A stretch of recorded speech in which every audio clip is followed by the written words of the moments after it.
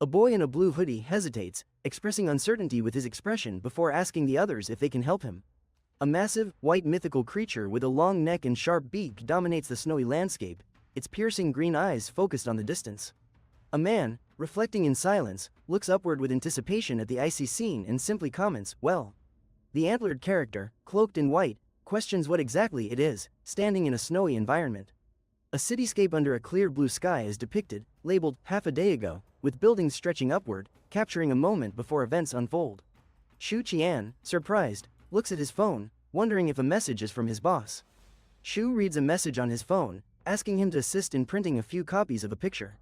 Shu, frustrated, exclaimed about the message on his phone, "Annoying. Isn't this a GIF?" He complained about being asked to handle a problem, questioning if the printer could be spared, glancing at his phone. A character in a fluffy jacket suddenly falls with a loud thud, nearly losing his glasses in the process. The character angrily complains about being hurt and questions who threw something at him, displaying his hand as if showing something unpleasant. Nearby, another person stands, seemingly unaffected by the situation. One character, lying on the ground with blood, thinks someone should call for help, while another comments on the youth and misfortune of the injured person. A character warns about the dangers of throwing objects from high places, suggesting it could result in serious consequences. Another character points to a shimmering rift in space-time, warning of the potential chaos it could unleash. In space, a character's phone shows a low battery warning at 5%. Desperate, he reaches out, hoping to charge it before it's too late. A voice announces a fixer has been found. The character, with a weary expression and blood on his face, wonders about the speaker. A character realizes consciousness is slipping away again, evident in their weary gaze. Another character senses their grip on reality loosening, clear in their tired stare. A shadowy character with glowing pink eyes appears, surrounded by a cosmic background, observing events with mystery. A mysterious character with glowing pink eyes stood near a swirling portal. Cosmic colors danced around him, hinting at the vast unknown. A dark-haired character was suspended in space, surrounded by swirling colors. He gazed intently at a luminous portal opening before him. A wolf-like character, brimming with cosmic energy, hovered above as glowing particles poured from a smartphone below. The word, "inject," glowed prominently, hinting at transformation. A young man in a blue hoodie with a dark coat stood still, gazing downward in a cosmic backdrop with swirling galaxies. He held a glowing phone close to his chest, unaware of the unfolding events. The young man stood firm, holding a glowing phone close to his chest, oblivious to the energy swirling around him, on the verge of transformation. A young man lay on the ground, surrounded by dark, swirling energies. He stared at the gigantic shadowy creature, questioning, "What?" The young man stood on the ground, facing swirling energy and a menacing black creature. He questioned, "What is happening?" The scene revealed the title, "Planet of Spirits," against a backdrop filled with swirling light and stars. Swirling winds swept across snow-covered mountains, highlighting a vast, icy landscape filled with hidden dangers.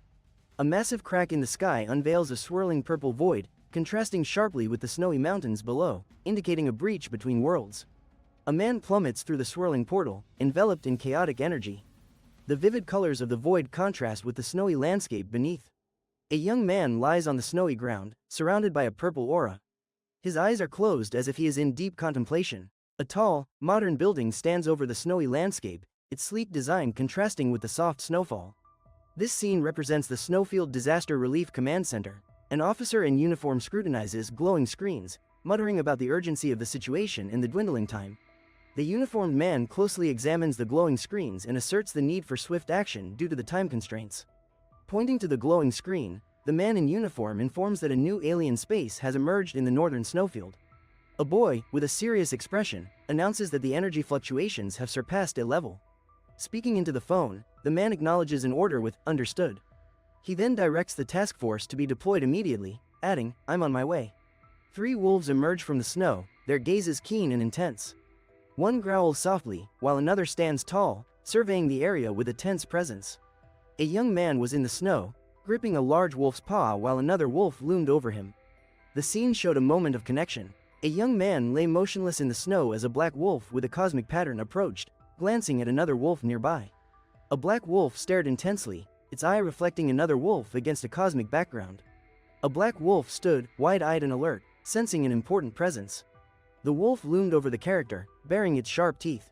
The man, in a blue hoodie, seemed frozen under its intense gaze. 2 fierce wolves stood menacingly, their red eyes blazing, ready to attack. They growled ominously, displaying sharp teeth, prepared for any challenge. A young man lay in the snow, surrounded by wolves. They watched him curiously, their dark forms contrasting with the white snow. A young man confidently stood atop a snow mound, directing others to search for more victims. A young man, in a red jacket, scanned the surroundings with determination, ready for challenges ahead. A young man in a red jacket stood firmly on the snowy ground, prepared to lead the disaster relief team. A young man in a red jacket lies on the snowy ground while a black and white dog with striking blue eyes stands beside him, remaining alert. The young man in a red jacket raises his arm, looking back with urgency, sweat on his brow, as he faces a large brown dog closely observing him. A boy in a red jacket hovers over another boy lying in the snow, inquiring about his condition. The boy in the red jacket administers an injection to another boy, noting the severe injury but expressing hope that he will soon regain consciousness. He feels fortunate, realizing he wasn't consumed by centipedes in such a perilous location. A large, fluffy dog with glasses grins, commenting on the snowfield wolf being a contracted spirit beast and its impressive protection of the young man. In a red sweater, the young man stands over another who clutches his side and winces, expressing discomfort by stating his body hurts. Furrowing his brow, the young man questions his surroundings, pondering if he is experiencing time travel. Confused, he looks around and exclaims, "Snow?" trying to make sense of his environment. Touching his forehead, he mentions having a headache and feeling as if he has acquired many memories. A cloaked character raises a hand, unveiling a glowing purple power. A young man shouts in shock, realizing the danger. A young man clutches his head, confusion evident as he questions if the fuzzy memories are his. Sitting in the snow, the young man realizes he has traveled through time and wonders aloud if this is reality.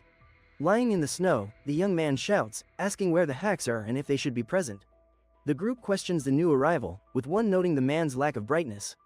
Another inquires if his mind was attacked. The group stands tensely, one exclaims the person's identity is confirmed, while others watch with curiosity.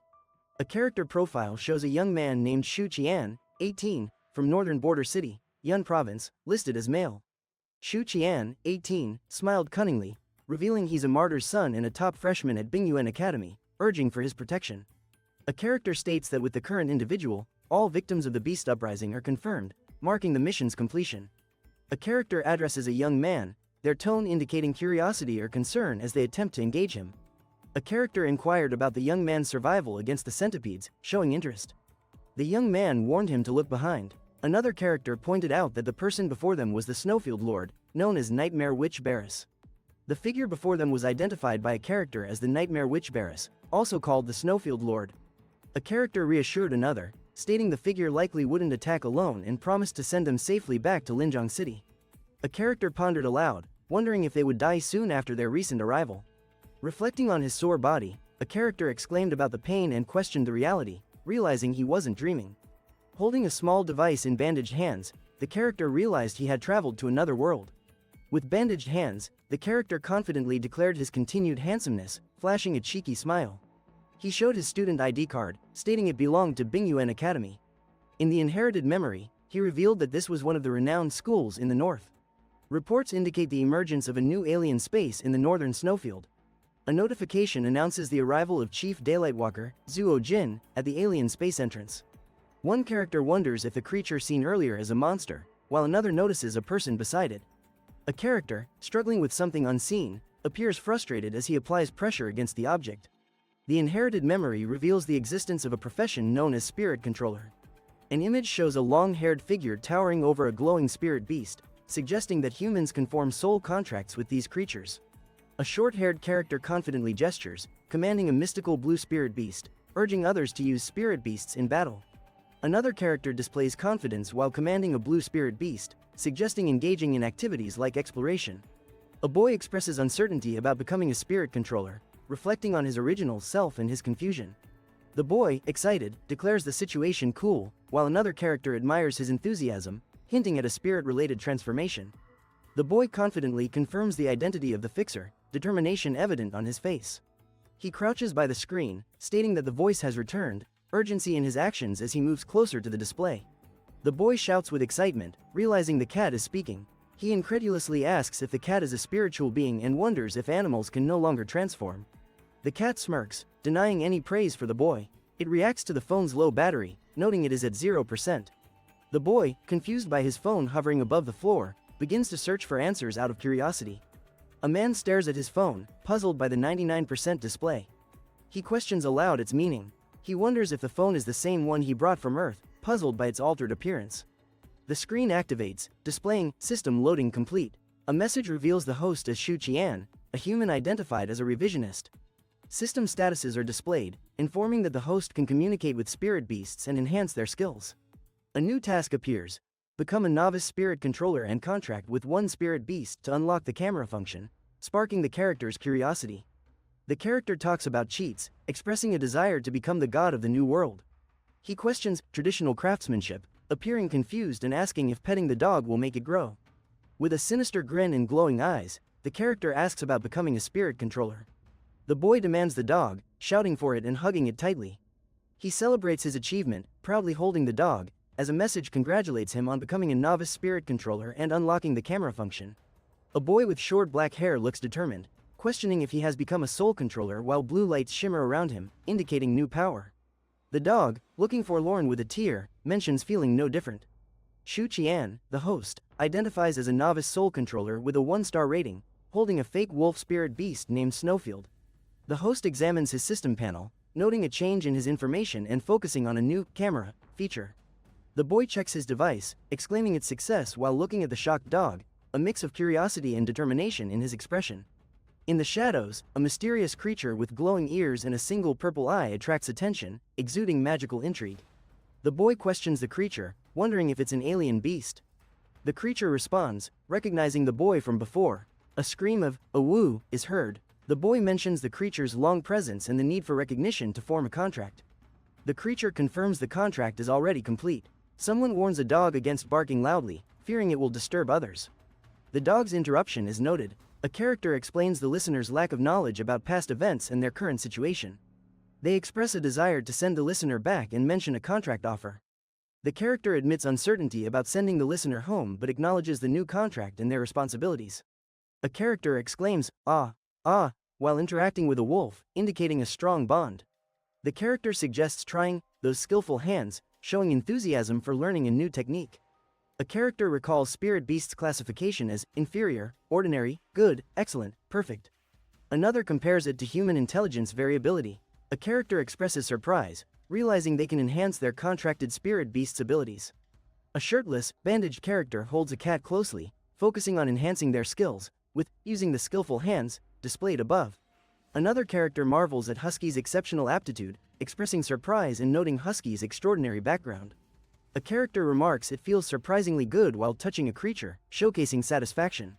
Feeling weak, a character questions their fatigue while a mysterious creature observes curiously. Exhausted, the character lies on the floor as a curious creature watches closely, an exclamation mark indicating concern. A new mission is announced. Upgrade a contracted spirit beast to a 2-star ordinary level, with a reward of unlocking a skill. Quick absorption allows spirit beasts to gain more experience points. Information on the screen describes a spirit beast, Snowfield Wolf, fake, as an ordinary level 1-star, noting its happy mood and unique form. A character expresses surprise at his husky transforming into an app, explaining the data includes experience points, mood, and materials. Focused, a character states the importance of evolutionary material, explaining he can locate the ice crystal in memory but struggles with the space-time crystal. A character mentions unfamiliarity with a specific term, recalling losing consciousness after using skillful hands the previous night. A character reflects on their fatigue, noting they only increased their husky's soul power limit by 10 points. Yen Yao inquires about what Qian is observing so intently, marking a curious interaction. Qian is taken aback by the attention. Yen Yao asks Qian why he seems so absorbed. Qian, startled, brushes off her question, saying nothing, while turning away. With a serious expression, Yen Yao stands confidently, questioning Qian's thoughts. Yen Yao questions Qian's surprise, insisting, "Look suspicious. Show me," while pointing to the phone in his hand. A girl with striking blue hair inquires, "Do you have a dog outside?" as a small creature peeks from behind her. Demanding attention, a girl with blue hair insists, "Hey, give it back." Meanwhile, a boy struggles to retrieve something from her grasp, saying, as expected. The girl excitedly reveals her phone, proclaiming the boy indeed has a dog outside. Startled, the boy retorts, accusing her of thinking he has an animal fetish and calling her a pervert. A hand grips a furry surface tightly, suggesting a strong bond with a pet or a need for reassurance. The boy enthusiastically holds up a fluffy dog, exclaiming, "It's this guy." His grin reflects pure joy as he embraces his furry companion. The boy laughs with relief, noting the system's special page is visible only to him. He wonders if it's because of his identity as a revisionist. He asks the dog if it's okay, mentioning a rift in the snowfield he heard about a few days ago. The boy reassures the dog, saying he's fine but slightly injured. He thanks the husky for chasing away other wolves that could have attacked him. He admires the dog's ability to laugh and speak despite the circumstances. He asks if the dog's name is Husky and thanks it, promising to buy something tasty next time. In surprise, the boy stands as a hand reaches to pet the dog. The dog softly acknowledges the boy's attention. The boy's eyes widen as he notices something unexpected off-screen, maintaining an intense expression. One boy asks if he can photograph the other's fluffy pet. The other agrees but teases about any strange interests, questioning the possibility. The text describes a snowstar fox target with a specific level and soul power, highlighting its aptitude and skills in manipulating ice and light. A character holding a phone appears thoughtful. A small blue-haired character calls out, "Yen Yao," as two creatures show curiosity. A character with fluffy hair is surrounded by people and a curious dog. Another character inquires, "What's wrong?" as the others watch closely. A character demands to know what Fluffy was taught, pointing at his phone, while another character watches in shock.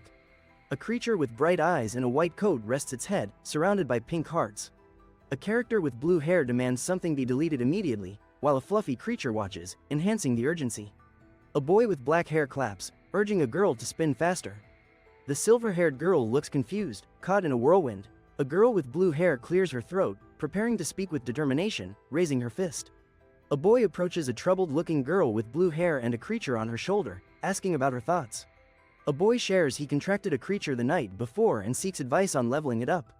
Another boy asks if he's a spirit controller, surprising him. A character inquires about contracting a snowfield wolf. Another explains the rarity of snowfield wolf contracts compared to other spirit beasts. A character defends snowfield wolves as cute and mentions they owe their survival to one. Another character questions what's wrong with them. A character argues against snowfield wolves due to their temperament, while another worries about revealing the truth about her husky. A character remarks that discouragement is unnecessary since snowfield wolves can awaken potent associated skills. Another character mentions they have only heard of one instance of such an awakening. Curious about the concept, a character asks, "Associated skill? What's that?" A character elaborates that associated skills emerge exclusively with contracted spirit beasts. Another character reiterates that these skills manifest only with contracted spirit beasts, highlighting the significance of such partnerships in their world. A character adds that by utilizing the spirit controller's soul power, the fluffs can increase their speed in icy terrains. The boy pauses, contemplating his next action, while the wolf-like creature observes with a curious expression. Confidently, a boy explains that novice spirit controllers possess very weak soul power, even if their spirit beast is highly skilled. After training a few times, they might faint, and in severe cases, they could lose consciousness and not awaken. He assures that with adequate rest, his soul power will gradually replenish. With a light gesture of his finger, he concludes, in short. He explained confidently that his status was akin to MP in a game, displaying a full 100 out of 100. He inquired about methods to enhance soul power, showing a keen interest in improving his skills. He mentioned that once the contracted spirit beast achieves a breakthrough, it will replenish the spirit controller's soul power. He noted that a spirit beast's breakthrough will nourish the spirit controller with soul power. He questioned whether the spirit beast's soul power limit matches that of the spirit controller. He clarified that the spirit beast's soul power limit is related to its species and level, indicating growth post-breakthrough. He stated that those with perfect spirit beasts possess greater strength compared to others with lesser ones. He reiterated that perfect spirit beasts confer more strength, as his spirit beast displayed remarkable potential. He mentioned using soul power limits to assess the strength of different spirit beasts, while closely observing his own. He pondered the ramifications of increasing his spirit beast's soul power limit, questioning if this advantage seemed like a cheat. A character inquires if another genuinely intends to elevate their spirit beast, Husky, to 2 stars at the ordinary level. Someone proposes letting Fluffy train with Husky, certain of success, while a spirit beast chirps in agreement. A character contends that the Star Fox is much stronger than Husky, questioning the feasibility of their training together. Another character grins, asking if they can gain experience points by battling 4-star spirit beasts. A character declares they will not take it easy in battle, urging Fluffy to advance. The character emphasizes they will not hold back in the fight, encouraging Fluffy to progress with them. An ice-blue creature glances at a large black and white dog. The dog tilts its head, puzzled, and responds with a questioning look. A A character considers that the star fox is small and agile but lacks the snowfield wolf's endurance.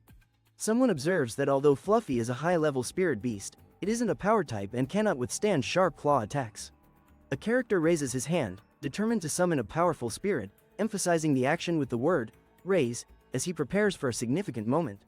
A character extends their hand, commanding a snow burst to obscure the view. Their resolve is evident as they prepare for the next move. A creature with crystalline spikes on its back appears, ready for action. It moves silently, focused on the challenge ahead. A mystical creature with soft fur scans its surroundings with bright eyes, hinting at its purpose. A mystical creature leaps, surrounded by a shimmering glow, bursting with energy, showcasing its playful nature. A fierce wolf snarls, teeth bared, as tension fills the air, its eyes gleaming with determination. A boy urges a dog to move aside and use an ice breath attack on a snowball. The boy instructs the dog to stand aside, preparing for an ice breath attack, while the dog's gaze reflects determination. A wolf leaps, unleashing a powerful ice breath attack, its expression showing strength and mastery over ice. A wolf stands confidently, frost swirling around. A character shouts about their vision being blocked, feeling the pressure. A character with wide eyes shows surprise, while another smirks confidently, exuding a chilling aura. In a tense moment, one character admits to a mistake while another stands imposingly over them, emphasizing the gravity of the error. A character calls Shu Qian naive and commands Fluffy to use Snowburst on Husky. Another suggests being gentle. A character shouts for Dodge to use Claw Tear to push the opponent back. A creature darts through the air, claws outstretched, aiming for a precise strike against its enemy. A snowy furred creature glides through the air with determination, preparing to unleash a powerful attack on its target. The snowy creature appears with a puff of smoke, while another shakes off surrounding mist. A dark silhouette looms over a small wolf-like creature below, moving quietly while unaware of the figure above. Observing the chaos, a character exclaims that Husky has become uncontrollable. A boy hugs Husky tightly, advising caution about revealing its true form. He declares surrender to calm the situation. A girl boasts about her and Fluffy's power, while the boy with Husky responds enthusiastically. The girl stands confidently with her blue bunny beside her, while the boy crouches near a large dog, looking surprised and scared. A boy hugs a large dog with a playful grin and comments that Shu Qian's dog knows how to take advantage of its owner's strength. A character examines his phone, noticing various locked skills like True Eyes, Pseudo-Beast Body, Soul Equipment Fusion, and Endless Summoning. He contemplates the many functions still locked in the system and wonders if leveling up his Husky is necessary to unlock them. The character reflects on the term revisionist, determined to uncover its meaning for his journey. The scene highlights the sign for Class 2, Grade 1 Foot, setting the stage for a school environment. A teacher stands at the classroom's front, welcoming students by saying they are welcome to attend the school. Introducing himself, the teacher states he is the homeroom teacher for Class 2, Grade 1 at Bingyuan Academy, named Wang Han. He informs the students about the new alien space located in the northern part of Snowfield. Pipe, pipe, pipe. A character comments on the alien space, expressing concern about the creatures inside. Another character questions the fear, noting a patrol duo has already explored it. A third character emphasizes safety, arguing the school wouldn't send students otherwise, and stresses the importance of combat skills. A character expresses frustration about military training not being avoided, even after time travel. A dog-like creature listens intently. A character points out confidently that the alien space is cleared for practice, adding that military training will begin in a week and advises to prepare. A character with a crown inquires, grouping, while a dog tilts its head in curiosity. One character declares excitement about riding someone's coattails, while another sits beside, appearing uninterested. One character urges, Yen Yao, join our team, while the other, uncertain, agrees. A blue and white creature sits nearby. A character, smiling, asks why the other is holding Fluffy's legs. Fluffy, the blue and white creature, remains unfazed. A character, grinning, points out their teacher said each group needs 3 members and notes they are missing one. One character asks another if he has a teammate. The smiling character then invites him to join their team. A character asks another to share what his spirit beast is. One character states that his spirit beast is an ordinary 2-star ice snake, with a white body and a small tongue. Another character claims his spirit beast is an ordinary 1-star snowfield wolf, noting its fierce appearance. A character points out his ordinary 1-star snowfield wolf to another, who responds with surprise. One character explains the snowfield wolf is his spirit beast. The other, surprised, apologizes, suggesting they find someone else, admitting a team is already picked. A character with light pink hair urges another to join a team for an upcoming challenge. The character with light pink hair complains, saying the other should have mentioned something earlier, stating time was wasted. A character with pink hair is annoyed, thinking the other should have spoken earlier. The girl with white hair suggests forming a team. The girl with white hair advises the man to find someone else. The boy scratches his head, asking why the snowfield wolf is disliked. The girl with white hair looks at him thoughtfully. The dog perks up, eyes wide, wagging its tail, ready for fun. Two friends faced each other, one extending his hand playfully, while the other laughed and raised his hand defensively, wearing a yellow hoodie. Standing at an angle, one friend in a yellow shirt pulled the other, who hesitated in a blue hoodie with a white collar. A girl in white walked by, unaware of their interaction. A character reflected on the snowfield wolves, noting they are common and have low potential. He expressed surprise at someone forming a contract with one and acknowledged learning something new. Casually, a character remarked on not knowing whether someone's situation was due to stupidity or poverty. In a tense moment, a boy demanded to know what was said, his voice sharp and agitated. The red-haired boy, grinning, assured the other, "Sorry, I wasn't talking about you. If I offended you, I apologize." The boy with dark hair remained silent, pondering. The boy with dark hair, in a cozy jacket, gazed thoughtfully, considering his next move. The boy in the cozy jacket stood silently as another boy, with vibrant red hair, leaned back looking bored and teased him about his serious demeanor. A boy with dark hair approached another, casually asking if he wanted to join their team, explaining they only needed one more member. Another boy with dark hair asked if he wanted to join their team, but the second boy replied that he already had a teammate. A silver-haired boy, looking disappointed, states that no one wants to team up with him. A dark-haired boy leans forward, deep in thought. The silver-haired boy smirks, noting that everyone prefers to align with the strong. He mentions that choosing a snowfield wolf isn't wise. A group of boys surrounds Lu Liang, eager to invite him to their team. One boy suggests he should leave, questioning his choice of an ordinary snow elf. Lu Liang apologizes, explaining he has already formed a team. The boys express disbelief and disappointment. Lu Liang repeats his apology, detailing his already formed team. The others voice disbelief and disappointment, while one boy watches quietly. Lu Liang clicks his tongue in frustration. A boy below questions, "An ordinary 5-star?" doubting Lu Liang's abilities. A man reassures a husky, saying it's okay. He adds ominously that they will regret it. A man grips his phone tightly, looking at the screen with determination, ready to act. A focused boy thinks about unlocking his quick absorption skill, believing it will impress others during military training. Yen Yao inquires about a good training place for novice spirit controllers in Linjiang City. The other replies that the Taming Hall is excellent, noting they trained there for 2 months and reached an ordinary 4-star level. A character exclaimed that if they had known the other was a spirit controller, they would have accompanied them. They stretched their arms, expressing their surprise. One character mentioned that the Taming Hall is accessible for martyr orphans. The other replied it is only available during the novice spirit controller period. Another character confidently stated that achieving a 2-star level in a week is possible. A character with black hair suggested they visit the Taming Hall together the next day, reaching out eagerly. A boy with black hair was startled when a wolf barked at him, leaving him unsure of how to react. The boy with black hair instructed the wolf not to bark so loudly in the classroom. A wolf with a smug grin appeared, surrounded by angry expressions, seemingly enjoying the chaos. At the reception desk, a person instructed another to present their identification, observed by a group nearby. Someone at the reception desk requested identification, and the second person handed over a red wallet. The clerk at the reception desk asked if the person was a descendant of a martyr, while they stood holding a red wallet. The clerk offers her phone, asking if he needs assistance, while he stands casually, looking at his own phone, appearing uninterested.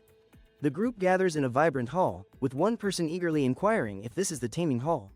A girl explains enthusiastically that this floor is designed for beginners to control spirits, mentioning higher levels exist above. A boy questions another about his 2-month training period. The other recalls it was free, mentioning he once wanted to join for research but was denied. A boy sits with a serious expression, wondering if he has discovered something significant. Another boy questions, "Why don't I have this memory?" looking troubled and pondering over lost thoughts. A boy covers his mouth, whispering, "What did I hide?" as he walks down a corridor with a girl and a dog. A girl exclaims, "It's this venue," while pointing, as a boy, looking back, asks, "What exactly is hidden?" One character pulls another by the hood, playfully suggesting he might have been a husky in a past life. A character greets another playfully, recognizing him as a 4-star named Yen Yao and questioning why he's attempting a simple trial. A character humorously clarifies it's not him, while another character lightens the mood, saying she's there with her friend. A character praises another, noting they excelled in cultivating the star fox. A character remembers when the other Star Fox, at 1-star level, ranked 3rd on the leaderboard. A character confidently attributes the success to luck. One character inquires about the leaderboard, pointing with curiosity. The other character responds, showing its location. Excitedly, a character points at the leaderboard, announcing to Qian that they're 3rd and asks if it's impressive. The other character acknowledges the leaderboard. A character expresses confusion, saying they don't understand but it seems impressive. Another character explains that there are 202-star snow pigs in the trial that most can't pass. A character announces that those who pass and reach the leaderboard will earn many rewards, mentioning Fluffy's 4-star achievement. A character inquires about the rewards. The announcer explains that reaching the leaderboard grants a lifetime VIP membership and venue discounts. A character asks his brother if he's ready for the trial and wonders about his contracted spirit beast's location. A character asserts the presence of the spirit beast, while another laughs and playfully suggests not to joke, questioning if it's merely a snowfield wolf while holding a wolf-like creature. A character confirms that the spirit beast is indeed a snowfield wolf, while another remains silent, implying doubt. A character expresses doubt about the trial's seriousness, suggesting it simulates battling 202-star snow pigs, and warns that even a snowfield wolf might find a 1-star opponent challenging. A character insists that a low-class race like the snowfield wolf cannot pass the trial, advising to concede to protect the contracted spirit beast. A character boldly challenges another to take action with a simple, defiant, "Just try it." With determination, a character clenches his fist and asks if he can start the trial now, ready to face the challenge. A man in a cab mentions he will notify the venue's medical officer first, while another questions if he plans to intervene. A girl with striking hair confidently expresses her trust in him, while a boy beside her observes thoughtfully. The boy in a hoodie, ready for the challenge, confidently announces, "Let's begin," as he walks with a loyal husky. Standing on a snowy landscape, the boy in a hoodie and the wolf-like creature prepare for their adventure as he confidently declares, "Let's begin." In a snowy landscape, a boy in a hoodie stands with a wolf-like creature, ready for adventure. From the mist, a shadowy figure with glowing red eyes appears, resembling a pig and a wolf, advancing through the snow. The young man instructs the husky to jump and attack the creature's neck when it charges. He warns not to reveal their true form until they reach 2 stars. Holding the husky tightly, the boy watches as it howls, preparing for the upcoming confrontation. As the cat leaps gracefully into the air, the boy sets his sights on the challenge ahead, determination in his gaze. Landing slowly on the ground, the black cat's eyes glow eerily. Nearby, a wolf pup hovers uncertainly, intimidated by the cat's presence. Wide-eyed, the wolf pup watches the black cat dart towards it, glowing fiercely. The cat's eyes blaze with playful yet threatening energy. 2 white figures stand against a backdrop of digital blue shards, partially obscured. The frosty air is filled with unspoken tension. A boy yells, urging caution about the surroundings, his posture tense as he warns others of an unseen threat. A wolf strides forward, sharp and alert, as looming shadows build tension, readying for an imminent encounter. The wolf faces an unseen adversary, fur bristling with intensity. With a swift motion, it lunges, the impact propelling it with a burst of energy. A shadowy creature with red eyes charges at a wolf. The wolf's fur is sleek as it readies to attack. A character comments on the surprising qualities of the 1-star snowfield wolf, noting its ability to remain standing. The character observes the 1-star snowfield wolf, astonished by its excellent qualities and ability to stand still. A character calls out, "Qian," seeking attention while another insists, "Keep it up," highlighting a tense interaction. A character spots a cat in the snow, observing intently. Their blue eyes reveal deep concentration as they assess the scene. A lone wolf stands firm in the snow, confronting a pack with glowing eyes. The pack circles, prepared to attack. A lone wolf limps through the snow, injured but resolute, as another wolf watches intently. A character, surprised, exclaims, "Wait, what is that?" Noticing something alarming in the distance, their hair flowing dramatically. A dark-furred wolf with glowing blue eyes moves forward, surrounded by swirling red energy, ready to face an unseen threat. The image highlights a character with striking blue eyes, encircled by a dark, swirling aura. The intensity of the red energy indicates an impending confrontation. One character questions the snowfield wolf's abilities, noting its distinctive aura. Another replies, stating it's their first time encountering such a snowfield wolf. A character tries to remember something they've seen before but can't recall the details. A wolf exposes its teeth, electricity crackling as it prepares to attack, showcasing the scene's tension and power. 3 pigs stand in a line, appearing worried. One pig's eyes widen, while the others exchange nervous glances. A character inquires if a specific skill associated with kings in a species acts as suppression. Another, curious, asks about suppression. One character claims a skill unique to kings would scare any typical snow pig. The other clarifies that snow pigs are virtual and lack self-awareness. A character boasts that a king's unique skill would terrify any ordinary snow pig. Another notes that snow pigs are virtual and lack consciousness. A character looks intently, sweat forming on his forehead, contemplating the unsettling situation ahead. Floating in the air, a character surrounded by ice shards reflects on how many ants can defeat elephants. The character suddenly realizes they are not up against a snowfield wolf but a giant pig. The character suddenly realizes they are not up against a snowfield wolf but a giant pig. The character suddenly realizes they are not up against a snowfield wolf but a giant pig. The character realizes the opponent is a giant pig, not a snowfield wolf. Facing a giant pig instead of a snowfield wolf surprises the character, altering the situation's urgency. The character questions Husky about his increased strength, wondering if it's linked to his true form skills. Surprised and curious, the character asks how the man gained a new skill, noting the sudden power change. The character expresses awe at the true beast's awakening, noting the impressive transformation. Observing the wolf's powerful transformation, the character questions the awakening of its true form. As the wolf rises, its powerful form casts a long shadow, revealing its true nature, creating anticipation. The wolf's paw strikes the water, creating ripples. Its presence suggests power and danger as tension rises. Swirling energy erupts, weaving between blue and crimson strands. Characters exchange determined glances, discussing strategy as tension mounts. A character recalls the red mist as part of the galactic wolf's blood aura and wonders about its connection to the snowfield wolf. Another questions the meaning of bloodline awakening, and reflects on ancient bloodlines that might awaken during life and death situations. One explains that bloodline awakening is possible, but only those with the best aptitude have a slim chance of achieving it. A character notes that an ordinary one-star wolf can awaken its bloodline, surprised by its capabilities. He observes the snowfield wolf seems even more powerful. Astonished, a character urges others to look down, stating he can't believe he's witnessing something legendary. He notes that after awakening its bloodline, his snowfield wolf has summoned 44 two-star snow pigs. A character asks if he can pass the challenge. Another gazes intently, contemplating the gravity of the situation. One insists that maintaining his bloodline awakening state longer might allow him to challenge the top of the leaderboard. The character insists on informing the leader immediately.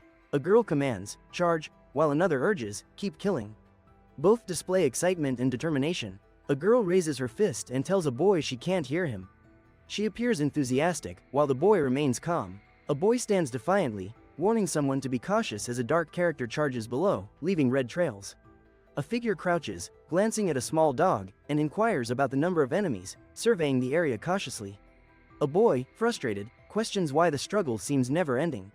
A character, wide-eyed, is surprised by a notification about his spirit beast's rapid leveling up, indicating increased power. Staring at his phone, the character expresses disbelief at the notification that reads, "It leveled up?" His face shows surprise and concern. He wonders whether it's an awakening or a passive skill. He questions if it's an awakening specifically suited for the current situation. The young man concentrated on his device, sweat forming on his forehead. Below him, a wolf with glowing blue eyes lunged, displaying its sharp teeth. Flames enveloped the fierce wolf, its blue eyes ablaze, as it prepared to strike with a powerful leap. The character, with striking blue eyes, evaluated the ice breath skill's effectiveness against thick-furred snow pigs. He thought without his awakened skill, his husky's power might not be enough. He considered that activating an unknown blessing and quick absorption before military training might elevate his husky to 3-star status. A powerful surge was unleashed by the character, his eyes glowing red, as a potent force burst from his husky, suggesting an unseen blessing or potential. A fierce wolf charged forward, its fur engulfed in swirling flames. Its piercing blue eyes glinted as it growled, ready to attack. A wolf lay in the snow, glowing with red energy, and the narrator noted it was nearly complete. The character questioned why, despite longer intervals and slower defeat of snow pigs, Husky could still use the Claw tier skill. They pondered if Bloodline Awakening influenced soul power. He wondered if someone had awakened a special restorative associated skill. A character expressed surprise about a spirit beast awakening its associated skill after advancing from 1-star to 2-star, noting the rarity of good aptitude for snowfield wolves. A character confidently asserts that, despite the snowfield wolf's exceptional nature, it cannot possibly possess excellent aptitude. Another character eagerly shares that Qian mentioned his snowfield wolf has perfect aptitude. A boy wearing a blue cap raises his fist and asks in confusion. The boy with the blue cap laughs, saying he just witnessed a scene of Bloodline Awakening and suggesting that perfect aptitude is not so rare anymore. He laughs again, questioning if it was still the snowfield wolf he knows, referring to the Bloodline Awakening and its skills. A majestic wolf commands attention, raising its head and directing others to jump up. The character expresses doubt about the task, questioning if 200 snow pigs is a large amount and if it's impossible to kill them all. A black cat stands amidst flying spirit beasts, with a counter showing 83 remaining. Shu Qian, the challenger, excitedly declares it to be great. In a lively scene, the counter shows 70 virtual spirit beasts remaining. The challenger beams, excited about the impending victory. In a playful moment, a dog tosses a small object, ready for fun. The scene shifts as it encounters a comical situation with a confused pig and later lounges contentedly, reflecting on the amusing events. A boy poses with crossed arms, asking if the wolf beside him is truly a snowfield wolf. The wolf stands with a shimmering aura. A boy clears his throat and smiles, confidently declaring, "Of course." The young man smiles and suggests he might venture into the wilderness to contract a snowfield wolf. The young man points out the changed rankings. A young woman smirks, saying she told him it would work. A young man announces the leaderboard update. Another boy, astonished, questions how it's possible. A third boy confirms the change. A boy asks about Shu Qian, admitting he's never heard of him in Linjiang City. Another boy explains Shu Qian quickly took first place and is more powerful than Zuo Weishui. In Linjiang City, they discuss a new genius. One wonders about Shu Qian's spirit beast, believing it's powerful. Another notes Shu Qian finished an hour faster than Zuo Weishui. In the manhwa, a young man in sunglasses gives a thumbs up, showing confidence and readiness. The young man with black hair casually asks about the game clearing time, giving a confident thumbs up. A young man in a dark coat eagerly tells another their completion time is 2 hours and 53 minutes, almost an hour faster than Zuo Wei. A young man in a dark coat declares he finished first. A wolf-like creature beside him responds with a playful howl. A young man with dark hair and blue eyes exclaims he is first.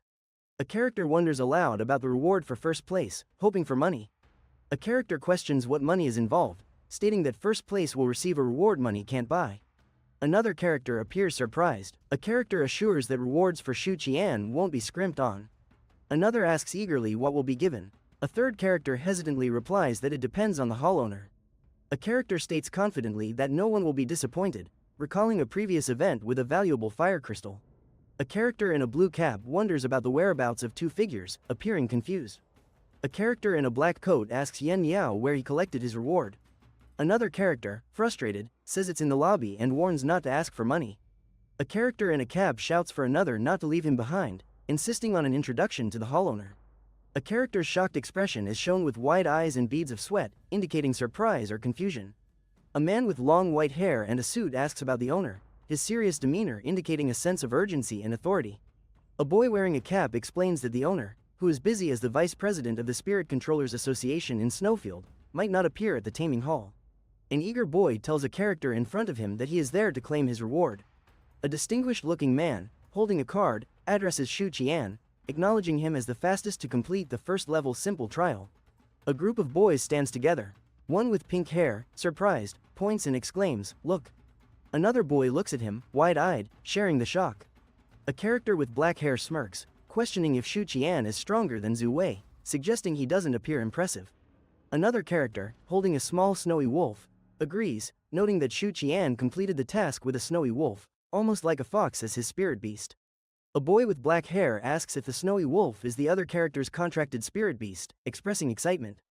The other character proudly confirms it. A man comments on the intrigue of a snowy wolf clearing the game, expressing anticipation for the potential of two young beings. A man remarks that a one-star snowfield wolf took first place on its first visit to the taming hall. He speculates that the kid might become the second Zuo Weishui. A boy stands confidently, considering that the achievements of a certain kid might even surpass those of a notable character, his determined expression hinting at great potential. An older man with long white hair offers assistance, saying he can provide anything the boy needs within his capabilities. The boy smirks and questions the older man's authority, asking if he can indeed provide whatever is needed. The older man, elegantly dressed, confidently states he opened the taming hall and can surely provide anything the boy desires. Two characters exchange bewildered glances, one asking, "Huh?" and the other responding with, "Hum?" They look shocked as one exclaims, "What?" while the other questions if he's the hall's owner. The older man confirms, 100% genuine. A character inquires if the others have made their decision. One character, raising a hand and smiling cheekily, asks for money. Another character appears with red eyes, reacting silently. A character, eyes wide with excitement, reacts eagerly. Another raises a hand, signaling something important. Grinning widely, One character insists on accepting whatever is offered. The other assures the reward will be impressive. Laughing, one character tells the other he appreciates his cleverness. The man in the image grins, commenting that he can offer nothing less than greatness and appreciates the cleverness in the other person. The boy fidgets nervously while the girl intertwines their fingers, smiling. She asks if he's ready, and he stutters, unsure how to respond. The old man confidently offers rewards for evolving the snowfield wolf, raising a finger for emphasis. The boy agrees excitedly, affirming the reward is acceptable. The young man confidently hopes the boy can represent Linjiang City in the upcoming competition and showcase his skills as a spirit controller. A young man questions if the reward surpasses Zuo Weishui's offer, wondering if the owner sees more potential in him. Another character remarks about the low value of evolution materials, regretting they will likely go to waste. The young man, smiling cheerfully, expresses gratitude, saying, "Thank you, sir." His playful demeanor contrasts with scattered objects around him. Holding a phone, the young man comments on the strength shown with the snowfield wolf. An elderly man in a suit suggests trying to challenge a normal level trial, his wise demeanor adding weight to his words. A young man floats above the ground, his outstretched hand leaving a glowing trail behind. A massive creature towers over the scene, its glowing red eye fixed on the ground below. It roars, displaying its fierce presence. A small, chubby character floats through the air with closed eyes, surrounded by glowing blue shapes. A young man in a blue hoodie stands confidently, staring ahead with determination in his striking blue eyes. The young man faces a black wolf and strange pig-like creatures, their eyes glowing ominously. He confronts the black wolf, which grins evilly, revealing sharp teeth as they face off. Two young men hold sparkling sticks, looking expectantly at a focused girl, while a small fluffy dog watches curiously. The three friends cheer with wide eyes, one holding a shimmering glass. Relaxing on a lounge chair, a young man with a sly grin holds a glass filled with a mysterious drink. A cat leaps dramatically towards a group of startled cats, causing them to scatter in surprise. A tall building stands against the night sky, its windows reflecting stars, while soft lights illuminate the surrounding trees. A young man sits at a desk, intensely focused on his computer screen. A young woman stands confidently, a playful smile on her face. She holds up a finger, teasingly as if about to share a secret. Numerous empty bottles are scattered around as three buses stand nearby, creating a lively yet chaotic scene.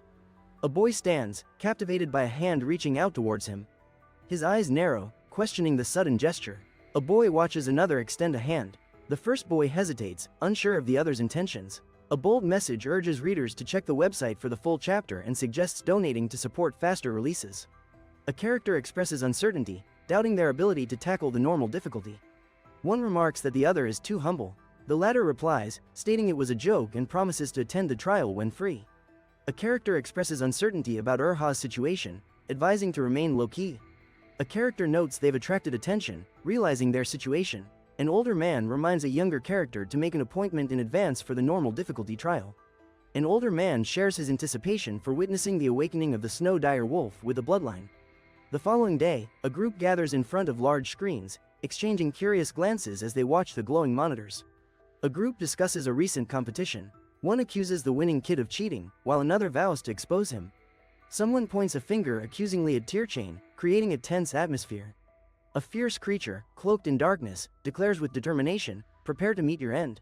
A small, blue creature floats aimlessly among glowing squares, seemingly fainted and drifting in the chaos.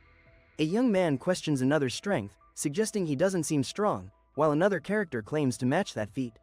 Standing confidently in a blue hoodie, a young man focuses ahead, ready to face upcoming challenges.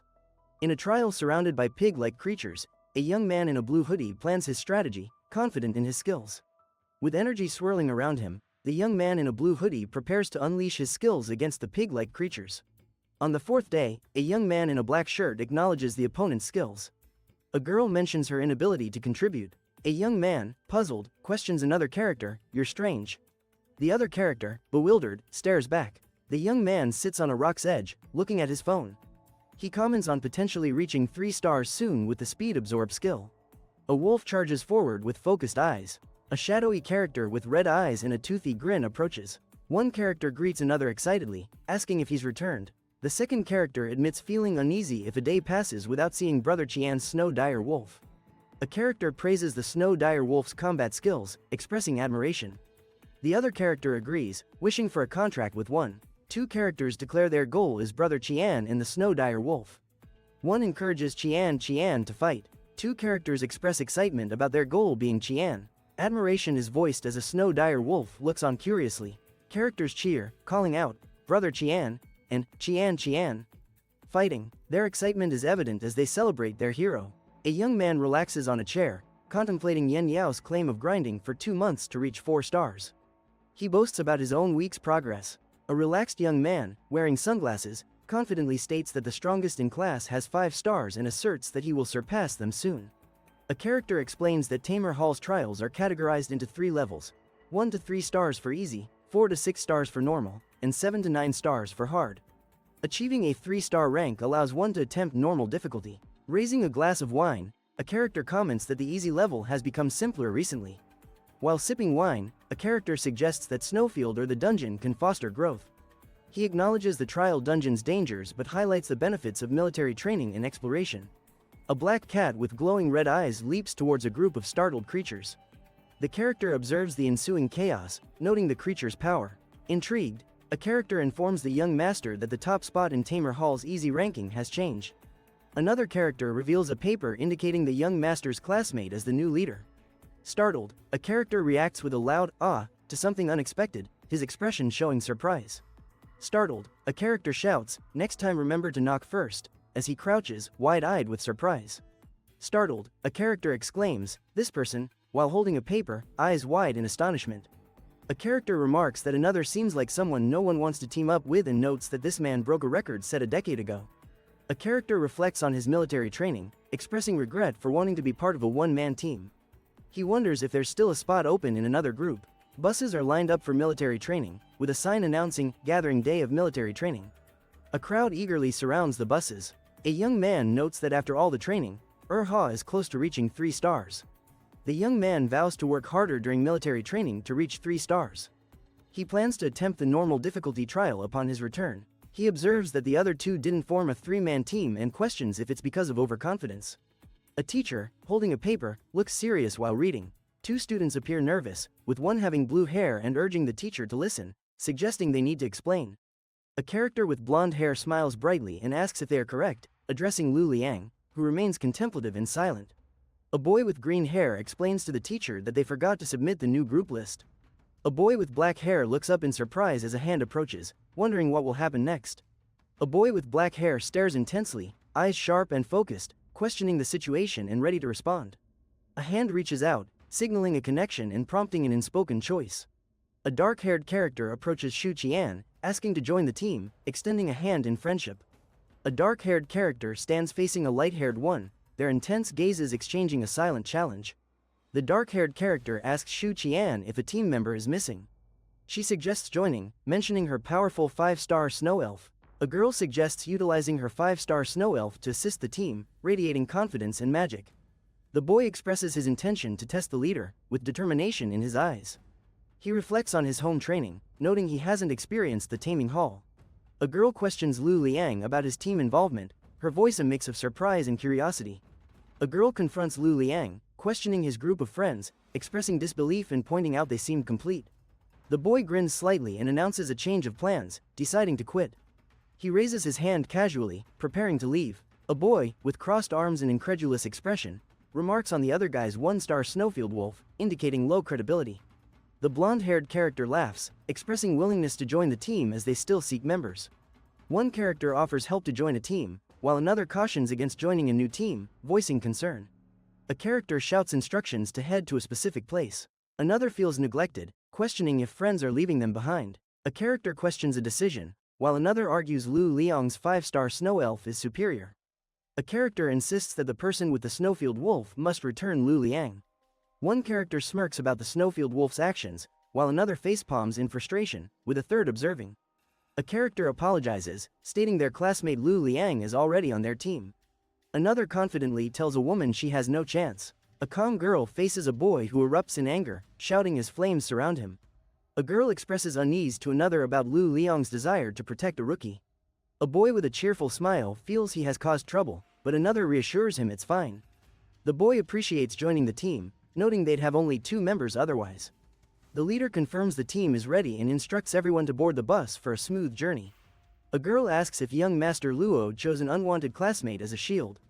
Another character warns that a team of rejects won't succeed. A character questions the value of a classmate with a rare snowy fox, wondering if it's just dead weight or intended to showcase skills. The snowy fox's strength is questioned, pondering its role and value within the group. A character peeks from behind a barrier, curious. Another, with a confident grin, asks if they're ready for what's next. A red-haired character confidently states that rookie Shu Qin is gaining attention for breaking a taming hall record. A blonde-haired character asks Shu Qian if he broke the taming hall's record recently. Another character admits it's hard to avoid news of such a big event. A blonde-haired character comments that classmates must have heard about the farm warrior who broke Zuo Wei's record. Another character agrees that it's hard to miss such news. One character praises another for being the first to break the record, acknowledging their achievement. The other character modestly attributes it to luck. Pipe, pipe, pipe. One character remarks that the former champion he pushed out is truly powerful. Another character clarifies that the list is determined by strength, not luck, and suggests that fighting in alien space can enhance one's abilities. A character glances back, suggesting the audience should focus on upcoming events. The character expresses curiosity about the alien beast's appearance. The character contemplates finding clues about the missing part of me. A serious-looking silver-haired character wonders why others don't seek their input, contrasting with the other's casual demeanor. A dark-haired character with a playful smile invites the silver-haired character to join them. The blue-haired character insists on going, while the silver-haired character argues against ignoring his opinion. A blonde character playfully tells the black-haired character to relax, raising his hands in surrender and agreeing. On the bus, a boy asks Yen Yao why he hasn't seen anyone else's contracted spirit beast. The group discusses using their spirit beasts strategically, noting they keep them in a domain and summon them only for battles. A blue-haired character smiles, explaining a spirit domain is a personal space where contracted spirit beasts rest and recover, and any spirit controller can activate it. A dark-haired character looks surprised as a glowing, fluffy spirit floats above him, its curious eyes fixed on him. A young man with white hair stands confidently, eyes closed, as a bright light swirls around him, indicating a powerful moment. A black-haired young man looks shocked, mouth slightly open, clutching a pale object, eyes wide with surprise. A black-haired young man thinks about a past event, imagining himself surprised in a dark space, with a large, cartoonish dog looking at him curiously. A black-haired young man asks about activating a feature, leaning forward, curious to learn more. A black-haired young man watches as a light blue-haired man smirks, declaring the task easy and showing confidence. The blue-white spirit creature advises guiding soul power to sense the soul contract with the spirit beast, explaining it unlocks the spirit domain within the body. The boy, surprised, feels a connection to the spirit beast, realizing he must embrace the spirit contract to unlock hidden powers. The blonde boy notes that he seldom uses his domain due to the small size of his spirit beast. A white-haired boy with a blue ribbon mentions that his spirit beast occupies minimal space. The black-haired boy smirks while petting a wolf, asking if it can sense the soul contract. A young man with black hair, still smirking, questions the wolf about feeling the soul contract. The confident young man explains that the process is challenging, taking a novice spirit controller more than a week to achieve. Startled, the young man questions the situation, his wide eyes and tense posture showing his disbelief. The young man's wide-eyed stare and tense posture reveal his disbelief as he questions the events. The young man leans over to look at the girl beside him with concern, while she sits stiffly with shock on her face. An aerial view shows a quiet neighborhood with a bus traveling along tree-lined streets and neatly arranged houses. The scene captures a neighborhood from above, with a bus moving through winding streets lined with houses. From above, two armored vehicles traverse a snowy landscape filled with equipment and structures, indicating a tense atmosphere due to military preparations. Two characters, one with blue hair and wide eyes, ride in a vehicle. The other, a blonde character, touches his shoulder with concern.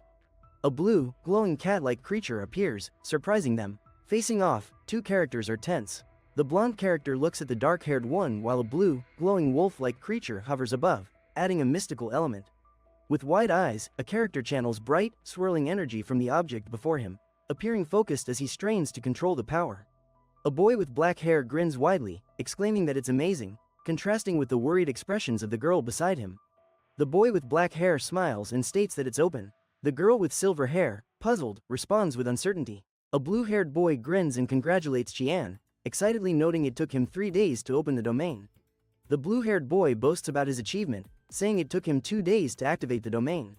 The girl praises Shu Qian for opening it in just 2 minutes. The blonde-haired boy confidently asserts that teaming up with him was the right choice. Pipe, pipe, pipe. An aerial view shows the town with buildings lining the streets, suggesting movement in the area. A city street is visible from above, with a bus parked near a group of people by a building. Everyone watches in anticipation. A military truck drives through the snow, carrying a large cargo as it moves along the icy path.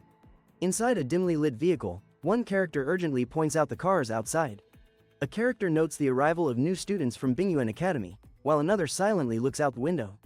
One character comments on their school's strategy of having new Bingyuan Academy students join for military training as the alien space opens, while another quietly observes. A character warns against speaking carelessly, noting the uncertain future of alliances. Another agrees, questioning their actions against alien beasts. A character comments on the alien beast's massive size, suggesting it's a top-tier worm queen, while another scoffs, asserting it was ultimately defeated by them. One character cautions against overconfidence, and another acknowledges their captain's directive. A character warns others not to get too carried away, while another understands and acknowledges the captain's directive. A young man with black hair, wearing a blue hoodie and a fur-lined cape, walks confidently while holding hands with a girl in a white outfit. A blonde character follows closely, prepared for the journey. Someone points out, asking about a sight, and another responds, identifying it as a huge centipede, an alien beast. An observer quietly comments. A boy, holding a glowing object, excitedly notes its size. Two observers watch in amazement. A character praises the spirit's control over the domain, expressing admiration. A character repeats admiration for the spirit's control over the domain. A character, surprised, notes the centipede's movement. Another wonders if it's still alive and speculates on the potential danger if it charges. One character advises another to avoid invoking fear, suggesting their words are causing unnecessary alarm. A character shares an ability to communicate with huskies through consciousness, mentioning the limited space. A character notes the spirit beast's apparent enjoyment of the space. In a dim area, three characters in red jackets stand. One states they are there to hand over the alien beast's body. A character mentioned he would call someone to unload the body immediately. A crack formed on the wall, indicating the rising tension in the room. An important event seemed imminent. An explosion sent green goo flying in every direction. A shocked boy looked up, wide-eyed, and uttered a silent response. A tense exchange occurred as two characters shared scrutinizing glances. The one in a red sweater narrowed his eyes, while the other gasped in disbelief. Two sinister figures emerged from the shadows, their red eyes glowing ominously. They hissed, signaling imminent danger. Two figures in red shirts lay on the ground, staring up at a giant insect with red eyes and sharp fangs hovering above. Two figures in red shirts lay alarmed on the ground as something crawled out from a shadowy figure nearby.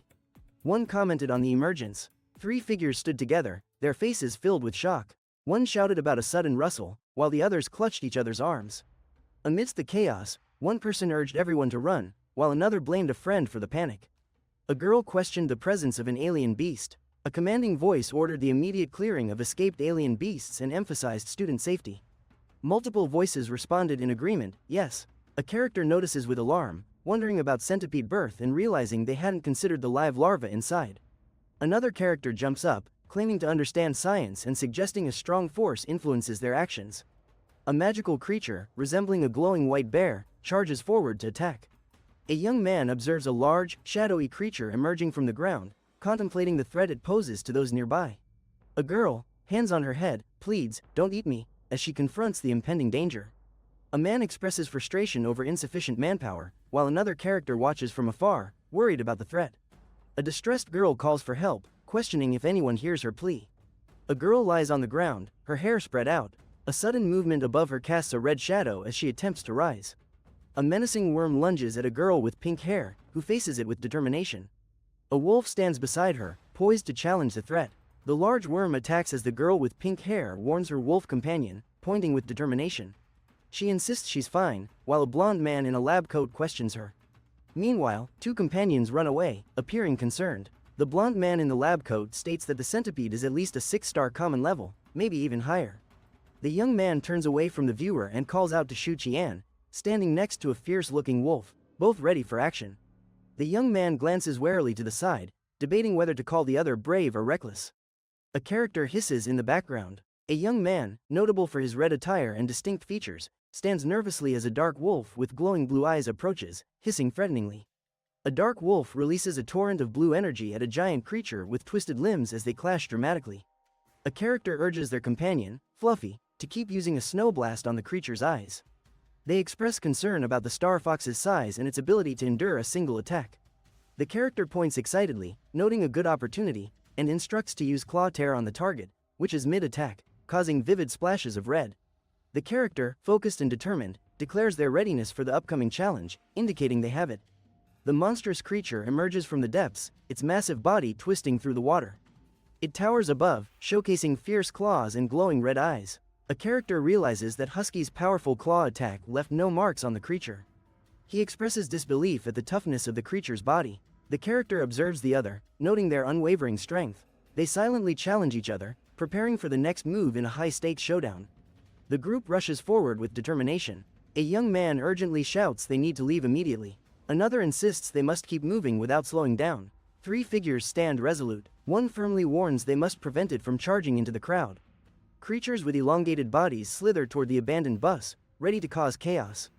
A blonde-haired youth shouts Ellie, while grabbing a girl's arm, pulling her away from the looming danger. A young man with flowing hair stands confidently, surrounded by swirling blue energy, while a cute creature with fluffy white fur looks up, ready for action. A young man with flowing hair yells, "Song of Snow," as energy radiates around him, showing his strength and readiness for battle. A young man with flowing blue hair gathers energy, channeling his magic, and stands ready to unleash an icy attack. The young man channels a magical song, inspiring and calming snowfield creatures, and his power increases, illuminating the scene with glimmering notes. He raises his hand, unleashing a mesmerizing song, while a magical wolf stands beside him, glowing with ethereal energy. The young man mentions his spirit beast's attack power is weak. He plans to focus on restraining it, leaving the attack to his friends. He concentrates, preparing to use his spirit beast's abilities. His friends stand ready, poised to launch their attack. He guides his spirit beasts, mystical entities swirling around, glowing with energy and ready for action. He confronts the massive creature with red eyes, feeling tension as his spirit beasts prepare to strike. The group urges Rooney to retreat to the car. One member shouts to stay hidden and not emerge. A man shouts, "Snowhawk," as a powerful character summons a large mystical bird with shimmering wings, prepared to fly. Another man calls to protect the students, warning about approaching alien beasts while the mystical bird stands beside him. He rushes forward, shouting to those behind him to stay back, preparing to unleash a powerful attack with the mystical bird. A massive creature with jagged teeth and glowing eyes looms over the scene, its sleek body hinting at terrifying power. It towers over the boy, its red eyes glowing. He stares back, determination in his gaze. The boy shouted, "Associated skill," and thrust his hand forward, preparing to unleash his power. He declared, "Snowstorm," while channeling energy. Behind him, a girl floated gracefully, surrounded by a swirling icy aura. A character emerged, radiating a cold blue light. The air shimmered around them, indicating immense power. This character glowed with cold blue light as they confronted a massive creature. The young man, wearing a fur-lined coat, appeared determined despite the overwhelming power around him. A young man stood frozen, staring wide-eyed as a torrent of icy wind rushed towards him, powerful and unstoppable. He remained still, eyes wide, as a massive wave of ice rushed toward him, unstoppable and fierce. Frozen in place, eyes wide, he questioned why the attacker claimed his power was weak. A young man watched as a black and white animal burst from water, glowing with intense colors. He wondered why this powerful creature charged at him. In shock, the young man listened as the others revealed that the alien beast was injured. Someone held a phone and explained that with the true beast awakening and Lu Liang's Song of Snow, they managed to injure the beast. The scene presents a large alien centipede, identified as a common level 7-star monster with a venomous bite and entanglement skills, representing a significant danger. A character examines the situation, muttering about the skills as a realization comes to him. One character analyzes the threat, noting the lack of long-range attacks. Another encourages the team not to worry and suggests taking it down. A character asserts the situation poses no long-range threat. Another reassures the team, advising against worry and suggesting they defeat the enemy. A character questions the situation with a simple, "Why?" while others remain ready, seemingly assessing the threat. A character questions why others can confront challenges, while expressing frustration about their own limitations. A character wonders why he joined in running away with everyone else. The man reflects on his trembling body. He feels conflicted, saying, "But they," as he grapples with fear. The man questions, "Aren't you afraid?" He glances back, reaching out as he runs through the chaos. The creature hisses, eyes glowing menacingly. Startled, the man realizes it's a 7-star common-level creature and prepares to respond. A snow-covered creature lunges forward as the character commands, "Fluffy, Snowblast." Snow explodes, and the character declares, "I'll block its sight." Another creature moves swiftly, leaving energy trails. Fluffy huffs and blasts snow at the target, ready for the next action. A long-haired creature sings, creating magical notes. A nearby figure questions the skill, unsure of its nature. A curious character questions why Shu Qian's snowfield wolf can harm the alien beast, puzzled by its unusual power. A young man wonders if the spirit beast has a new skill not listed in its data. A massive creature lunges with menacing claws. The young man observes, questioning the spirit beast's new abilities. The young man warns, its mouthparts are poisonous. Stay away. He watches the monster approach, noting the danger. A large explosion scatters debris. The young man stands in the chaos, captivated by the force of the blast. A group stares in disbelief at giant insects.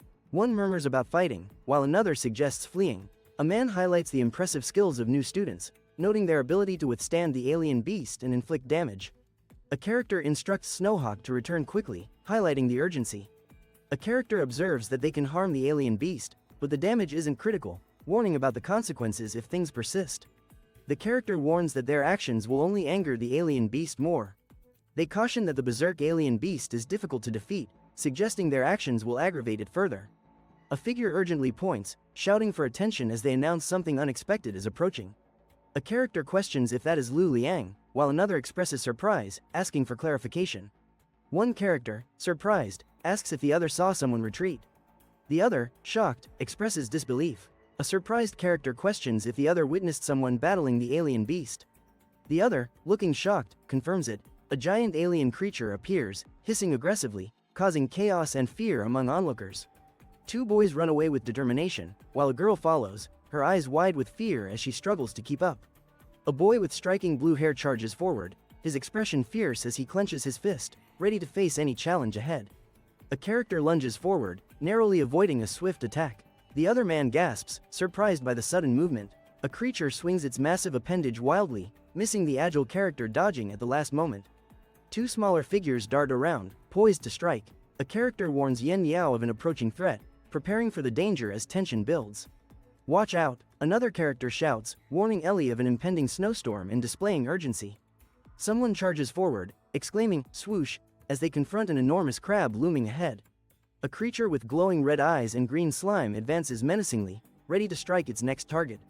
A character expresses surprise at the creature's speed, while another urgently warns that it's too late to dodge.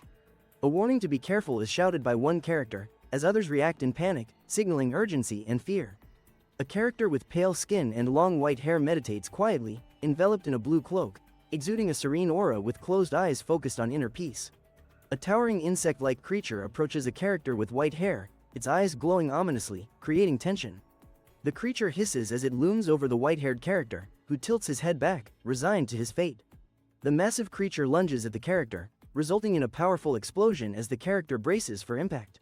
Confidently standing, a dark-haired character in a fur-lined hooded jacket declares, "Intimidation," while raising his hand, ready for action. With a fierce expression, a character with dark fur charges forward, roaring powerfully with determination. A giant insect with glowing red eyes creates a menacing presence that demands attention. A massive ghostly wolf, glowing blue, towers above as a smaller black wolf watches, both observing the powerful apparition. Struggling, a character commands the creature to release them, showing determination. Moments later, they feel a sudden pull, sensing themselves fall into the unknown. Bending over, a character focuses intently while two others observe from behind. One calls out with a hem, capturing attention. Confused, a character questions why an ordinary snowfield wolf has an intimidation skill. Another notes the interruption of a beast's berserk state. A character inquires about the contradiction of a snowfield wolf using an intimidation skill, while another notices the unexpected halt of its berserk state. One character reassures Fluffy, mentioning that they are all right, while another silently questions the unfolding situation. A character asks Fluffy for assistance, and Fluffy responds with a cheerful chirp. A character sits and observes Fluffy suddenly leaping into the air, appearing energetic and ready for action. A large insect with red eyes jumps forward, launching ice toward the viewer, resulting in an intense action scene. A large insect with red eyes leaps forward, shooting ice toward the viewer, creating a thrilling action scene. A large insect with red eyes unleashes a powerful ice blast toward the viewer, delivering a thrilling action sequence. A massive figure stands in the shadows, its menacing growl suggesting the powerful force it represents. A giant figure raises its arm to strike, while a large beast leaps out, poised to retaliate, creating tension as they prepare for battle. The man with dark hair shouts, urging action to capitalize on the shock caused by Husky's intimidation. The blonde character acknowledges the clarity of the plan with determination. A blue character moves swiftly, calling Ellie, as it charges towards a large creature surrounded by swirling energy. A blonde character instructs, urging to use ice spikes to attack its wounds, while a small blue creature moves forward to strike. The blonde character urges the small blue creature to attack with ice spikes. An explosion occurs, sending waves of energy through the air. The force of the blasts reverberates as the surroundings light up. A smoke-covered character looms ominously. The protagonist stares, exclaiming in disbelief. The protagonist warns his companion, pointing, its weak point is its abdomen. The companion prepares for the challenge. The protagonist exclaims, "Got it." He instructs his companion, Fluffy, use Star Raid to attack its abdomen continuously. The protagonist encourages his dog, Husky, use Claw Tear on its wound. Make it bigger. The dog growls fiercely. The protagonist calls to his dog, Husky, let's go. As they rush forward, the dog racing ahead. A powerful blast erupts as the protagonist charges, his dog by his side. They are ready to unleash their combined strength on an enemy. A massive energy wave erupts from a powerful attack, sending shockwaves through the air.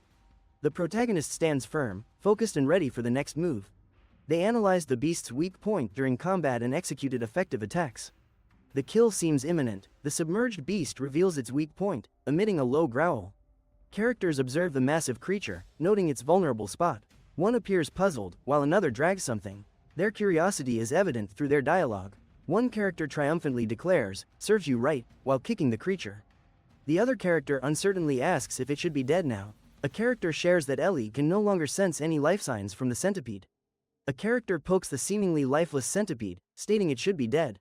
Another confirms it's not moving anymore. A bus rolls down the street, windows revealing passengers inside. One character sits alone, quietly staring out, lost in thought. A young man presses his hands against the bus window, shouting, "Why?" His expression shows frustration as he looks outside. The young man questions in disbelief, wondering how they managed to do that. A young woman stated her relief, noting everyone was okay. Another character confidently mentioned that nothing bad could happen with Lu Liang present. A young man in a red outfit asked if everyone was okay, showing concern. Two other characters appeared, one with messy hair looking back, while the other, slightly injured, inquired about any injuries. A character with blue hair assured that the spirit beasts were just tired and would recover after resting. The young man in the black outfit stood nearby, concerned, saying, "No, no." A character looked down in confusion at a dog, which shook its body. The dog smiled and asked if it appeared exhausted. A character noted that despite their victory over the beast, the decisive factor was the snowfield wolf. A character expressed joy, saying, "Well done," as they embraced a large black wolf, showing camaraderie. The text revealed a combat level completion, upgrading the character's abilities. A skill named Ice Claw Tear evolved, adding a freezing effect. A group of characters gathered around a bus, engaging in conversation. One person stepped off the bus, while others chatted and observed. A group discussed their situation. One girl asked Mr. Wong if they would fight the alien beasts, expressing concern. Another responded they were impossible to beat and warned it was a life or death situation. A boy, gazing with determination, silently wished to go home, feeling trapped in his current situation. A determined boy said they could overcome the challenges together, emphasizing the importance of teamwork against powerful foes and asserting they wouldn't fail. Another boy, adjusting his glasses, mentioned the possibility of achieving greatness like Lu Liang and his team. He mentioned that Lu Liang had a rare 5-star spirit beast, while his own team could only manage a 3-star rating. A boy declared he would never be weaker than others, showing his determination to prove his capabilities. A man explained that Shu Qian's snowfield wolf was just a regular 2-star when fighting alien beasts. Another character, surprised, questioned if it was really only 2 stars. A character, wide-eyed, stood in disbelief, questioning the situation. Expressing disbelief, a character questioned the outcome of a fight with a 2-star spirit beast, acknowledging the impressive skills of the snowfield wolf. The character warned that the trials consisted of common-level alien beasts, advising against letting one's guard down to avoid injury. Looking serious, another character reiterated that the trials involved common alien beasts and stressed the importance of caution to prevent injuries. A character called out to Mr. Wong, inquiring if the levels of alien beasts were equivalent to those of spirit beasts. A character explains that alien beasts match the power of spirit beasts, though generally, alien beasts of the same level are stronger. Another character reiterates that alien beasts are as strong as spirit beasts, but typically more powerful at the same level. A character mentions that Nightmare Witch Barris rules the snowfield, noting that the snow unicorn, a spirit beast, is of supreme rank. A character shares a legend that the emergence of a catastrophic spirit beast always brings disasters. A character refers to the arrival of catastrophic spirit beasts and mentions tsunamis, indicating impending dangers. Pointing to the cracked ground, a character states, droughts, signaling serious natural issues. Volcanic eruptions, a character declares as a volcano erupts, highlighting the dangerous situation. A character mentions prolonged thunderstorms and so on, suggesting an incoming storm and increasing tension. A character questions a man, "Sir, can even catastrophic spirit beasts be contracted by people?" showing concern about powerful creatures. A man in glasses and a suit reflects on history, stating that in ancient times, the human emperor unified the spirit star with a catastrophic spirit beast he nurtured. The man in glasses explains that contracted spirit beasts contain souls and that strong souls are necessary for high-level contracts. He advises waiting until adulthood for contracting spirit beasts. He explains that soul controllers have 7 levels, such as novice and elite, determined by their spirit beast's grading. The man elaborates on the ranking system, mentioning levels like Master, Noble, and Supreme, stressing the relevance of spirit beasts. Titles like Legendary, Grandmaster, Holy, and Challenger denote the character's ranks, with each title glowing to signify their power and status. A man, emanating blue energy, explains that some users possess special perception abilities, allowing them to gauge soul power limits. He discusses the random appearance of alien spaces in alternate dimensions, cautioning that alien beasts threaten their living conditions. The boy asks why another has come to the trial. The man replies that it's to prepare them for upcoming challenges. A man in a suit urges the crowd to protect themselves while assisting others. He instructs the group to search for alien beasts in a designated area, stating that their score depends on the loot collected. The group of teenagers bands together, one saying they can't handle high-level alien beasts, but they can defeat mid to low-level ones. Another adds, "We can do it too." A third exclaims, "It's lit." A boy wiped his forehead and stated he had to inform every freshman, believing it to be effective. He stood among friends, appearing slightly stressed but determined. A group of enthusiastic boys cheered loudly, while one boy watched from afar, looking concerned. The boy stood still as his friends showed their excitement. The boy pondered his situation, asking himself about traveling from Earth, falling out of a space-time rift, and being a cannibalistic alien beast. In confusion, the boy asked, "What?" as a girl beside him, arms crossed, looked at him with an unamused expression. A boy stood nearby, staring blankly, while a girl next to him appeared unimpressed. A cartoon character in the background held a large snack, adding humor. A confident man with glasses stood tall, fists raised, addressing a group of enthusiastic boys who showed their support with raised fists.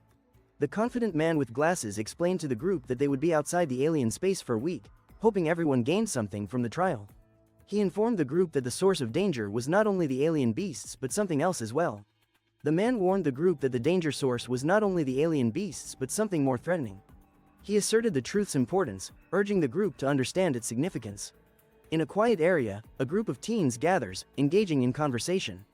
Some joke while others listen closely. Characters stand on a hill, gazing at the horizon and discussing future plans, each expressing determination to face upcoming challenges. A girl urges her group to find a good spot for monster hunting, recalling their teacher's advice. Another girl warns her to slow down, showing concern. A fist clenches in determination, signaling resolve. Anticipation builds for what comes next. He announces his ability to bow to higher-level beasts but states he is ready to strike lower-level ones with powerful punches. The Snowfield army provided 10 special healing potions. Fluffy and Lu Liang's snow elf have consumed them, quickly recovering their soul power. A character comments on a drink, saying it looks tasty. Another character informs them it's the spirit beast's drink and questions their intent on taking Husky's food. A character suggests exploring the depths, highlighting adventure. Another character reminds them of the dangers mentioned by the teacher but notes no specific rules against exploring. The character grins, brandishing a glowing object, and questions if the school authorities and Snowfield army approve of this behavior. The character with blonde hair smiles and asks Shu Qian about his thoughts. The character ponders whether the centipede incident was accidental, highlighting his point with a raised finger. He questions the number of Snowfield army members present at the camp. Two characters exchange intense stares, appearing wide-eyed and startled. A sudden flash of light accentuates their shocked expressions. Shu Qian inquires if the disturbance was orchestrated. Another character questions the Snowfield army's attitude toward lower-level students in alien space. Shu Qian contemplates, suggesting that if the situation is as described, it might be beneficial. Another character highlights his greatest fear. A character questions a significant event's authenticity, claiming it caused the Snowfield Army's manpower issues. Reflecting on the alien space since arriving in this world, a character shares it always brings unease. A character questions Mr. Zuo's capability to explore the alien space. The other character warns of Northern Yunju's impending doom. One character observes others' fear, suggesting Northern Yunju's fate remains uncertain since the trial continues. He advises focusing on tasks for rewards. Icy blue formations dominate the landscape, piercing the snow and hinting at hidden secrets. 3 figures traverse the snowy terrain. One lags behind while the others stride purposefully toward an unseen goal. One character urged another to move faster, stressing the urgency of capturing the alien beast before someone else did. Another exclaimed about the necessity for teamwork, wishing for a leader. The other reminded him they were nearly out of the designated area. One suggested waiting for their target, urging Zhang to remain stationary. Another stayed silent, observing their surroundings. A character demanded to know what the other knew, insisting it was a school trick. He claimed hunting the alien beasts would earn more points and called for everyone to join him. A gray-haired character expressed understanding of Zhang, speaking with urgency. His dark-haired companion appeared equally alarmed. The gray-haired character reiterated his understanding of Zhang, while his companion looked worried at the snow-covered ground. A spiky gray-haired man acknowledged Yang's situation. His companion, looking concerned, warned to be cautious and not to make mistakes. A blue-haired character appeared confused, raising his hand to question Qian about their purpose in the depths. He confidently announced his intent to attract the beast, gesturing playfully towards a snowman. He declared his belief that the other simply wanted to play in the snow, emphasizing his point with an intense gesture. Yen Yao inquires about the other characters' spirit beasts, mentioning their need for recovery time. A character suggests a pivotal moment while reaching forward with a hand, saying, "In that case." A character laughs, remarking on the fun while playfully touching a puzzled-looking snowman. Another character joins to share the moment. A boy stands in the snow, looking down as a lively dog covered in snow appears and barks. He commanded to stop, raising his hand. She stood beside him, listening intently to the husky's warning about nearby movement. He stated that someone was present. She listened closely while the husky barked in response. He observed movement coming from a specific direction. A small creature, wide-eyed and startled, exclaims, "Croak," as it seems ready to face whatever comes next. A startled creature suddenly shouts, "Croak," as it prepares to leap into action, surprising onlookers. A young man, wide-eyed, exclaims in surprise at the sight of a white frog, trying to process the unexpected view. 2 characters stand in a tense moment. The blonde-haired character questions the possibility of something, while the blue-haired character looks concerned. The blue-haired character exclaims that it must be a snow toad, describing it as white with copper coin pupils, and expresses astonishment at seeing a spirit beast from Snowfield Legends. The blue-haired character eagerly discusses a spirit beast from Legends, asking about the snow toad. The other characters appear confused, prompting one to inquire about its meaning. The blue-haired character explains that the snow toad is a unique spirit beast in the snowfield, even rarer than the snow elf. In the snowy scene, a character asks if the creature is strong, noticing a mysterious animal nearby. The blue-haired character emphasizes that the creature's significance is not about strength but rather its special qualities, referring to a legend where the snow toad is called a treasure toad. The character explains that although the creature lacks strong combat abilities, it possesses a miraculous skill, highlighting its unique value. The character describes the treasure toad's inherent ability to detect rare treasures and precious materials, noting they can locate treasure sites without collecting them. The character mentions they never worry about evolution since they can easily find the necessary materials for it. The character explains that the snow toads are born with the ability to conceal themselves, making them nearly undetectable in the wild. A character recalls a legend about an event over 10 years ago involving an apprentice spirit controller who joined the Night Patrol Division. He remembers a mission where he led a small team in a snowfield, encountering a blizzard midway. Reflecting on the mission, he said the blizzard was fierce, causing their contracted spirit beast to struggle. He mentioned they soon lost each other and their way during the intense blizzard. Another character pondered whether the boy was lucky or unlucky.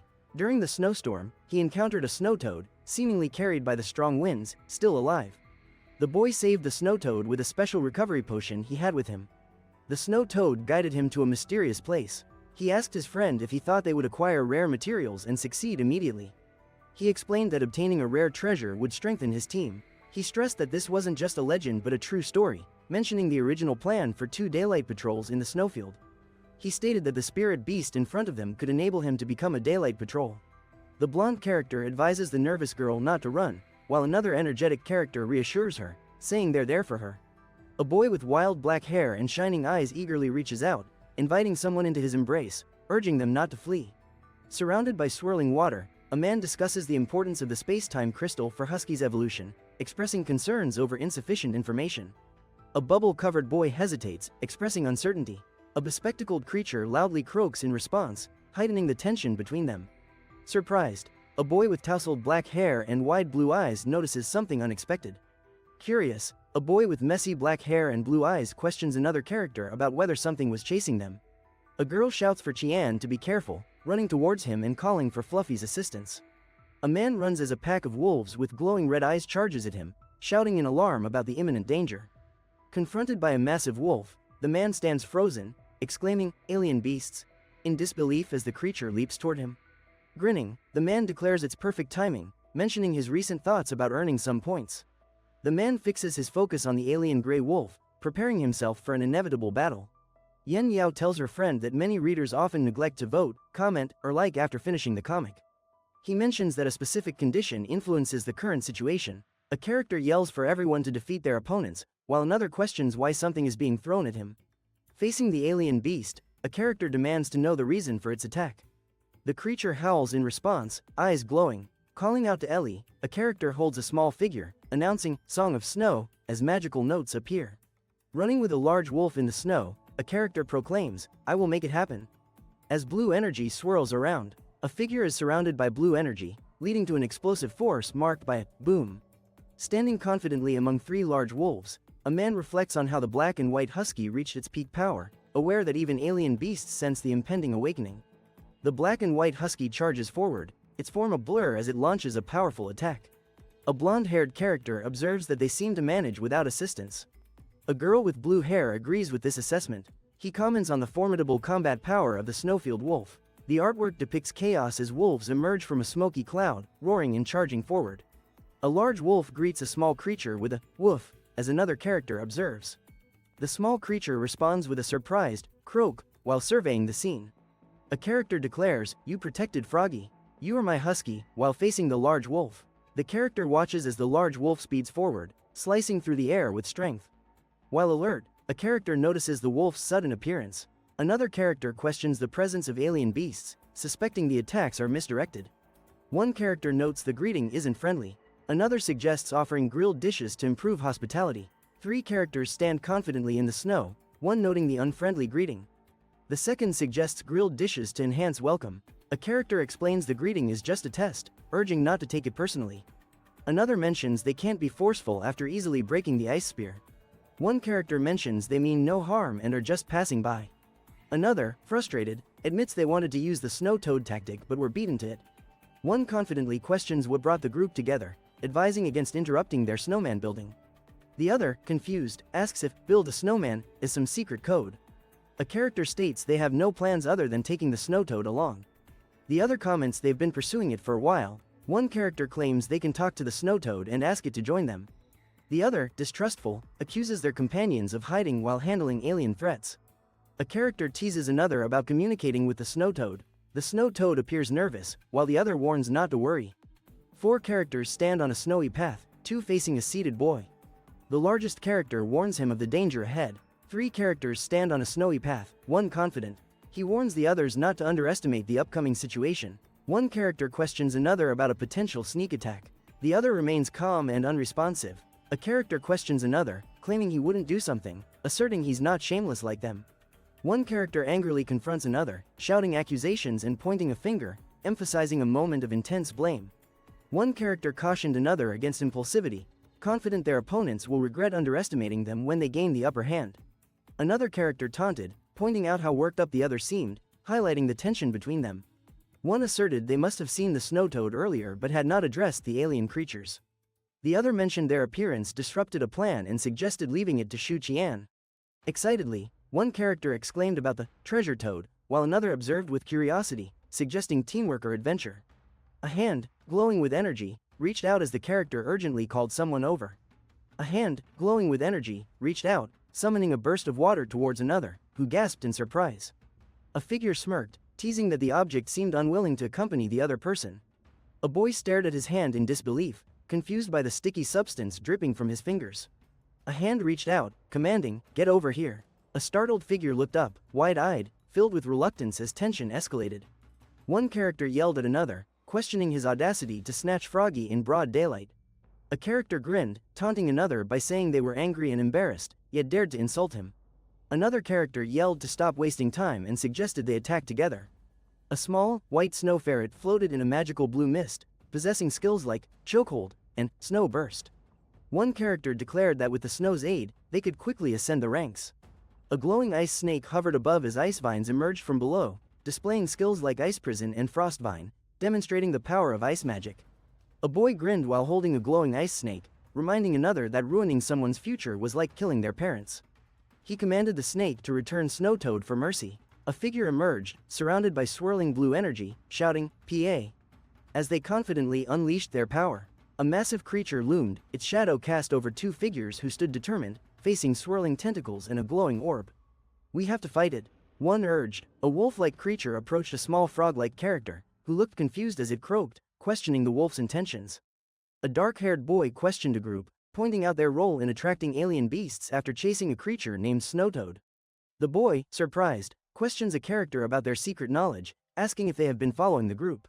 A boy with black hair smirks and tells Husky that those with experience points are arriving, while a small blue sprite hovers nearby. A distressed man with tousled brown hair questions another about how he found out and whether he had been secretly following them. A man with dark hair, wearing a blue shirt and hooded coat, confidently announces the approach of experience points. His blonde-haired companion listens closely. An alien gray wolf bares its sharp fangs, glancing at the broken pieces on the ground while its unaware companion stands nearby. One teenager warns about the unusual snowfield wolf and advises caution. The other, holding a snake, questions the first's involvement and expresses concern about family conflict. A teenager questions whether family conflict should affect him. The other clarifies that he doesn't even know the first, emphasizing that their family's issues shouldn't matter. A visibly angry teenager demands to know what was said, his clenched jaw and intense expression indicating readiness for confrontation. The teenager insists they are a team and expresses frustration, disliking the intentional provocation of alien beasts.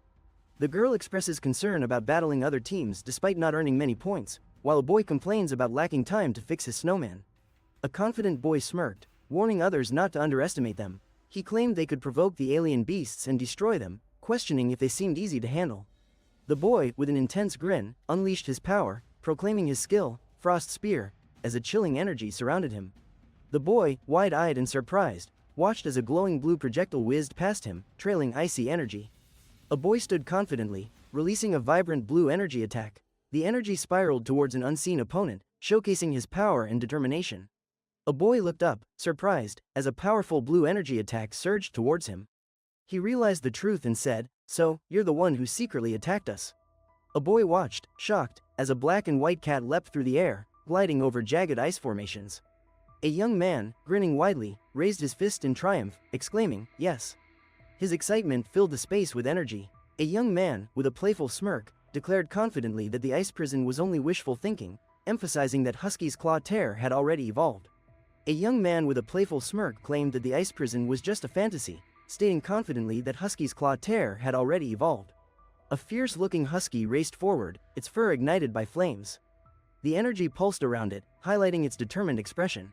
A confused husky looks around, eyes wide in surprise as flames erupt around it, creating a chaotic scene.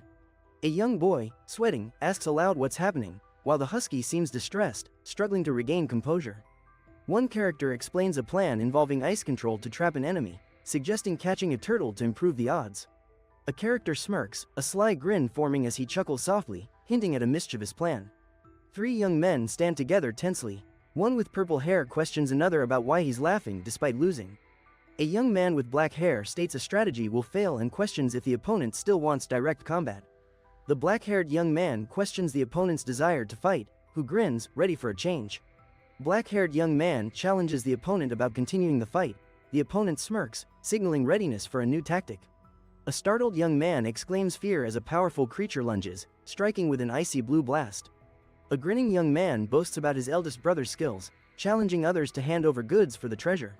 A young man, determined, states it won't accompany them. He observes his dog release a torrent of water, astonished by its abilities. The young man stands against a scene where the dog releases magic, with two onlookers watching in awe. He turns, asking about the ice snake with a challenge in his voice. The young man commands, "Snow Burst," while his opponent angrily counters with "Frost Vine," foreshadowing a fierce battle. During a clash, the young man, shrouded in shadow, channels magic, shouting, "Snowburst." A mysterious white creature seems poised to assist. A black and white cat leaps at a glowing flower, confronting swirling magical energy. In a lively scene, a character urges a companion to unleash a snow attack, while the friend watches wide-eyed and a creature floats above. A character protests it's unfair, claiming 3 opponents are against 1, as another looks on, surprised. The dog, wide-eyed, senses something unusual and stands alert, ready to react. The currents swirl violently as a character struggles against the icy tendrils' grasp. Determination fuels the fight, but the chaos closes in. One character boasts about geniuses awakening their skills, while another reassures that the wolf's skill has awakened. A third character silently reflects. A character questions another's skill, asking if it's snowstorm, while the other confidently reassures that once his brother controls the frost path, everything will be fine. A character warns another to be cautious, noting the ice snake vanished after the explosion from the ice spear. A character urgently points, shouting, "There," as another looks on, reflecting concern and urgency. As the ice serpent spirals toward the ground, a character points, issuing the command, "Ice prison," while a nearby dog walks away. A character raises their hand, a glowing aura surrounding a dog, illuminating the icy shards around them. The dog appears confused. Confidently, a character smirks, stating that it's not only Lu Liang who has awakened their special skill. A character questions if someone is trying to scare them, doubting a snowfield wolf awakening an associated skill. With a confident smirk, a character raises a finger, claiming, "Hee, associated skill. Snow demise." Their expression a mix of mischief and certainty. In the midst of chaos, one character confidently asserts that snow demise is their skill. Another warns against panicking, while a third speculates about intimidation tactics. A wolf stands firm amidst the chaos, emitting energy as blue beams shoot from its forehead, ready to unleash a powerful ability. A serpent-like creature attacks as a man shouts, "Wriggle." The wolf growls, unaware of the approaching serpent.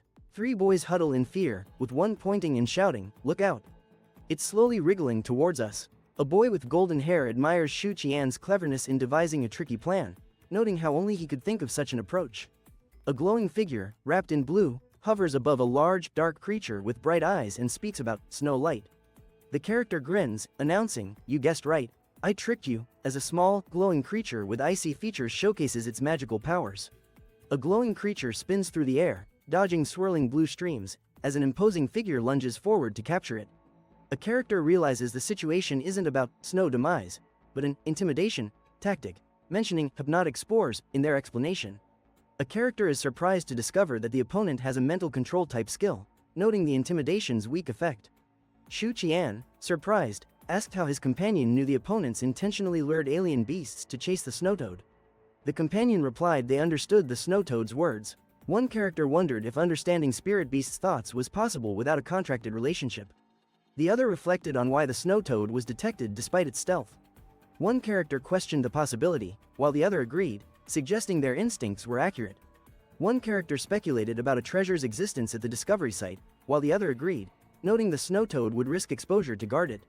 One character questioned the presence of hidden treasure, when a fantastical creature appeared, implying it protected something valuable nearby. One character questioned how the snowfield wolf could intimidate, stating it was more outrageous than awakening the snow demise. The other mentioned having hypnotic spores to escape the intimidation. One character asserted that even hypnotic spores couldn't fully neutralize the intimidation effects. One character warned against ignoring intuition and reminded the other to be cautious.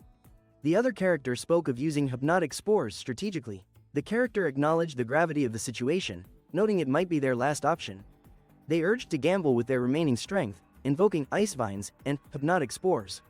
The character observed the shimmering blue spores, enhanced beyond normal, and prepared to unleash their powerful effects. The creature emits a powerful force, declaring "Sukrin" as it readies for its next move. 2 serpentine creatures, one white and one blue, maneuver through the air, preparing for a significant confrontation. Hypnotic spores were used to induce a frenzied state in the spirit beasts. The black-haired boy questioned if this was frenzy, remarking its stark difference from alien beasts. A large black dog lies calmly as a blue snake and a peculiar white creature approach. The black dog speeds forward, colliding with a shimmering force, causing a shockwave to ripple through the air. A creature with a swirling blue tail lies flat, eyes spinning, urgently looking around. A boy kneels with a peculiar fish, anxiously asking about everyone's well-being while his companion holds another fish, sharing the moment's tension. A young man stands resolute, acknowledging their loss due to lack of skill and admitting defeat, pledging to regain their reputation upon returning to school.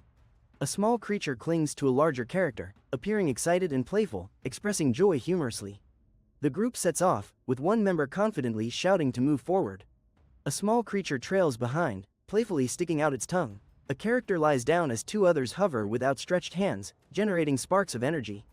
One of them insists they can't let him escape. Someone suggests trying again, hoping to impress the snow toad. The other stands unimpressed, puffing his cheeks. One character suggests another attempt. The others, visibly annoyed, argue among themselves. Puffing his cheeks, a character suggests another attempt, while the others argue, frustrated. Kneeling down with a smile, a character asks what they should do, expressing concern about the inability to make a contract with the small creature.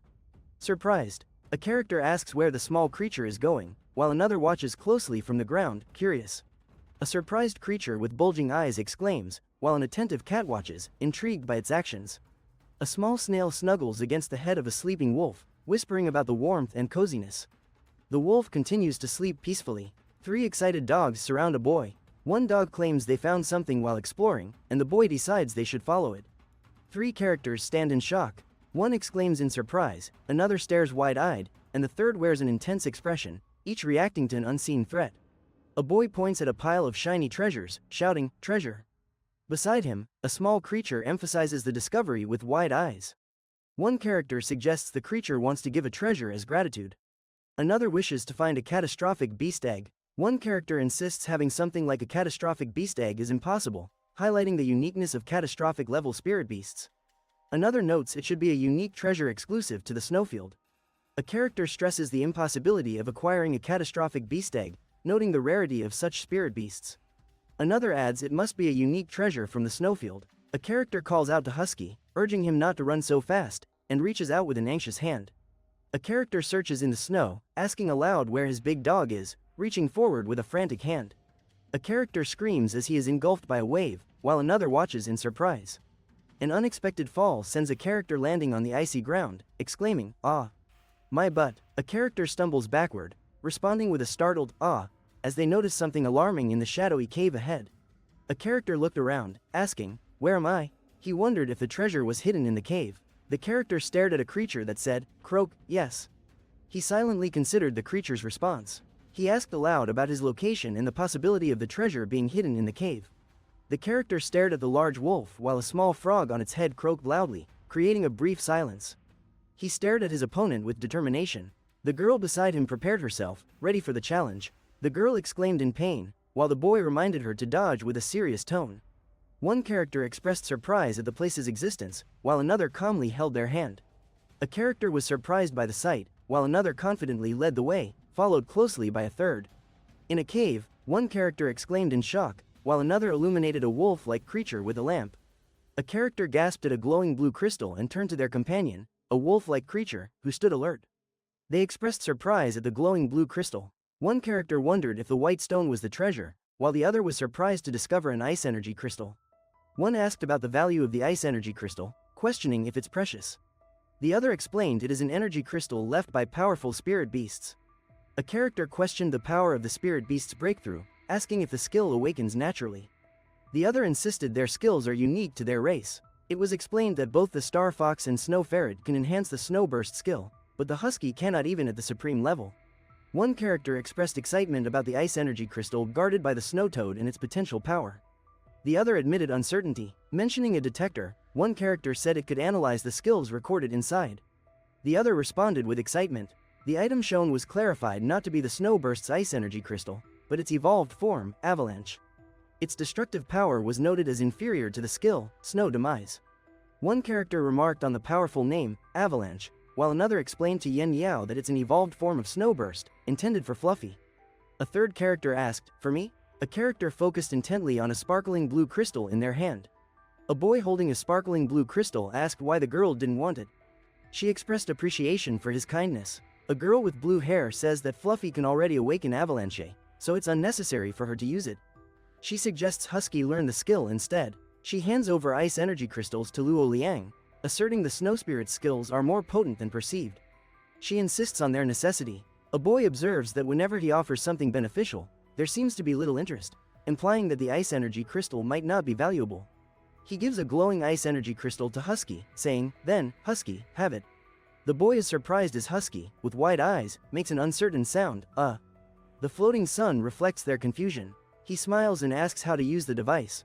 The girl advises letting Husky absorb the crystal's energy with its soul power. The dog, excited, encourages others to touch the glowing crystal. A glowing crystal towers, illuminating its surroundings. The characters gather, eyes filled with wonder, discussing its mysterious power. The wolf approaches the crystal, its fur shining with an ethereal light. The energy draws everyone closer to explore its secrets. He inquires how long absorption takes. She responds that Ellie took about an hour before. They decide to take a break and earn points after Husky finishes absorbing. A boy widened his eyes and exclaimed in surprise, raising a fist in confusion. A calm girl beside him simply asked, "What?" while another nearby watched curiously. The boy, with glowing red eyes, insisted angrily that they should have forced the opponents to leave the alien beast materials. A girl with long blonde hair and a blank expression stared at her friend, unsure of what to say. Her blue-haired friend responded with a tired look, mirroring the confusion.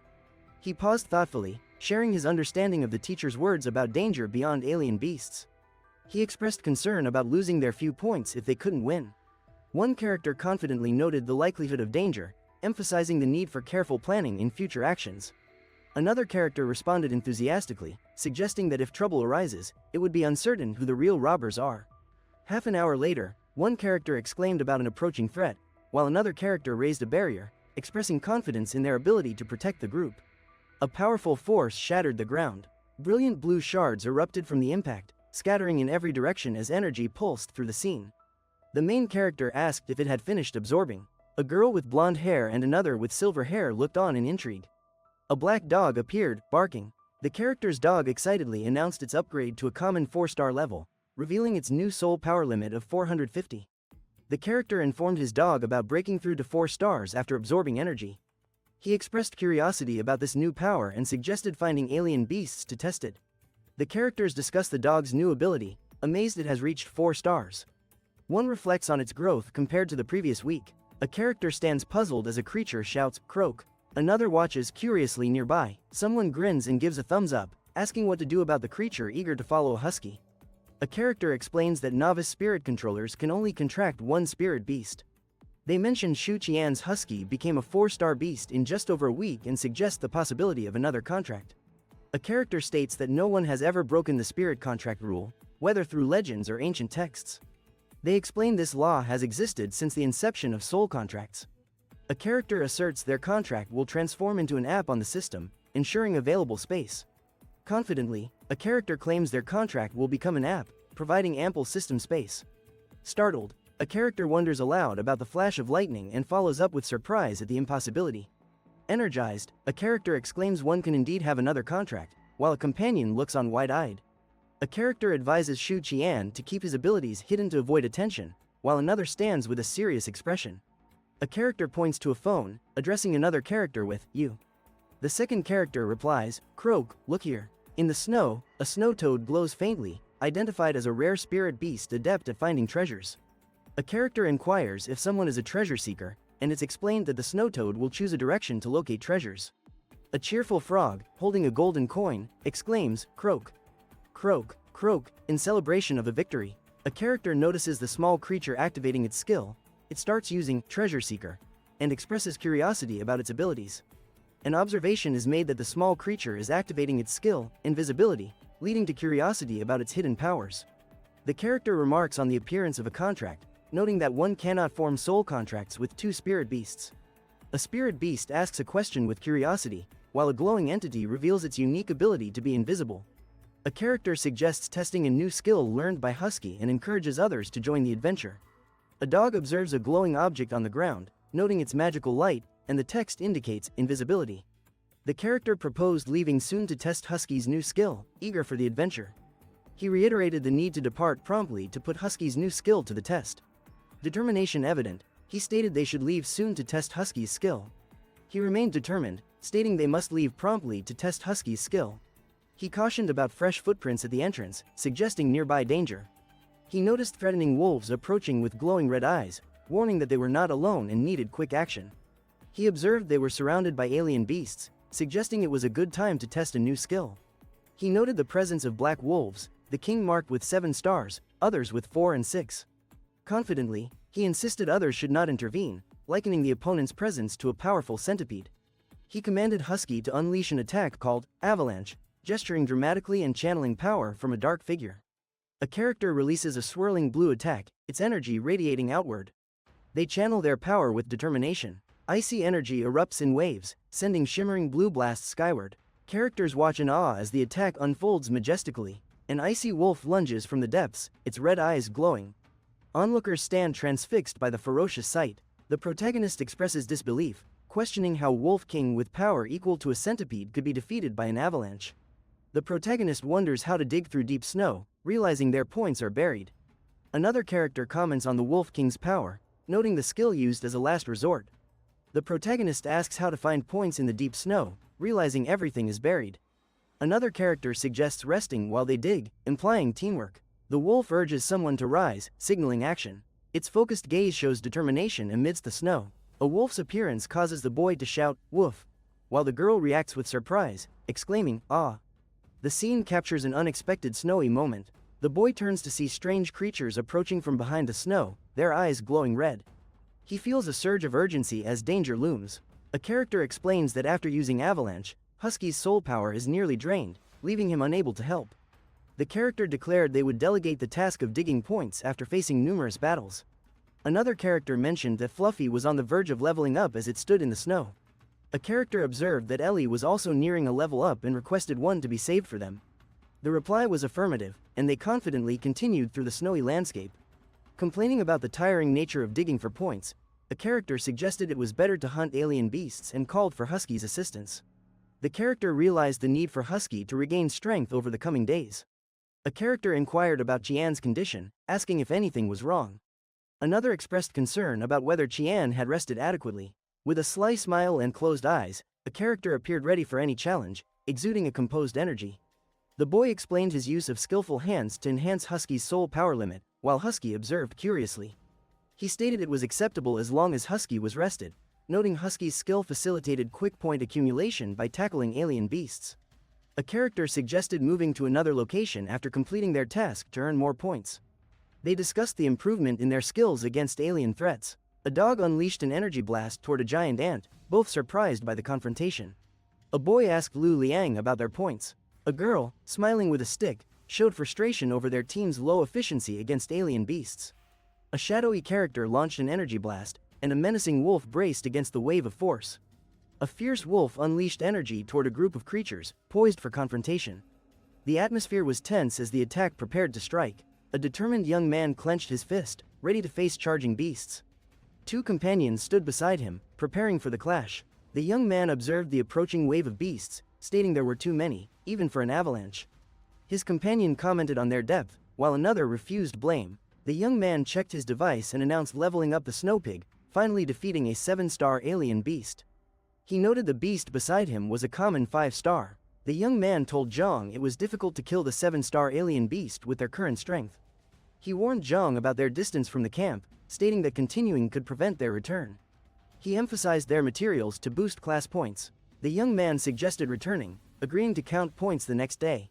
He challenged Lu Liang, doubting Lu's points exceeded his own. The young man observes the abundance of materials gathered. He discusses collecting common-grade advanced alien beast materials and suggests borrowing a cart from the Snowfield Army the next day. He announces the conclusion of the one-week trial, indicating it's time to assess everyone's accomplishments.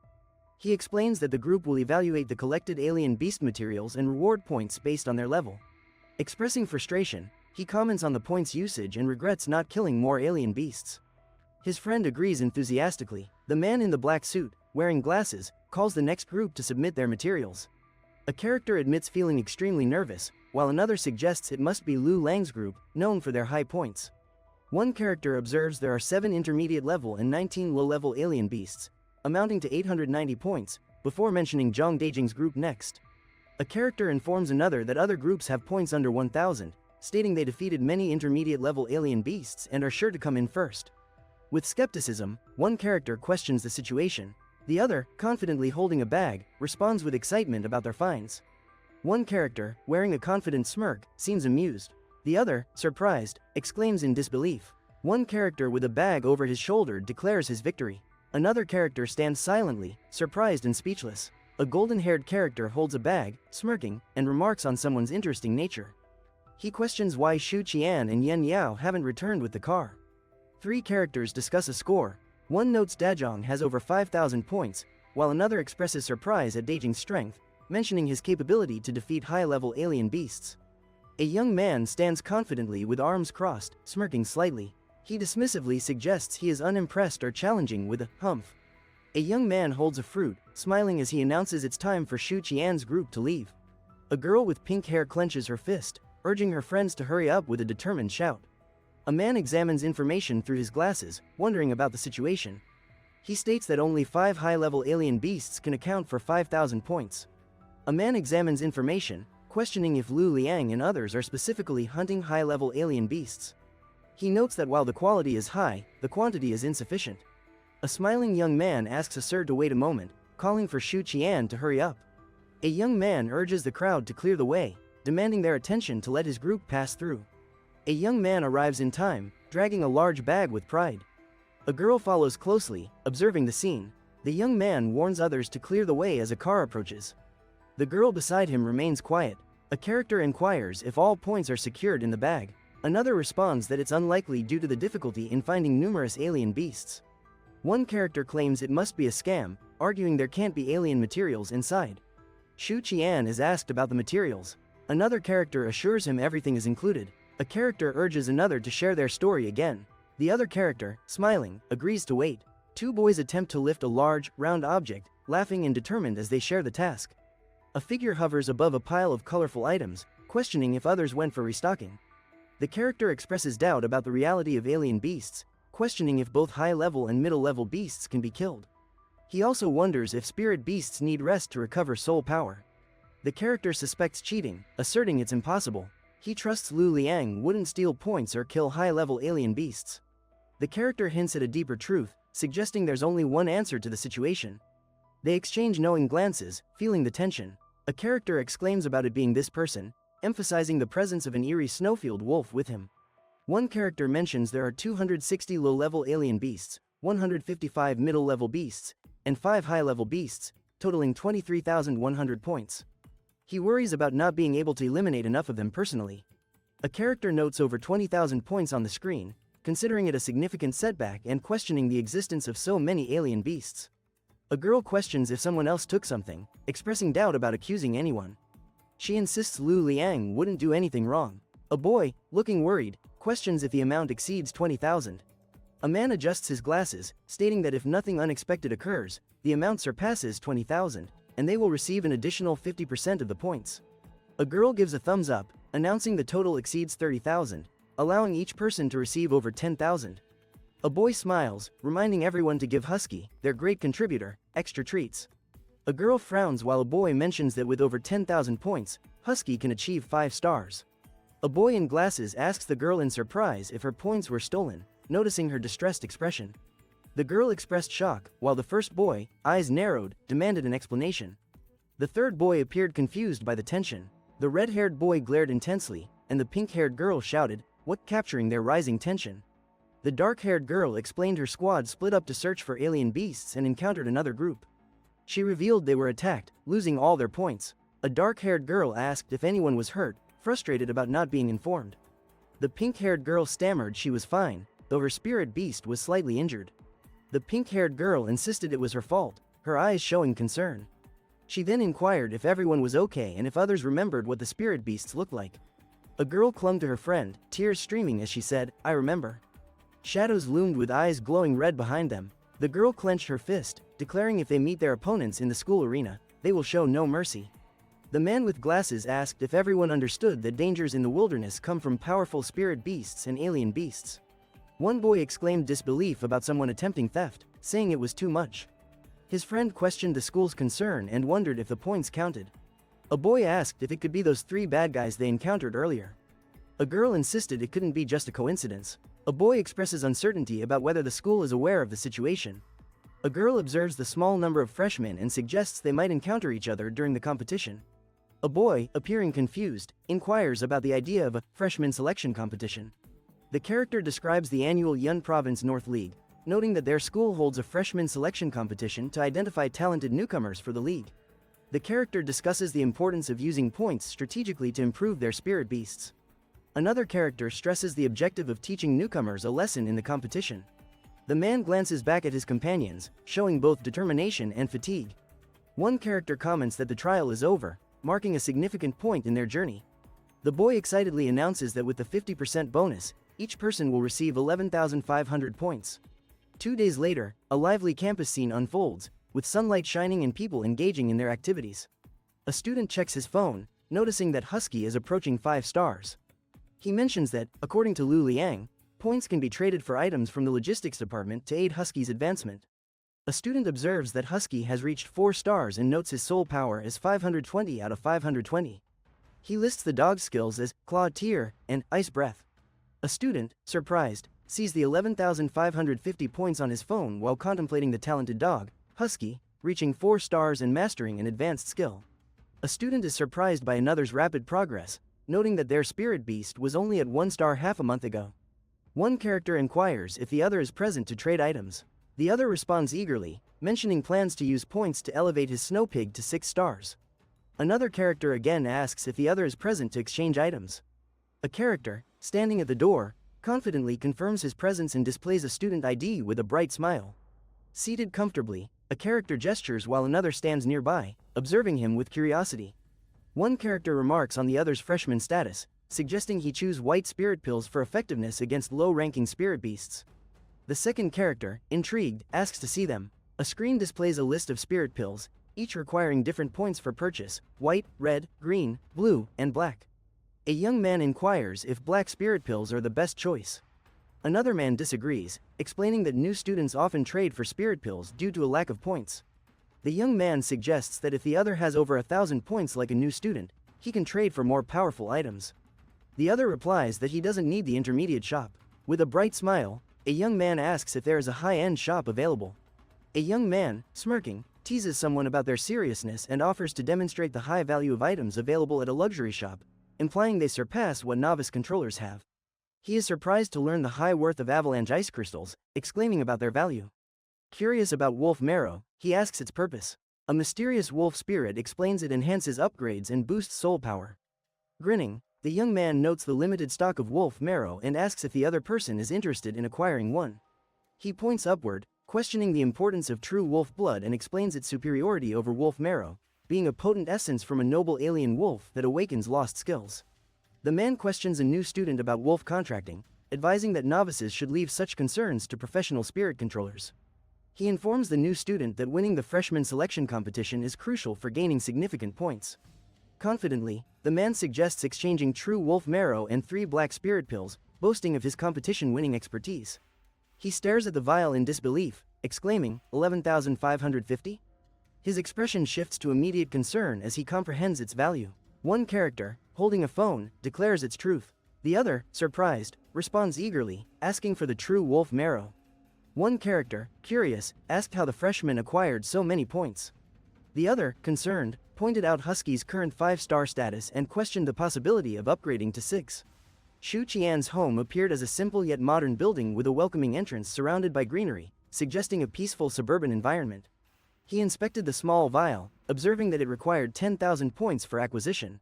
He suggested using the essence to enhance their skill, aiming to elevate it to 5 stars and unlock a new ability for Husky.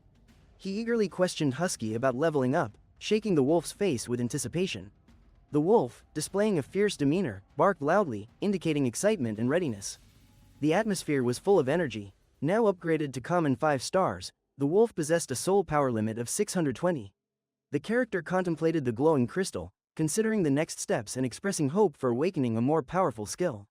A hand poised a vial above the wolf's open mouth, ready to administer a mysterious liquid. The wolf appeared curious and focused. The wolf, startled, reacted energetically as a boy in a blue hoodie cautioned him to pause. In Husky's mind, a large wolf with glowing red eyes stands fiercely, while a smaller wolf watches, clearly intimidated. The large wolf lunges forward with intense speed, leaving a trail of energy. The smaller wolf observes in awe and fear. A boy sits calmly, surrounded by swirling blue energy. He notes that Husky has been like this for nearly half an hour, delayed in absorbing the ice crystal energy. The wolf stands alert, surrounded by a glowing blue aura, realizing it has leveled up to 6 stars. Amazed, the boy looks at the wolf and asks if it truly leveled up to 6 stars. Smiling, the boy wonders if the wolf has a new awakened skill. The wolf licks his face, and he asks it to stop because of the drool.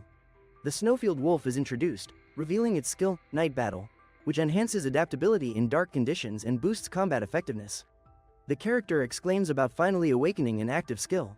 He reflects that he can no longer use skillful hands to tease his husky daily, needing to conserve soul power. He recalls that the taming hall can alter the battle environment and plans to visit soon to try out his new skill. He mentions that with a 6-star rating, they could challenge the trial at a difficult level, while warning the wolf not to lick his face again. In the battle hall of Bingyuan Academy, students gather for challenges. A young man in a blue hoodie, accompanied by a large wolf, declares the place as the battle hall. The young man in a blue hoodie is surprised when a blonde boy in a light coat greets him, asking if he's seeking a battle. A young man with wild hair informs Lu Liang that he's there to watch huskies' battles and proposes another match. A masked young man with wild hair acknowledges Gao Zhenghao with excitement, noting his fire element.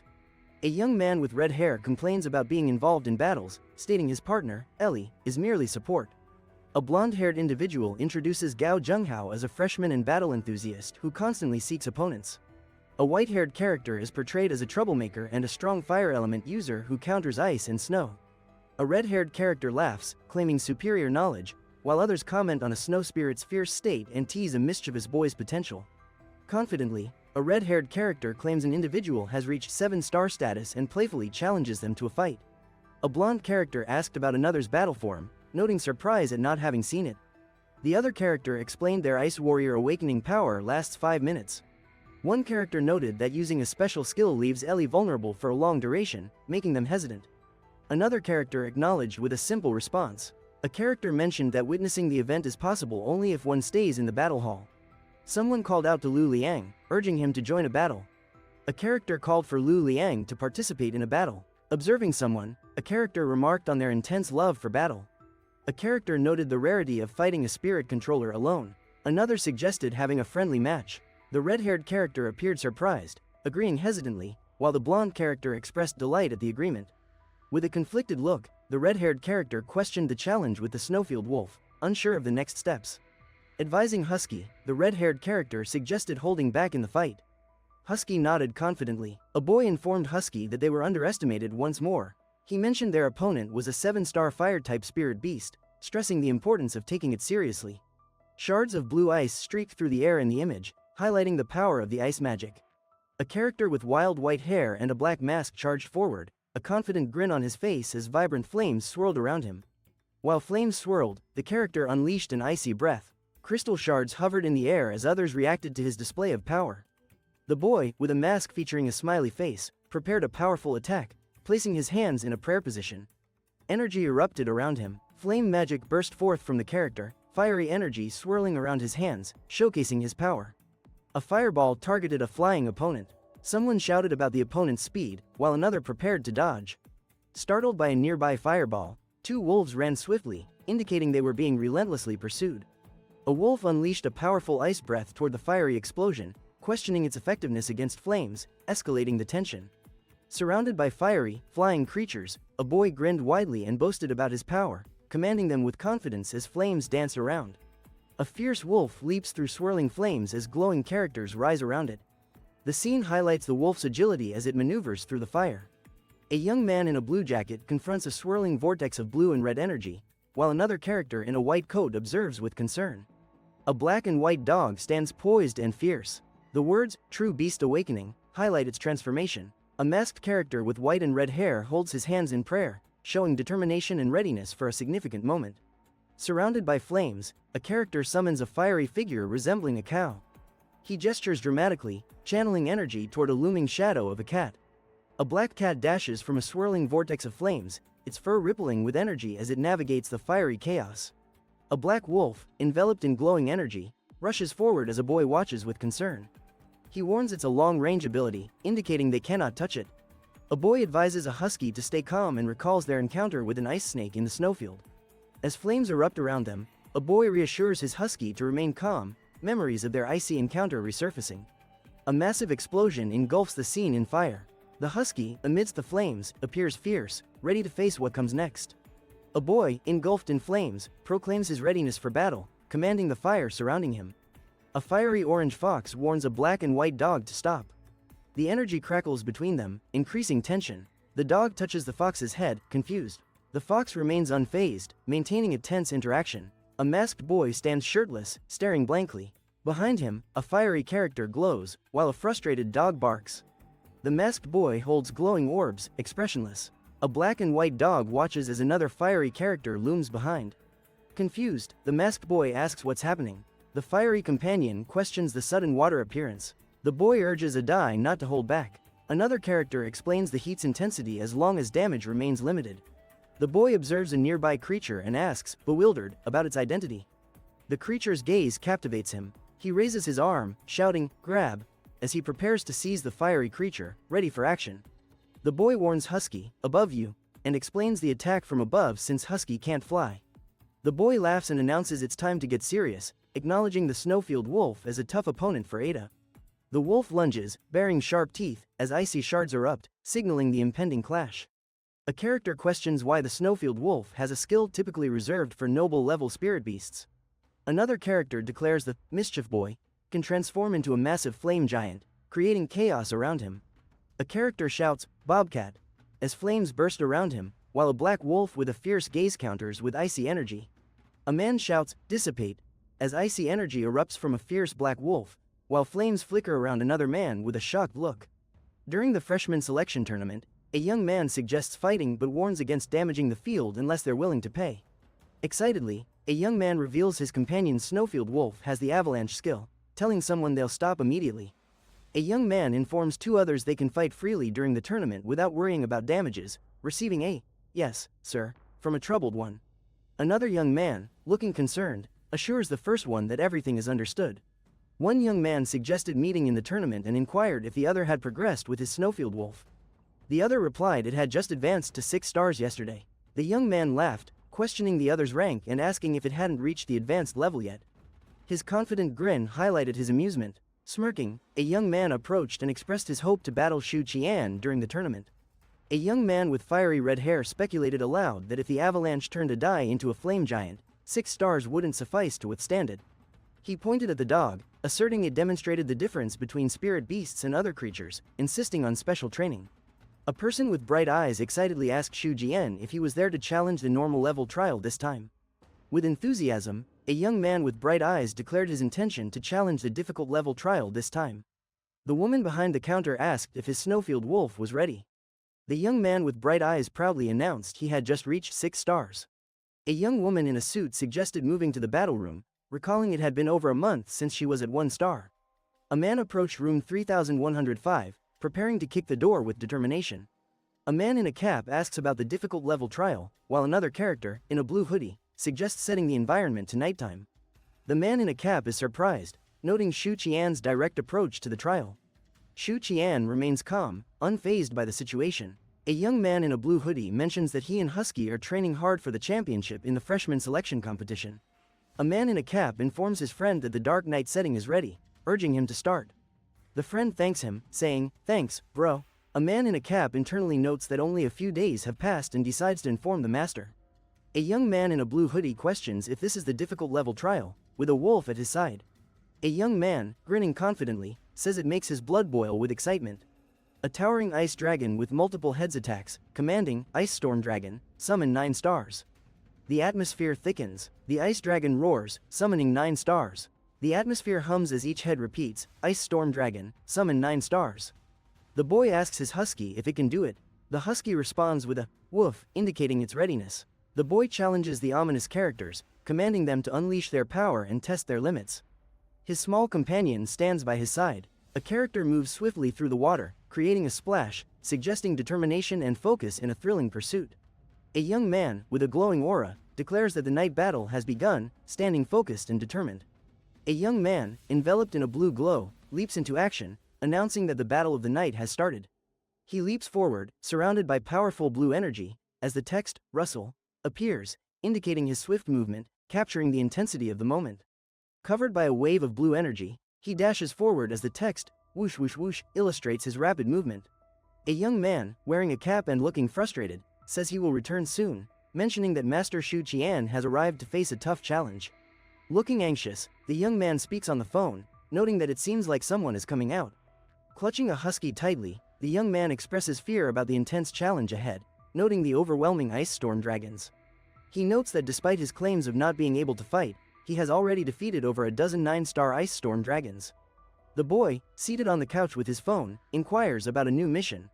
His dog sits beside him, watching expectantly. A mission is given: elevate the Snowfield Wolf to 9-star status and unlock Snowtoad's exclusive skill, Hand of Midas. The character wonders if Croak is coming back and considers ways to help Husky reach 9-star status. He observes that judging by the other's expression, the challenge has not gone well. He voices his thoughts, doubting whether anyone could complete the difficult level trial in under a month. A character in a suit greets another, asking about his location and mentions checking how many ice storm dragons his master has defeated during the difficult level trial. A young man in a blue hoodie laughs, pointing out that only 12 ice storm dragons have been defeated, which is still challenging for a 7-star fighter. A young man in a white shirt nervously inquires if he can use the promised materials to level up, expressing concern about evolving himself. Another character advises caution, suggesting a 7-star fighter might find the trial challenging. The character in a suit reassures the other that after the upgrade, passing the difficult level trial will be possible. The other expresses determination to see the outcome. With a playful expression, a character asks another about the soul power limit for their 7-star Snowfield Wolf, inquiring about its current level. The second character responds confidently, stating it's 900. A character with a serious expression questions the soul power of a 7-star Snowfield Wolf, expressing disbelief. They state that the highest they've seen for a common Snowfield Wolf is only 800. A character contemplates and suggests that another has their own methods to boost the spirit beast's soul power limit. Scratching his head, a character asks his master about Senior Zuo Wexu's strategy for overcoming a challenging trial. He mentions that Husky's soul power limit is achieved through accumulation. Zuo Weshui, 10 years ago, challenged a difficult level trial with a common spirit beast. After 7 days, she broke the spirit beast's strikes. Her soul power limit surpassed 2,000. An older man in a purple coat offers a deal, stating that if one surpasses Zuo Wexu's record, he will prepare a special gift. A young boy agrees enthusiastically, saying, "Deal." In the quiet evening, a young boy looks towards a brightly lit house, contemplating his next move in the accepted challenge. A young man sits on a couch, focused on a glowing crystal beside him. His dog, with a playful expression, leans against him, enjoying the moment. Examining a glowing crystal, the young man ponders its value. He considers the master's words about the ice crystals that can be exchanged at school. Holding a crystal, the young man calculates its value, saying it should be worth 250,000 points. He speculates that it can upgrade directly to 9 stars with quick absorption. The young man considers the use of evolution materials for upgrading spirit beasts as extravagant. He notes that to strengthen them through Croak in the future, extravagance is essential. The wolf transforms, glowing with vibrant energy as it prepares to unleash its power, embodying strength and determination. The boy, surprised, asks if a new awakened skill is coming so soon. Startled, the boy looks up as a fiery wolf leaps towards him, both caught in a swirl of glowing flames. The text indicates, skill, Ice Breath, upgraded to Ice Mist. Ice Mist, Snowfield Wolf can exhale bone-chilling ice mist, obscuring the enemy's vision and slowing their movements. He examines his newfound skill, Ice Breath, now upgraded to a control skill, exclaiming about his perfect aptitude. The mission is complete, with Snowfield Wolf upgraded to 9 stars, unlocking the host's exclusive skill. The character wonders about Croak's recent mission and the materials collected, hoping they aid in evolution. In the quiet night, the character gazes at the lit windows of the house, pondering Croak's mission and the treasures gathered. A small creature, wide-eyed and startled, clings to a rolled-up mat, peering into the darkness with uncertainty. A young man, grinning with excitement, checks his phone and notes, it's nearby, glancing toward the door with curiosity. A young man stands barefoot, observing a small creature hopping towards him and croaking. The creature appears eager for attention. Holding a glowing flower, the young man exclaims, "Croak, croak," as if it were the most exciting thing. He curiously asks about the glowing flower's return, pondering its link with the soul contract and marveling at its material, noting its absence in the school's points store. He decides to consult the knowledgeable master about the glowing flower, emphasizing the need for wisdom in unraveling its mystery. A suited man sits at a desk, responding to a notification sound with focus. Narrowing his eyes, the suited man clutches a letter and questions if it is Shu Qian's message. Shu Qian asks for assistance, requesting the hall master's help in examining a material. Identifying a glowing flower, a character exclaims if it's the rare magma flower, an evolution material for fire types, and wonders about acquiring such a treasure. A character confirms the glowing flower is the rare evolution material for fire types, the magma flower. They suggest trying the Hand of Midas to discover what the magma flower might enhance into. The character is surrounded by swirling energy, channeling power for a crucial moment. They concentrate, fingers near their eyes, as radiant energy gathers for a pivotal action. A sudden crack splits the air, and radiant energy bursts forth, illuminating the space, marking a dramatic shift. A man in a suit, sitting at a desk, wonders about Shu Qian's fate with fire-type evolution material. With a serious expression, a man explains that at the 9-star level, a spirit controller can guide a beast's evolution through a soul contract. Prepared evolution materials influence a spirit beast's evolution, involving ice and fire slimes. The narrator notes that material quality affects a spirit beast's evolution success rate and mentions multiple evolution paths for certain beasts. A guide explains the snowfield wolf's evolution options, using a frigid ice crystal or magma flower, indicating diverse paths. The man in the purple suit expresses frustration, questioning if Shu Qian used a magma flower for his snowfield wolf's fire-type evolution.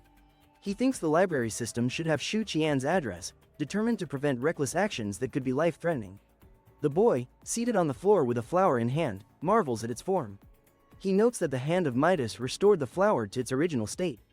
A boy in a blue hoodie holds a glowing flower and asks Husky if he can manage the task, noting it is a fire-type evolution material. He explains the risks of cross-type evolution but believes Husky might succeed.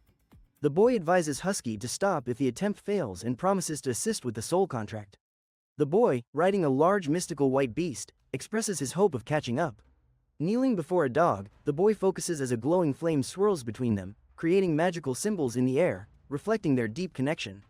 A radiant flower emerges from the swirling flames, its golden petals unfolding with a sense of vibrant energy and power. A fierce creature, surrounded by flames, watches intently as a vibrant flower rises from the fire, fully focused on the scene. A man with gray hair in a suit cautions Shu Qian against allowing the snowfield wolf to use fire-type material for evolution. A man in a suit, with gray hair, warns Shu Qian to prevent the snowfield wolf from using fire-type materials for its evolution. A man warns Shu Qian about the snowfield wolf's evolution, explaining that spirit beasts can evolve with skills from different types. Shu Qian was warned by a man that the snowfield wolf had evolved, acquiring a fire-type skill named Flame Vortex. Surprised, the boy asked his master about his presence. The man questioned if the snowfield wolf had evolved with the help of the magma flower. With a smile, the boy thanked his master, mentioning that his husky had awakened a new fire skill. A character regretted not being able to disclose that the husky evolved using the original form of the magma flower. The man in a purple suit questioned why the husky evolved without reaching the elite level. The dog responded with a soft bark. The boy enthusiastically informed the man in the purple suit that the husky was stuck at the 9 stars and aimed to face the ice storm dragons in a challenging trial. The man in the suit laughed heartily, eager for the anticipated performance. Confidently, the boy in the blue hoodie declared their intention to break the hall's record. The wolf growled in agreement. Standing at the door, the boy in the blue hoodie confidently affirmed, "Okay," as the door opened. With a smile, the boy introduced his ghostly companion, who croaked, adding a whimsical element. He was pleased to have brought Croak into the spirit-controlling domain on schedule and reflected on his close encounter with the hall master. A man glanced at a small creature on his shoulder, which was eagerly seeking attention. The creature reminded him to acquire materials for itself. Gesturing towards the small creature, the man called it, "Croak." The creature responded, "Wait, Croak." Holding the small creature, the man commented that petting it felt good, attributing it to his skilled hands. Days later, in the trial arena's challenging level, a boy sat on the ground with a wolf, observing the towering blue creatures. With determination, the boy stood beside the wolf, asserting their readiness to confront the looming figures. The hall master inquired about the reward for Shu Qian if he secured first place again. Another man pondered what would be beneficial for him. As the blue creatures approached, their red eyes glinted, indicating they weren't there for a friendly chat. The boy announced, "Night battle activated," as swirling energy surrounded him, signaling a change in the environment. He stood ready for what lay ahead. He urged his companion, Husky, to use ice mist to conceal their forms as they prepared for the upcoming challenge. 2 massive ice creatures advanced, their jaws bared and eyes glowing, fixing on their target and preparing to unleash destruction. A fierce ice creature charged with glowing eyes, as a surge of blue energy illuminated the chaos around them. An icy beast advanced with shimmering armor. The protagonist noted it was the same creature faced before, unable to penetrate its armor. A beast with glowing eyes attacked as another creature leapt from an icy surface, ready to confront it. A creature with glowing eyes leapt from the icy surface, its fierce gaze locking onto the approaching beast. A fierce wolf with fiery glow confronted a young man, who confidently challenged its defenses, claiming the wolf's armor couldn't withstand his fire-type skill. The young man confidently stated that the combat power limit was 1000 and insisted it had increased since then. Shocked, the young man asked the hall master why the snowfield wolf had fire-based skills. The hall master reminded him about cross-evolution. The young man asked the hall master if the snowfield wolf could evolve into a fire-based type due to cross-evolution. The hall master advised him to read more books and noted his ignorance. The screen showed remaining virtual spirits as 162 and time used as 0 hours 24 minutes and 11 seconds. The clearance leaderboard displayed Zuo Weishui's time as 1 hour 27 minutes and 23 seconds. A character voiced frustration, noting that the skill consumed significant soul power. He instructed his spirit, Husky, to proceed with the Flame Vortex. The character commanded his spirit, Husky, to execute the Flame Vortex, causing intense flames to encircle a massive beast, brightening the area.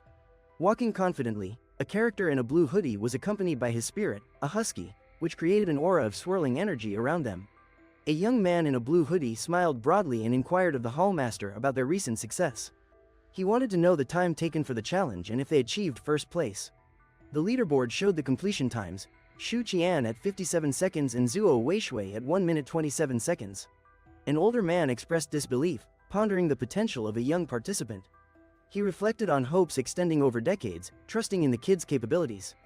The young boy grinned, remarking, "It's always the same. Master, whatever you provide is what I require." His confidence in their partnership was evident. The master mentioned that since the boy's snowfield wolf would soon reach the elite level, he should consider which spirit beast to contract next. Questioning the boy's thoughts, the master warned of the difficulty in finding an uncontracted rare spirit beast in the taming hall. He then disclosed that a special gift had been prepared. The master stated that upon the boy's promotion to apprentice spirit controller, he would grasp its significance. Curiosity was expressed regarding the boy's future return from school. The boy, holding his phone, states that the system task should be complete. A notification appears, congratulating the host for finishing the system task. It notes that the snowfield wolf has evolved and cleared the Tamling Hall's level trial, granting the host the skill, True Eyes. A notification appears above a wolf, revealing its details. The protagonist realizes he can now see Husky's information directly. A character announces that the leaderboard has been updated. The others react with surprise, their eyes wide and mouths open. A character expresses confusion, stating they didn't notice Husky completing the challenging trial. The scoreboard shows 2 names with their respective times. One character questions how Husky completed the difficult level so quickly, while another notes he took the top spot. A third character, looking determined, reflects on the need to not miss out next time. 10 days later, an announcement reveals the upcoming freshman selection contest, emphasizing its challenge system. A character mentions a previous success and competition rank. A character confidently states that last time, the master awarded the prize for the normal level trial to Husky. After using it, Husky's rank upgraded to 9 stars. A character exclaims that it was really wasted. Another character questions if it wasn't evolution material that was used to evolve. A character states it wasn't a waste. Another asks if it was magma flower, a rare fire-type evolution material, questioning its danger to Husky. A character reassures that Husky has evolved successfully and can now breathe fire. In the arena, a character declares ownership, insisting no one should challenge him. Another character acknowledges his intimidating strength. A character criticizes another's arrogance, questioning the lack of challengers. With mock enthusiasm, a character greets Shu Qian, challenging him to fight, expressing eagerness for the confrontation. A character smirks, recognizing Shu Qian and acknowledging his presence with a relaxed demeanor. Wearing a sleeveless top, a character expresses disbelief at another's presence, recalling a narrow escape from a previous encounter. A character questions who would challenge Gao Zhenghao in the arena, while another advises that it takes courage and warns about the opponent's fire-based abilities. Boasting about not being idle, a character states that a die has reached 9 stars and reveals another's eagerness to fight again. Mischief Boy stands confidently, declaring his 9-star status with a total soul power of 900. With a confident stance, Mischief Boy mentions changing tactics and emphasizes the need for strategy in upcoming battles alongside a wolf companion. A boy commands his wolf, calling it Husky, Flame Vortex, as fiery flames swirl around them.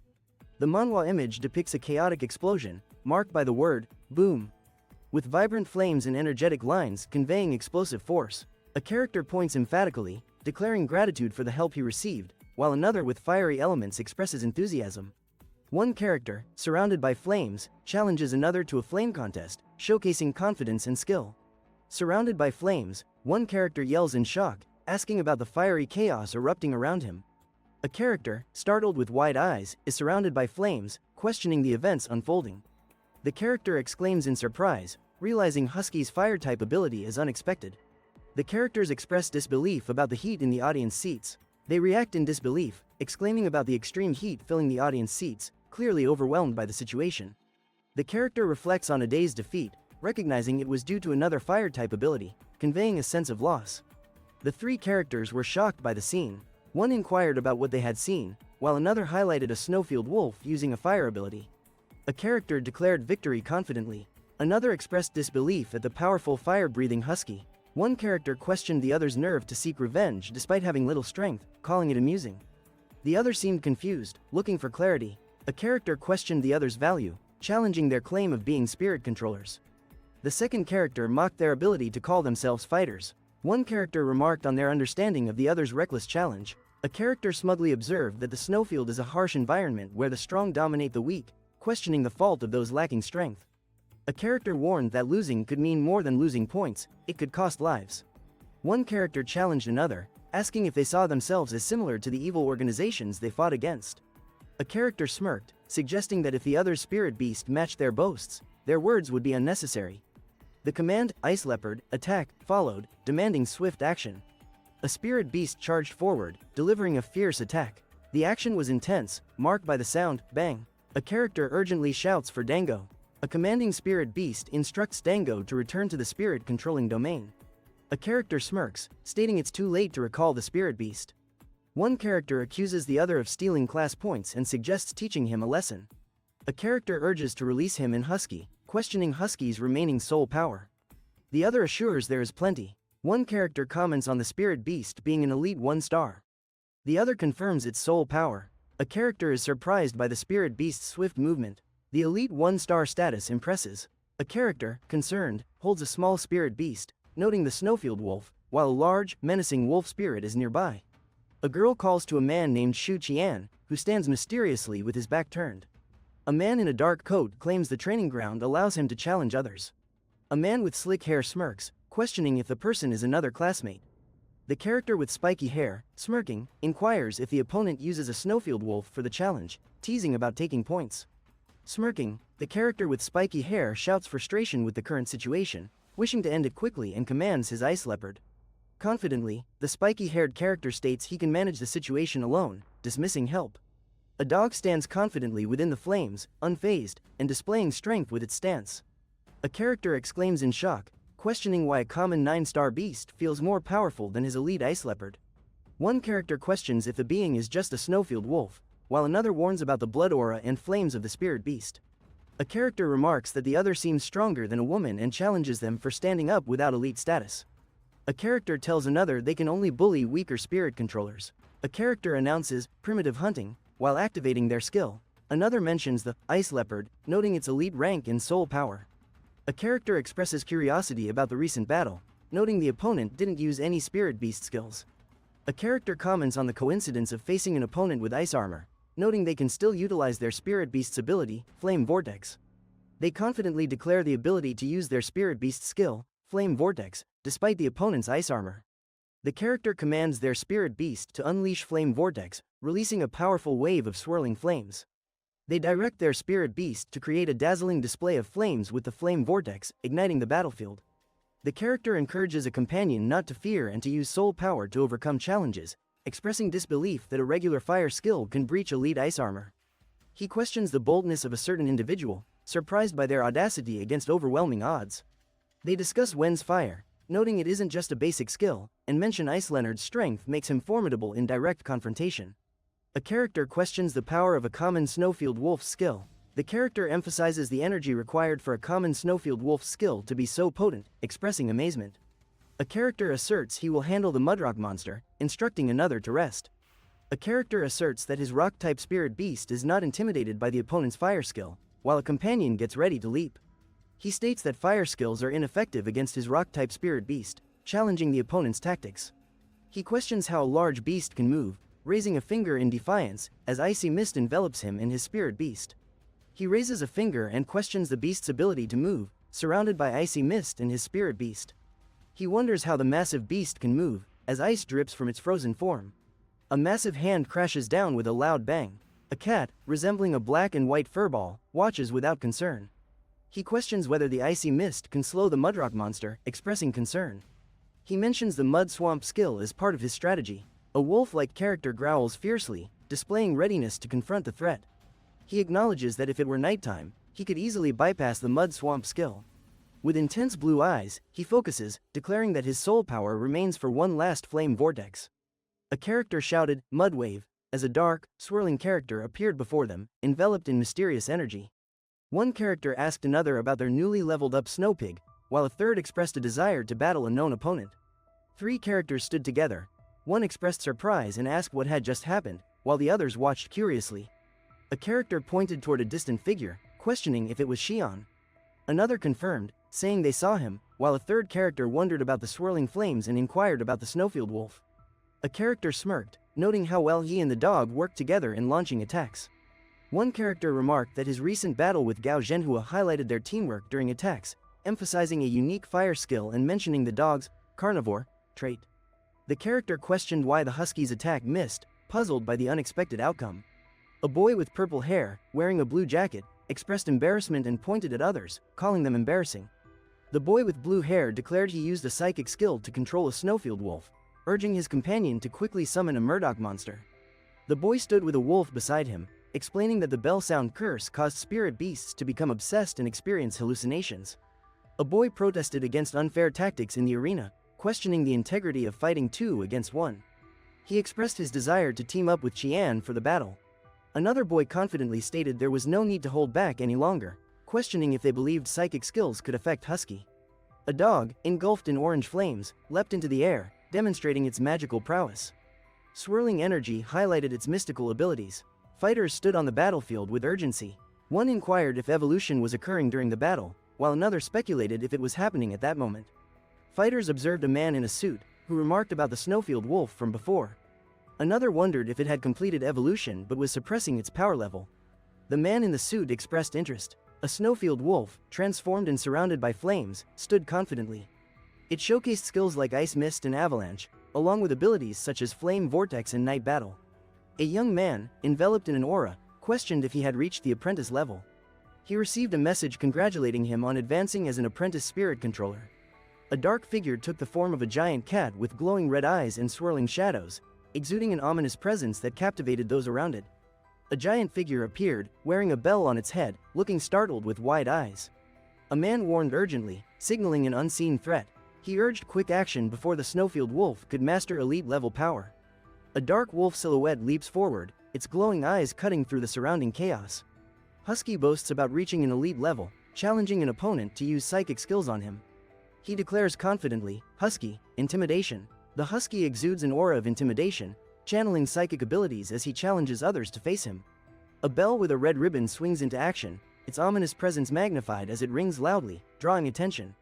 The man with teal hair expresses disbelief about the threat from an elite-level opponent, standing defiantly beside a large ominous bell. A fierce wolf releases a powerful energy blast, creating a swirling vortex. The caption states, "Avalanche." The boy with purple hair wonders if the skill could be avalanche. His friends react dramatically, shocked by the suggestion. The dog smirks, saying it's time to identify those who haven't liked or followed yet. One character asks Zhang about a skill, expressing shock and curiosity. Another comments on the skill's terrifying nature, showing concern. A character inquires if the power is the reason behind someone's ability to kill many alien beasts and earn points. A character reflects on feeling inadequate to compete with someone they admire. The character winces in pain while another, with determination, insists that being hit by the avalanche felt like a truck collision. One character states that even Ada's flame giant's power couldn't withstand the force. The other retorts that a classmate who steals points deserves punishment. A character comments on the other's strong fire skills and powerful avalanches, questioning if it's truly a snowfield wolf. The other, confused, notes that despite numerous battles, the snowfield wolf remains untired. A character urges teamwork, insisting they can't handle the situation alone. A character informs the group of their defeat, advising them to stop further embarrassment, reminding them of the school's awareness and impending discipline. A character confronts the group, declaring they all deserve repercussions for their actions. A character notes the Snowfield Wolf has already defeated 3 elite spirit beasts, suggesting it may lack soul power. Another character is challenged to fight it but declines, opting out. One character, confident, suggests challenging the wolf now. The other responds hesitantly, considering it a strong league competitor. A confident character warns that freshman selection allows only one-on-one fights, with rule breakers facing school punishment. A character questions if anyone wants to challenge him. With wide eyes and clasped hands, another character expresses concern about their current weakness, while a nearby character maintains a serious demeanor. One character wants to punch another, but a warning is given against it. A third character suggests facing the challenge together. Confidently smiling, a character says he has little soul power left and can't use his fire skills, questioning the lack of challengers.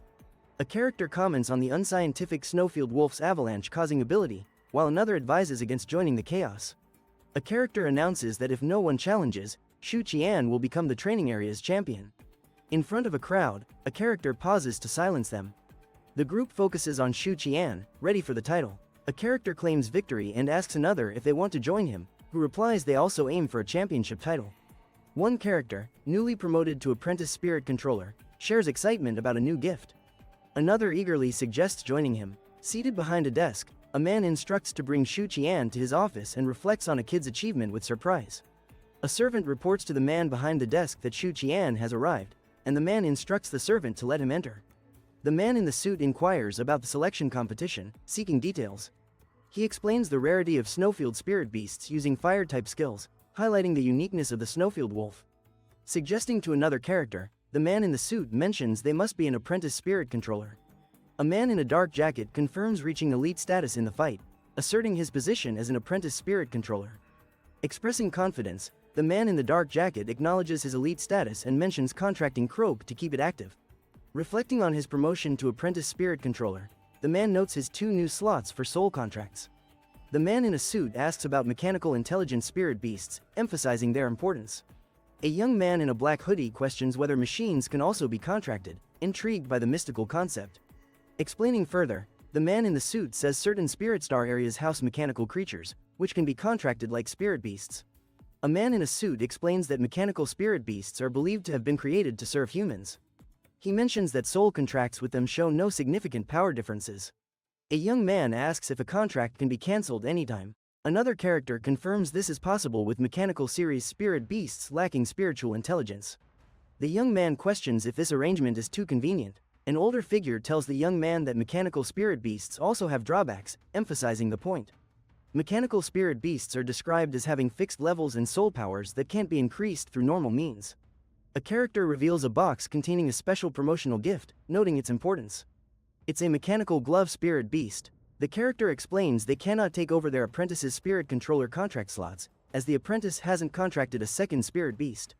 Surprised, the character realizes they can't assume their apprentice's contract slots, given the lack of a second contracted spirit beast.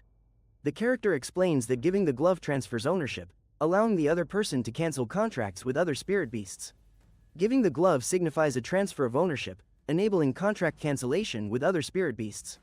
The character questions if the glove signifies a mechanical spirit beast, sensing its presence. He declares he can establish a soul contract with it anytime. He examines the Alpha Protection Glove, noting its unique skill to deploy an absorbent shield. He considers the shield's cooldown, recognizing its potential in battle. With a composed expression, the character suggests to another, try contracting, indicating a potential strategy or agreement to explore. The character exclaims in surprise, noting how smooth the contract is, without any resistance. The young man stands confidently, blue light radiating around him, ready to face the challenge. Poised with confidence, he commands, use Alpha Protection Shield. He then instructs, Husky, use Claw Tear on me. Reassuringly, he says, don't worry, it won't hurt me. Meanwhile, his wolf companion looks puzzled, responding with a soft sound. Confidently, he declares the space as his office, while his wolf companion remains alert by his side. Excitedly, he announces the effect is great, but expresses disappointment about the long cooldown. Wearing a mysterious item, he questions if he can use skillful hands, without revealing it, reflecting on his advancement to a novice spirit controller, which has significantly improved his powers. The young man examines his hand, observing the Alpha Protocol and skillful hands abilities. He ponders how to further enhance his soul power stats. He expresses gratitude for the gift, appreciating its combination of coolness and practicality. A warning follows, advising against using his skills in the office next time. The young man exclaims, impressed by the skillful hand's ability to bond with a mechanical spirit beast. He points at the floating holographic text, declaring Alpha Protection Glove and Elite 7 stars, and watches as they gradually vanish. He contemplates aloud, recalling the Taming Hall's master's words that mechanical spirit beasts can't grow, and wonders if skillful Heinous can enhance the glove's soul power. Reflecting on his abilities, he states that strengthening his skillful hands enables him to add 200 soul power at once, but regrets needing to maintain soul power for related skills. He states that his new glove will increase his safety in wild battles and mentions that Husky can concentrate more on the fight. Confidence fills him as he anticipates better safety in intense battles with his new glove, explaining that it allows his partner to focus more effectively. A teacher acknowledges Shu Gan's recent arena challenge, and Shu confirms his identity, while being reminded of the importance of using points for equipment upgrades. The teacher mentions Shu Gan's recent challenge, and Shu, checking his phone, muses on how 50,000 points seem insufficient and wonders if it's difficult to transition from extravagance to frugality. A character called out to Xiao Qian, who was surprised to see Yen Yao and Lu Liang there as well. One character expressed gratitude for the weakening of the apprentice spirit controllers, which benefited them, while another mentioned evolving their spirit beasts to elite levels. A character playfully greeted Shu Qian, acknowledging their quick loss to him. Shu Qian responded with mild annoyance, recognizing the familiar face.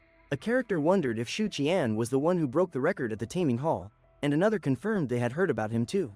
Someone urged Shu Qian to take them along and insisted he must look after them in the alien space. A character expressed concern, questioning if they were indeed entering alien space. One character confirmed that 10 of them, along with new students from 6 other top schools, would enter a newly opened alien space in the snowfield. A character raised a hand to ask the teacher about what they needed to do when entering alien space. Someone explained that the exercise aimed to train their actual combat abilities against alien beasts, different from those on the periphery. A character asked the leader for details about their upcoming competition. A character discusses the unfinished task of securing an area from the Snaufeld army. He explains that entering the alien space reveals an underground palace with 3 levels, where more powerful alien beasts await. These creatures differ from those outside and drop alien spirit crystals when defeated.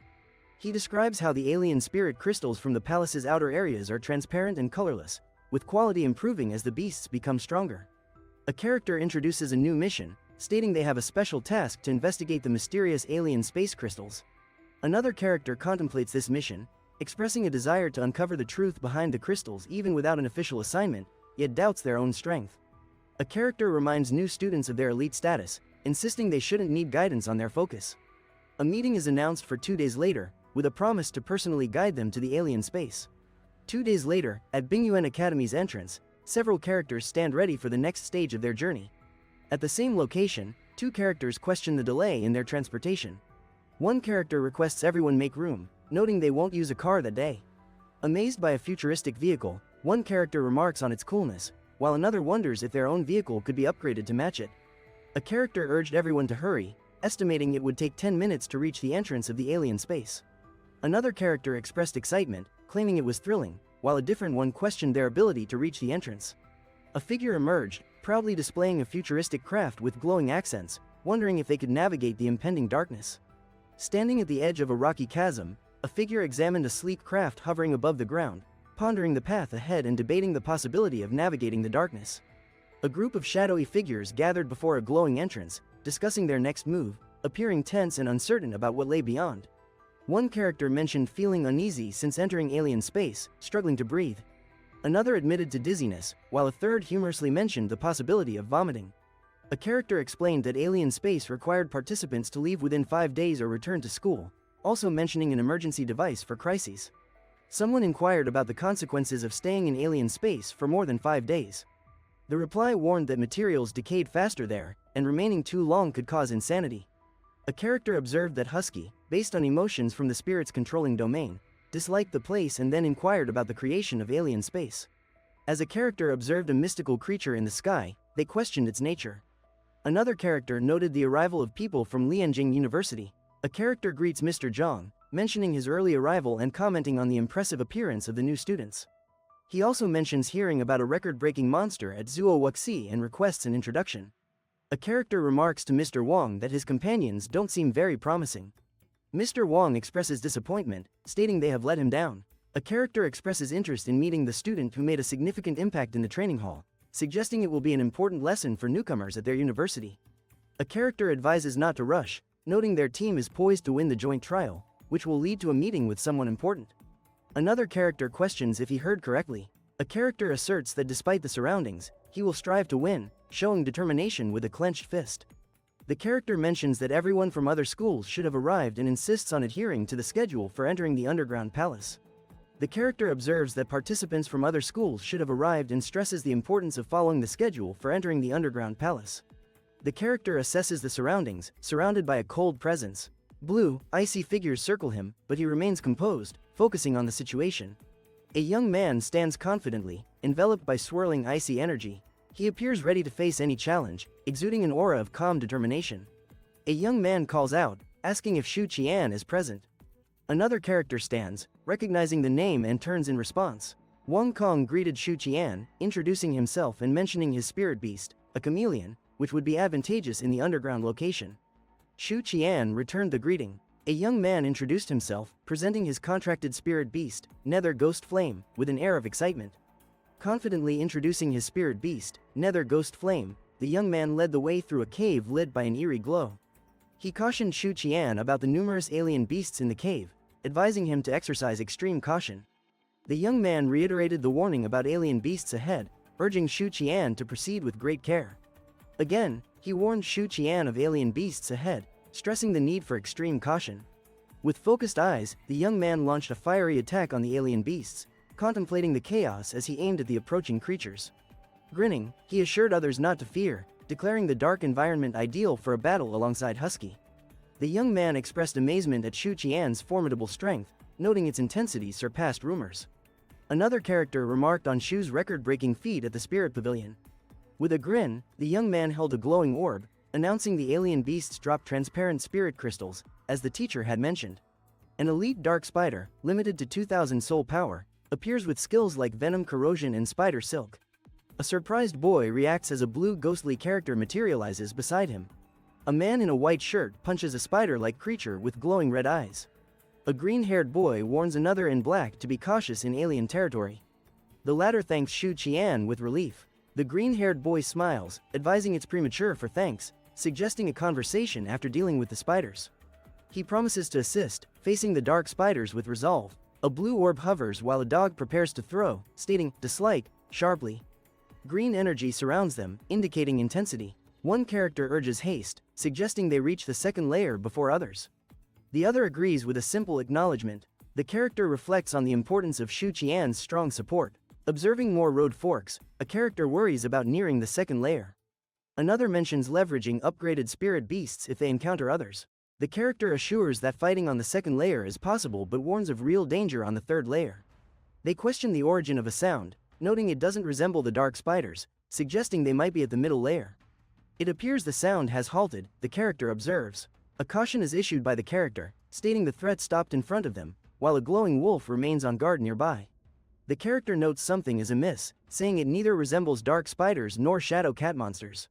In shock, the character recognizes who is responsible and exclaims, "So it was you guys." One character accuses someone of sneaking around, expressing disbelief.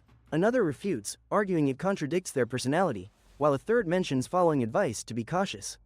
A character insists they have reached the middle layer, pointing with conviction. Gesturing confidently, the character declares they have arrived at the cavern's midpoint, where glowing purple flowers light the darkness. One character questions if they've reached the second layer, while another doubts the decision to venture further inside. A character instructed a Dai to create clones to scout for alien beasts, while another offered help, stating their nether fire could also produce a flame clone. A character advised Husky to learn fire-based skills, noting the usefulness of the flame clone. A character inquired about the condition of a Dai's clone, expressing concern. A character noted a group of shadow cat monsters in pursuit of something, while another questioned why a Dai's words were translated faster. Amid chaos, one character expressed frustration over attracting shadow cat monsters, while another warned against descending to the second layer. They then noticed someone ahead. One character urged another to lead the shadow cat monsters towards a distant character, remarking on the encounter's significance on the second layer. 3 shadow cat monsters appeared, their glowing eyes fixed ahead. They were identified as elite rank with high soul power and unique skills. The group urged each other to escape, with one shouting about sharing the burden, another expressing frustration about honor in martial arts, and the last warning about the inescapable shadow cat demons. A character demanded the name of the other school, accusing them of dishonor, while the other defiantly questioned the need to share information if revenge was possible. One character insisted on an immediate escape, stating no one could leave now, while the other warned of being pursued by 100 shadow cat demons and challenged anyone to fight. One character remarks on the lack of options ahead, while another states they have no choice but to attempt it. Two dark wolves, their eyes glowing and teeth bared, advance, signaling an impending threat that allows no hesitation. Gao Zhenghao advises waiting for KEC to activate Aokiden and prepares to summon Zantai. His companion, grinning, refers to him as Old Lup. Gao Zhenghao asks his companion to buy him time to summon a creature. His companion, smiling confidently, calls him Old Shui. A girl criticizes her companion for suggesting danger and blames him for leading the shadow cat demons there. He defends himself, claiming it's just a trial and they shouldn't overreact. A majestic figure stands with a shimmering sword in hand, surrounded by radiant light, highlighting their ethereal presence. A figure dressed in dark garments appears poised and powerful, with cascading hair and a tightly held sword, ready for action, under the title Ice Martial Awakening. A figure enveloped in flames stands confidently, fiery tendrils swirling around, their intense gaze indicating readiness for battle. A figure with a sword, encircled by sparkling blue energy, stands confidently, eyes focused, prepared for the challenges ahead. A figure, surrounded by a dazzling aura, faces a horde of shadowy creatures, declaring that the number of foes is overwhelming, even for a skilled warrior. A character with a fierce expression unleashes a bright energy blast, warning others to keep their distance.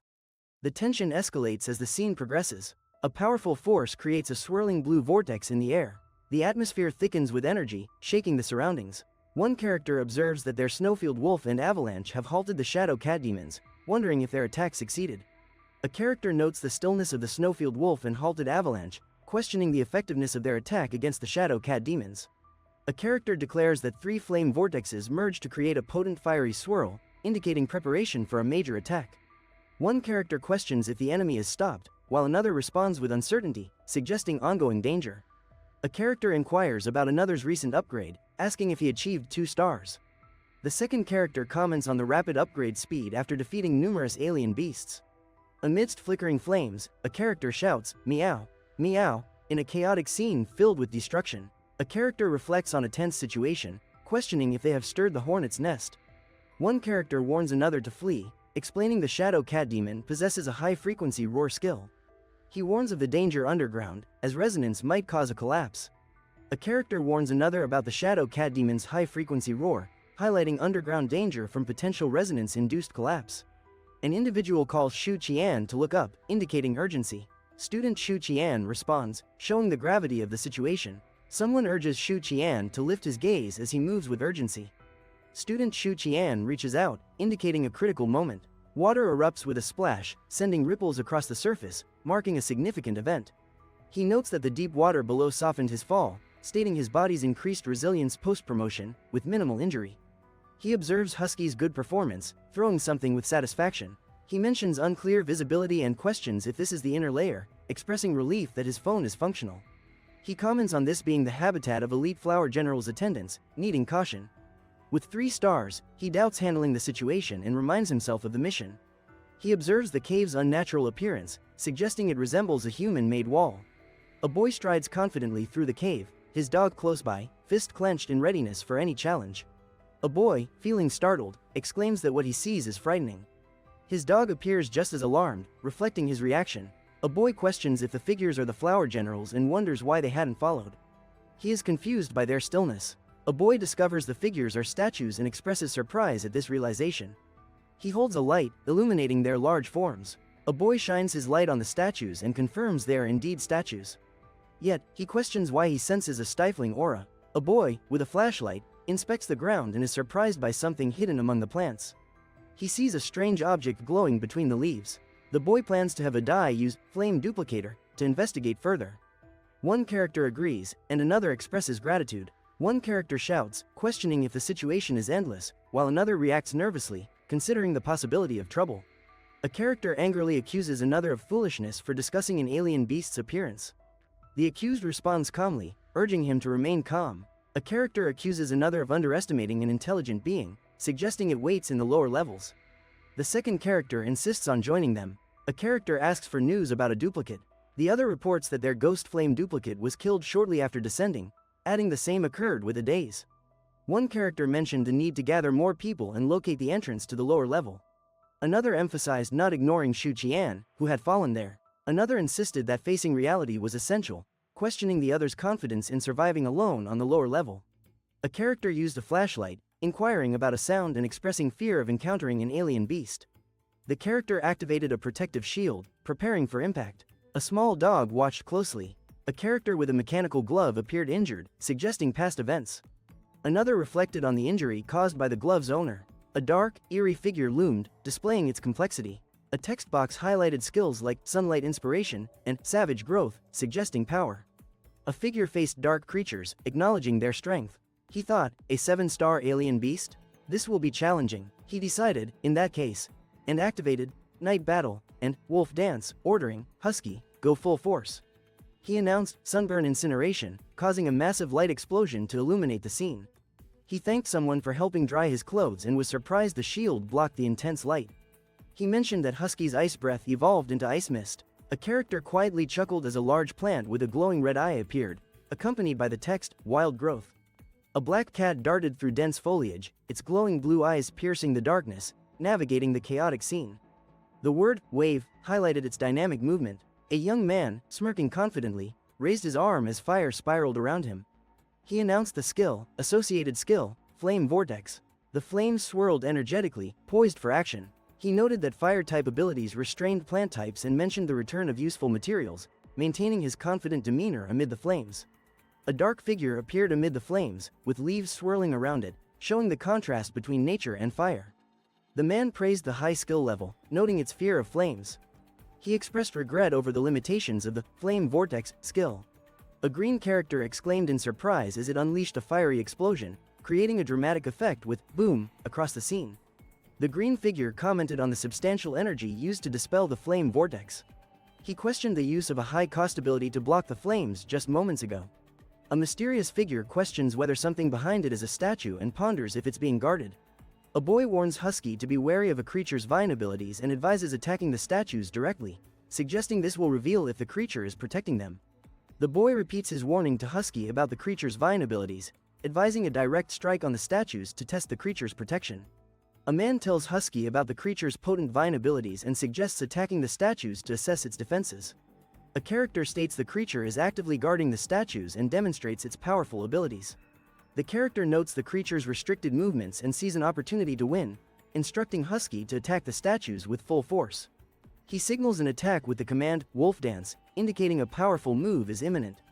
The character commands Husky to execute Flame Vortex, followed by Ice Mist, as flames and icy mist combine in a powerful move. A powerful blast is unleashed by the character with the command, Boom, sending a radiant energy beam through the air with swirling colors of flame and ice. A massive explosion occurs as the character shouts, Bang, with bright yellow energy illuminating the surroundings in dazzling light. The battle against the Snowfield Wolf elevated the character to an elite 4-star level, highlighting advanced abilities. The character reflects on a notification about Husky leveling up, questioning whether it's self-destruction to protect the statues. He observes that the creature never attempted to dodge until the very end. The character wonders if the orb in his hand is the psychic crystal of the inner core. He questions why the Flower Guard servants would injure themselves instead of allowing the statues to be attacked. The character considers if the Flower Guard servants would harm themselves instead of letting the statues be attacked, thinking that finding them could be a shortcut. He ponders whether the Flower Guard servants would hurt themselves rather than allow the statues to be attacked, believing that finding the servants might be the shortcut he needs. Startled, he gasps as a large shadowy character looms over him, ominously declaring its identity as the Elite 7 Stars. With determination, he grips the leash, facing the aggressive wolf, and exclaims, again, Come on, I already know how to deal with you. A powerful movement unfolds, vibrant colors swirl as energy builds, and the swift motion suggests impending action. A character questions the effectiveness of Ada's flames against the overwhelming number of alien beasts, gesturing to emphasize the chaotic situation. Another character warns that they cannot enhance Ada's flames, highlighting the chaotic environment. He stresses that delaying increases the risk of Shu Qian being discovered. One warns the group that going deeper might prevent their escape. Another suggests Shu Qian possibly activated a distress signal and exited the trial. A character insists the man they refer to wouldn't abandon the trial easily, highlighting his previous battles against 3 elite opponents. Another character echoes that the man wouldn't easily give up the trial, having faced 3 elite adversaries alone. A character, once an elite 1-star, recalls past struggles with elite opponents and expresses gratitude to Shu Chao for his aid.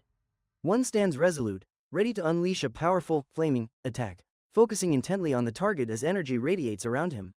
He gathers swirling flames, intensifying the energy, preparing to launch a devastating attack on the unsuspecting opponent. A character absorbs swirling flames, preparing for a major assault. He laughs confidently as energy crackles around him. Dark-haired and wearing a black jacket, a character excitedly urges his companion, Husky, to activate the Spirit Wolf skill. A dark-haired character showcases a new skill by summoning a glowing Spirit Wolf, which bursts forth in vibrant purple energy. The dark-haired character demonstrates their power as the glowing Spirit Wolf breaks through a massive rock with vibrant purple energy. A character calls forth a spirit emanating intense green energy, its presence looming ominously as it prepares to unleash its power. With a swift motion, a character delivers a rapid blow, their arm slicing through the air as energy crackles around them. A character unleashes a powerful attack, causing a burst of energy that sends a shockwave, emphasizing their immense strength. Alarmed, the character observes as a jagged crack appears on the wall, bursting with purple energy, demonstrating the unleashed power. A figure with glowing red eyes exclaims in alarm as ominous energy surrounds him, intensifying the atmosphere. A figure warns Husky to run as an alien beast threatens to explode. The figure urges Husky to escape as an alien creature looms, with sunlight illuminating the chaos ahead. A towering figure commands, "Sunburn, incineration," as radiant light erupts, transforming the surroundings, while a man below watches in awe. A character called out, "Husky," as a swift gesture sent a white dog skidding away, its eyes showing surprise. The dog playfully replied with, "Boohoo tilde." One character asked if everyone heard the loud noise, causing unease within the group. Another character mentioned hearing a loud boom, suggesting it came from below, prompting a question about why he was looking up. A character speculated if student Shu Qian was fighting the alien beasts in the inner layer, while another acknowledged the explosion as significant. One character insisted on continuing, urging another to lead. The second character remarked that such an explosion wouldn't faze Shu Qian. A character expressed surprise, noting that destroying the statues triggered an alien beast's self-detonation, and stressed the importance of reminding Husk not to touch the statues. A character checked on Husk, asking if he was okay. Husk simply responded with, "Woof." A spirit crystal was harvested. The character hoped the noise wouldn't attract too many alien beasts and stated Husk could only manage one at a time. Standing in shadows, a character turned and noted the eerie shapes, warning of nearby danger. Anxiously turning in shadows, the character exclaimed disbelief, wondering if he had brought bad luck. A boy realizes creatures from the past have returned, exclaiming they must be the ones summoned before. He screams in panic. A young man grips his shirt, realizing something terrifying is happening, exclaiming in alarm. Beside him, a wolf stands ready for action. 3 powerful characters emerge, each showcasing impressive soul powers, one with 7,100, another with 8,500, and a third with 200. A character notes they are surrounded by 3 opponents, boasting about mastering their weaknesses and suggesting a fair duel over gang fights. A character swings their arm with focus and determination, unleashing a powerful attack as energy swirls around them, aiming precisely at their opponent. With determination, a character swings their arm, preparing for an attack. A dog, appearing anxious, stands alert beside them. A confident character stands with hand raised, ready for action, while their dog waits attentively nearby, surrounded by swirling blue snowflakes. A character unleashes a powerful wave attack, illuminated by flashes of light, their determination evident. A bright blast of energy, called Solar Scorcher, flashes through the scene as a character focuses intently on their target. A character shouts to unseen creatures, urging them to pay attention, while another, with a smirk, warns not to hold him responsible for what happens next. A character emerges from the shadows, confronting the unknown with a strong exclamation. Its glowing eyes suggest imminent danger, while the mist heightens the tension. Swiftly dodging, the character narrowly escapes a monstrous creature's grasp. The beast swipes, trying to strike. He observes that even the enraged alien beasts avoid attacking the statues, hinting at a secret link to them. Confidently, he announces it's their turn, gesturing ahead. A fierce-looking dog echoes his sentiment. 3 explosions occur, sending bright flashes and causing the ground to tremble. 2 shadowy figures, filled with energy, loom ominously, their red eyes glowing in the darkness. He remarks on the impressive effect of rapid absorption, amazed at how quickly it advanced to 6 stars. A character questions if others heard the noise 3 times, expressing disbelief that a classmate caused such commotion. Expressing disbelief about the noise, he questions if it's related to a classmate's actions. Another asks why someone remains silent. An explosion scatters vibrant energy, leaving the flower attendant leader, Lord Level 1 Star, standing amidst it, clearly taken aback. A mysterious character emerges from the shadows, surrounded by fiery energy, and announces their presence with a commanding word. A group discusses a disturbance in their underground palace, speculating whether a particular kid is responsible. Another man recalls a notorious troublemaker from school, known for causing significant destruction.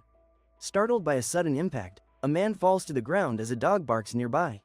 Overwhelmed by noise, a man lies on the ground, mentioning the appearance of alien beasts and the necessity of protective gloves for him and his dog. A snowfield wolf stands firm, displaying an elite status with a soul power limit of 11,700, equipped with skills like Ice Mist, Metamorphosis, and Wolf Dance.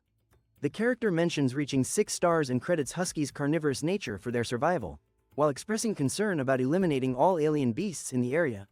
Observing that the shaking has ceased, the character decides it's time to return and collect the soul power crystals. The character regrets not bringing more bags, worried that the current supply won't suffice.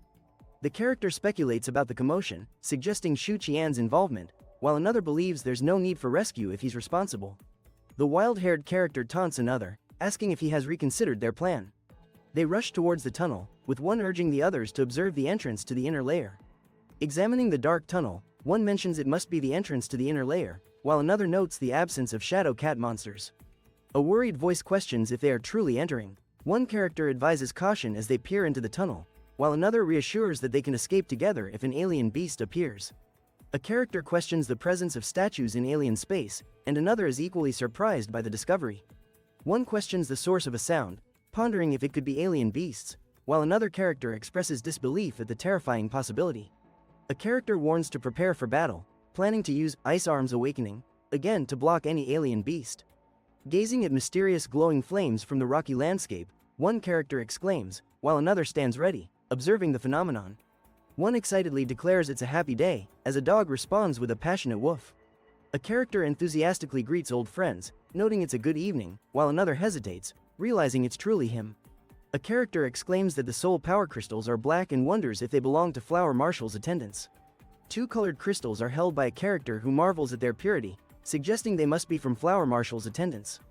Another character, surprised, inquires about their collection. One character questions whether another raided Flower Marshal's attendant's lair, amazed by the pure black crystals. The second character wonders about their creation. A character states he discovered a way for low-ranking elites to defeat Flower Marshal's attendants. A figure cloaked in vibrant green and brown emerges, gesturing toward the darkness, silently indicating something. A cloaked figure in vibrant colors suddenly points forward and commands to attack, threatening the approaching darkness with their gestures. A vibrant cloaked character lunges forward, shouting as they confront the chaos before them. A cloaked figure charges forward, yelling as vibrant tendrils surround them, marking the unfolding chaos. The cloaked figure rushes ahead, exclaiming as vibrant tendrils envelop him, highlighting the chaos and intensity. The cloaked figure warns everyone to retreat, while another character watches, surprised by the sudden intensity. A cloaked character exclaims about something amiss, suggesting chaotic vine control. Another character asserts it's unlike the attendants of Flower Marshal he defeated. A cloaked character, with a sinister laugh, reveals they've discovered something. Another character grins, questioning if the boss of the copy has finally appeared. A powerful cloaked character declares themselves the Floral Retainer, leader of the 1-star level, showcasing formidable soul power. A young man warns his friend of an approaching Lord-level alien beast, urging him to flee. The other boy, panicked, expresses concern for their instructors. A young man questions the chaos and asks what's occurring inside. Another character announces a signal for help, while a third notes their position deep within the catacombs. One character realizes the disturbance is unusual, while another insists on taking action. A young man confidently looks at a shadowy figure, worrying aloud if it's someone from Snowfield University seeking assistance. A whirlwind of flames swirls in the air, displaying an intense force. One character urges another to stay strong while planning to distract a lurking threat. The other insists on quickly reaching the statue, prompting urgency. A character urges Husky to give his best and destroy the statue. The other character practices a skill called Wolf Dance, ready to act. One character claims the creature is protecting the statue, while another insists on attacking it. A glowing character prepares to strike, while another readies for a counterattack against an invisible enemy. A bright explosion, called a flame bomb, fills the area with golden energy. Wooden spikes begin to emerge in the chaos. The flame bomb explosion lights up the scene. Wooden spikes loom nearby as a blue spirit and characters react in fear. A towering character in green and brown attire commands swirling energy. A fierce wolf stands by, anticipating an attack and commands to block. The character in flowing green and brown attire commands energy with multiple arms, preparing for a powerful attack. One character warns his friend about a self-destructive move. The frightened friend urges everyone to flee, fearing their protection is insufficient. A character makes a quick escape, feeling the rush of air from his friend's movement, urging him to speed up. As they flee, one calls out to a figure ahead, addressing him as Teacher Zhang. Another shouts, "We survived," before the group continues onward. A powerful explosion occurs with a figure standing before it. Two onlookers witness the immense force in shock. A confident character displays a radiant orb, claiming credit for causing a powerful alien beast leader to self-destruct. A figure with fiery red hair boasts about his skills, explaining how Shu Qian made the alien beasts self-destruct. A character with black hair marvels at the crystals on the ground, questioning if Shu Qian collected all of them. Another figure states that if Snowfield University wins, much of the credit goes to the kid. A man in a brown suit confidently states he will get everyone out as the catacomb might collapse. Another character, concerned, says he will contact the Snowfield army for assistance. A character with silver hair questions the situation, suspecting it was an earthquake, while another wonders about a recent explosion. A character with blonde hair commands the evacuation of students, warning of a potential catacomb collapse. The character stands ready for battle, with glowing red eyes and a fierce expression, exuding immense power. A woman with long blonde hair urgently communicates with her phone, stressing the need to contact the Snowfield army. She questions the actions of the newcomers regarding the underground palace investigation. A boy, amid chaos, questions the unfolding events, noting the teachers just started refining and expressing confusion about the scarcity of alien beasts. A surprised and confused boy wonders about an unexpected occurrence. He holds a small creature beside him, trying to understand the surrounding chaos. A boy stands near a cave, urgently calling for Qian to hurry out. A boy in a blue robe warns about the revival of alien beasts. A girl in white trusts the night patrol for safety. Characters form a circle. One man asserts they're out of the inner layer and urges everyone to search for the others. Another emphasizes following Shu Qian's commands. A character suggests that if they are above the middle layer, Shu Qian should be strong enough to lead them out safely. A character urges their teacher to be cautious. Another emphasizes the importance of safety, highlighting teamwork and concern. An ominous figure looms, its eyes glowing red. It smirks, saying, "Hey," while swirling energy tendrils dance around it. In a dark cave, shadowy figures in vibrant green and orange attire advance cautiously. They sense a powerful presence ahead and prepare for what comes next. A menacing figure hisses, threatening to eliminate the invaders. It declares its desire to protect the princess. 5 characters stand before a dark cave. A figure in red gestures assertively, instructing the others to proceed cautiously. A young man with striking white hair and glowing blue accessories stands confidently, asking what had just occurred. A group of characters rushes forward. One insists the alien is escaping. Another mentions underground activity. A third warns something is awakening. A shadowy figure looms behind a boy with black hair. The boy questions the awakening, sensing an ominous presence. The boy with black hair realizes the statues have come to life. His friend regrets not thinking of this earlier, recognizing the pressure from the statues. The boy contemplates why the floral retainers always protected the statues, considering if they were alien beasts. A character exclaims that even the leader of the floral retainers sacrificed themselves to protect the statues, indicating their power. A character holds a phone showing a completed task alert about investigating the floral retainers' behavior. The message notes a protective glove has been unlocked, enhancing binding skills. A character runs urgently, declaring the statues are the true masters of the palace, revealing danger and revelation. A character looks ahead with determination, noting the master of the place is angry as shadowy creatures gather around. A character strides forward, muscles tense, while shadowy figures swirl around. The ground shakes as a loud explosion echoes. A character warns everyone to be cautious, stating something formidable is approaching. An alien creature with glowing red eyes appears, identified as an extremely powerful general, surpassing 5 stars. A commanding character instructs the group to remain still, advising against any rash actions. He assures everyone that he will manage the approaching creature. A cloaked character observes the scene, stating, "It's night patrol." The group reacts with surprise and uncertainty. A young man with messy black hair inquires, "Night patrol?" showing curiosity about the identity of a special operative. The young hero comments on the Minotaur's strength as an imposing undead creature looms above, exuding power. He struggles with fiery energy, confronting the powerful Minotaur, while vines wrap tightly around him. The young hero expresses surprise at the spirit controller's impressive skills, intrigued by the use of spirit beasts. The powerful character delivers a strong strike, creating a dramatic impact that captivates the onlookers with his strength. He unleashes a forceful attack, questioning the alien beast's true nature, whether it is indeed not a humanoid spirit beast. In Spiky Prison, towering sharp structures create an atmosphere of danger and confinement. In the Spiky Prison, a powerful character wields a massive weapon. Flames surround him as he moves with purpose, prepared to strike his adversaries. A character channels energy, extending glowing blades around him. He announces, "Wood Spirit's Blessing," and prepares to unleash his power against his enemies. Surrounded by fiery energy, a powerful character charges forward, claiming he has transformed into a fearsome beast and is ready to attack.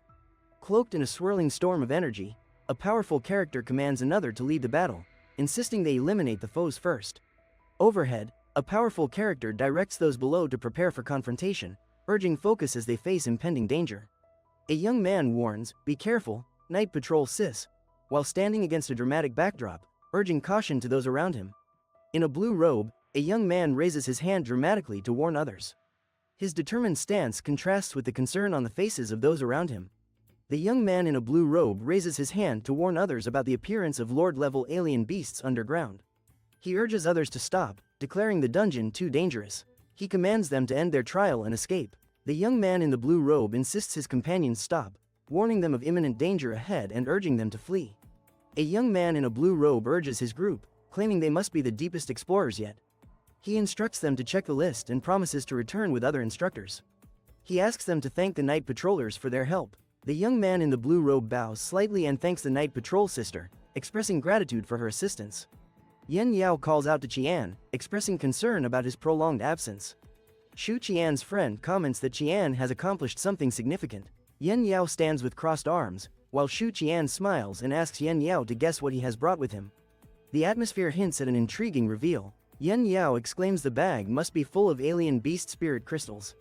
Shu Qian reminds him that although Husky is quick at dealing with alien beasts, he must still be mindful of his own safety.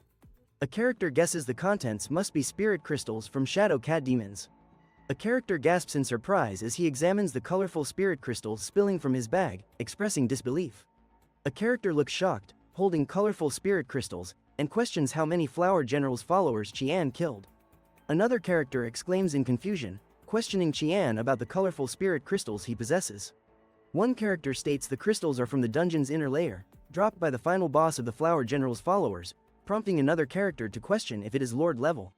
A character announces that the dungeon has released Lord level alien beasts, emphasizing the need to halt the trial. Someone declares that rewards will be distributed, stating they will count spirit crystals for individuals and schools, then allocate rewards based on rankings. A character silently assesses the gathered spirit crystals. Another observes him closely, intrigued, with a white creature on his shoulder. One character urges the teacher to start with Shu Qian from Snowfield University. Another questions Gao Zhenghao's actions. A character expresses surprise, asking if Shu Qian is the same person who completed the Taming Hall's challenging trial. Kneeling, a character reaches for a black bag on the ground, wondering if Shu Qian is the one who mastered the Taming Hall's difficult trial. A character, eyes wide, exclaims about finding Lord-level items, revealing disbelief at the discovery. The blonde character raises a hand, requesting time to discuss the situation with other teachers. The young man nods, responding simply, "Okay, sir." Teacher Chen, holding a colorful orb, exclaims about its significance. Another person urges him to examine it, questioning its rarity. Teacher Li questions Teacher Chen, asking if he suggests that he infiltrated the dungeon and defeated a powerful alien beast. Teacher Chen insists the orb was brought back by a newcomer in the trials. Teacher Chen asked if this was a new life, noting that newcomers' contracted spirit beasts mostly reached the elite level. He observed that few contracted 2 spirit beasts are defeated Lord-level alien beasts. He explained that Lord-level alien beasts were likely defeated by Taming Hall staff or the Night Patrol, who then gave crystals to students. A suited man gripped the girl's hand, questioning why other schools would compete if the colored spirit crystal counted. He decided to ask a student about the crystal's origin. A girl, standing confidently, demanded to know where the student found the Lord-level spirit crystal. A confident boy explained the crystal was taken from an inner area attendant leader's body, catching others' attention. Another confident boy claimed it was a colored spirit crystal. A boy questioned its authenticity, suggesting it was taken after an attack. A third boy insisted it came from an inner area alien beast leader. A confident boy held a colorful spirit crystal, claiming it wasn't his doing. Another boy questioned if the night patrol gave it, while a girl wondered about the teacher's role. The boy displayed the colorful crystal, insisting he didn't acquire it. Another boy asked if the night patrol provided it, and a girl questioned the teacher's involvement.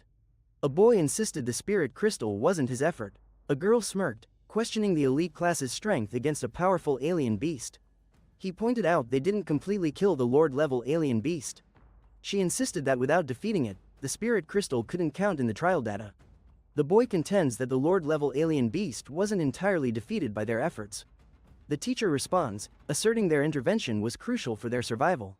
A character inquires about the self-destruct option. Another explains that knowing the weaknesses of an alien beast could trigger its frenzy. One character advises another to release the past, while the second expresses skepticism. The first insists they narrowly escaped complete destruction, questioning the other's indifference. The character asserts they won't lose to anyone, even without the Lord-level spirit crystal. Confidently addressing the teacher, the character states they have sufficient evidence, regardless of previous points not counting. As the group peers into the mist, one asserts that the Lord-level spirit crystal was obtained through their strength. A man recalls arriving to find the alien beast had self-destructed, claiming he extracted the spirit crystal from the corpse. A man questions if the students are from Icefield University, suggesting possible favoritism. A woman defends teacher Zhang, insisting he's impartial. The man clarifies he was present and notes the alien beast had self-destructed upon their arrival, concluding the spirit crystal should be counted. The man explains there's no need to avoid bias claims. If not included, it wouldn't alter the outcome. The man argued that without the Lord-level spirit crystal, all students would start equally. The girl insisted she couldn't accept freshmen from other schools being stronger than those at her university. Several purple orbs glowed with energy, and a character hovered nearby, indicating their importance. The man, wide-eyed, exclaimed in disbelief about the pure black surroundings. His friend stood behind, visibly shocked. The boy, eyes wide, wondered if the glowing objects were crystals from higher-level alien beasts, questioning their ease of defeat. A towering man confidently glanced at the glowing orbs on the table, while the woman beside him inspected a bag with curiosity. Confidently holding glowing orbs, the man claimed his hard work led to these rewards. The woman smiled, as a shadowy figure stood behind them. The woman admired the large group of students, noting their impressive numbers and remarked on the uncertainty of their future as potential night patrols. A character suggested conceding directly, acknowledging their lack of high-level spirit crystals. One character suggested conceding, admitting their lack of high-level spirit crystals, while another expressed confusion about competing without reaching the inner layer. A character asked if they were conceding. Another confirmed, stating they give up, while a third expressed excitement with a, "yeah." The boy asked his teacher to allow them to keep some dignity. A student from White Snow University said they initiated the concession. Another replied that with so many black spirit crystals, other schools had no chance. A character agreed to concede, remarking that other schools couldn't compete with so many black spirit crystals. They declared Icefield University the rightful winner. A character expressed disbelief at the unexpected result, questioning how it happened. Another suggested that Snowy Sky University would also have to admit defeat. One character, in disbelief, admitted defeat, saying they couldn't compete. Another insisted on giving the win to Icefield University, letting other schools compete for the rest. A character, with a raised hand, concluded Icefield University won the joint trial, accepting the decision. He dismissed concerns, saying it's not their fault, the opponent isn't good. A character asserted no need for further counting. Another added Shu Qian alone was enough for victory. A hooded character found the trial interesting and addressed a young man, recognizing him as the record breaker. A hooded character commented on a young man breaking Wei Shui's record, impressed and considering recruiting him for night patrol. A character in a suit announced that, besides the champion reward and school points, any spirit crystals collected in the trial belonged to the individual. A character in a suit explained the importance of spirit crystals for making spirit pills, while another inquired about their purpose. A spiky red-haired character excitedly commented on the number of black spirit crystals Shu Qian had and the potential for creating high-level spirit pills. A character with dark hair encouraged others to take whatever they wanted, mentioning he was distributing various items. Nearby, a character with spiky red hair and two others listened. A blonde-haired character inquired about the items, emphasizing to the spiky red-haired character, "You're giving all these to us?" The red-haired character responded with surprise, "For us? What about you?" The blonde character glanced at the other, while the black-haired man, smiling confidently, claimed possession of top-quality items, saying, "I don't need these at all." One character mentioned Husky is already at 6 stars, stating that low and mid-level spirit crystals, even if transformed into spirit pills, won't have much effect. A character questioned Shu Qian's generosity in giving away spirit crystals, and another agreed, suggesting they should learn from his actions. A character asked others about their plans. He declared he wouldn't share his spirit crystals and warned them not to pursue him. A character in a red hood called out to others, asking them to wait. Another character responded simply with, yes. A character in a black shirt greeted another, introducing himself as Shu Jian.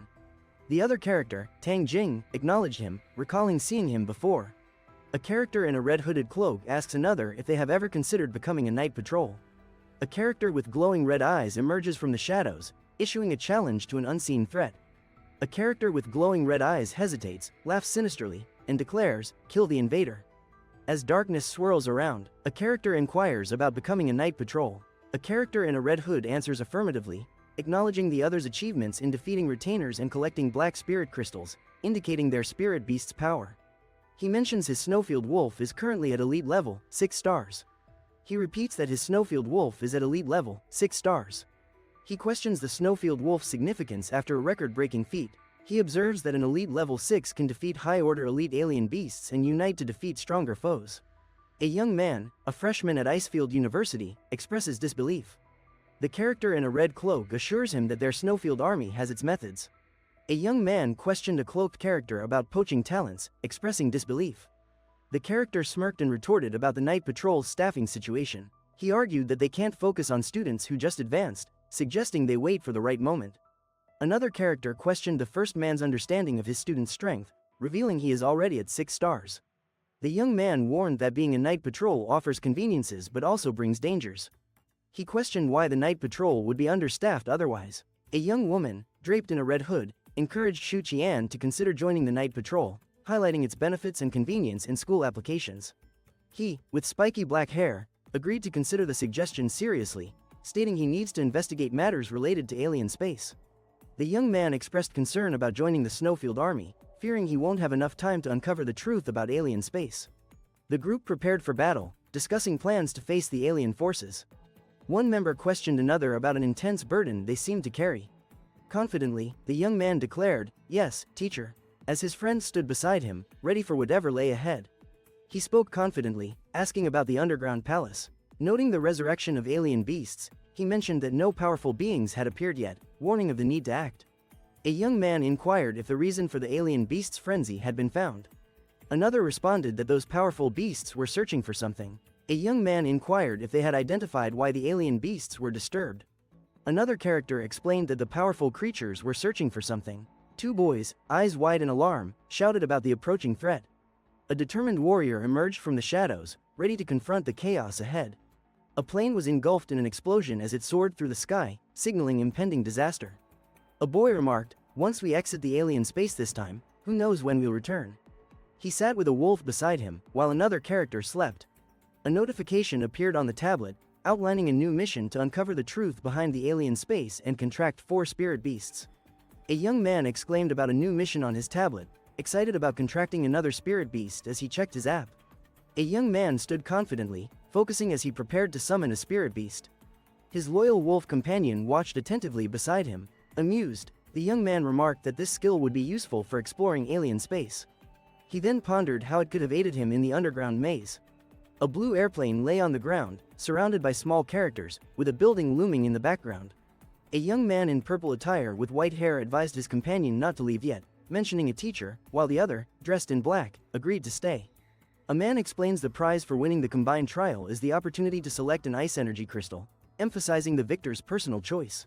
A student inquires if a fire energy crystal is available, expressing concern over the inability to utilize an ice energy crystal, while peers listen closely. A student pushes open the door, announcing the presence of more than just ice energy crystals, as another observes closely from behind. A teacher reveals that treasures collected from 7 schools are invaluable, stating they're assembled to reward the trial victors. A boy expresses amazement at the magma eruption skill, highlighting its immense destructive power and enthusiastically endorsing it as the best choice. The boy asserts he saw it first, while another insists he grabbed it first. A third character advises against fighting, suggesting they seek alternatives. The boy asks Qian about her choice, while another reminds her of leading them to victory previously, insisting she should choose first. 2 boys confront each other with serious expressions. One challenges the other to settle things, while the other warns about potential consequences. Two boys face off, urging one another to pick first, with the second boy stating he'll choose from what's left. A character reflects on others' unexpected submission, noting the kid managed to have people yield willingly, hinting at admiration mixed with surprise. A character comments on the surprising submission of others, noting their unexpected willingness to yield. He expresses a mix of admiration and astonishment. Another character remarks that Ice Feast creates weapons from ice crystals for attacks, stating it doesn't suit Husky.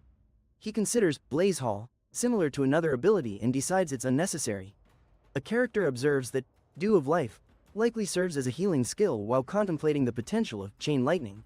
One character tightly grasps a glowing gold crystal, contemplating its power and the potential for unleashing a massive energy attack in the upcoming battle. Holding a glowing crystal tightly, the character questions why he sees a shadow version of himself and what skill is tied to the Thunder Energy Crystal. The character, with a Thunder Energy Crystal in hand, questions its power and the potential attacks it can unleash. He wonders if the school's inability to recognize the crystal's true power is due to his skills or its hidden potential. The character inquires of the teacher whether a skill named Thunder Shadow Incarnation exists among Thunder abilities, curious about its power.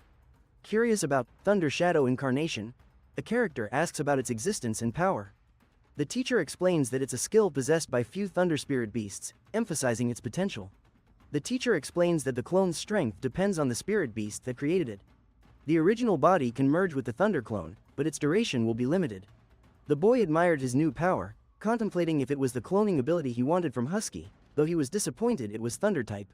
He calculated that to teach Husky the skill, he needed Thunder type evolution materials for evolution. The man stated he was offering a Thunder Energy Crystal from a lightning chain and suggested choosing between an ice banquet or a magma eruption.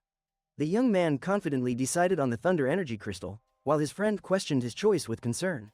A friend expressed disbelief and asked if Qian intended to evolve into a new type, admitting he'd never heard of it but had faith in Qian. Another friend was surprised, noting Shu Qian chose a weak crystal for himself, questioning its truth while impressed by his intentions. The man reassured his friends, stating they were overthinking. He claimed the crystal he selected was the most special among them. The boy declared he couldn't rely on Croak for Thunder-type evolution materials and suggested finding someone else who might know. He announced his return to his master.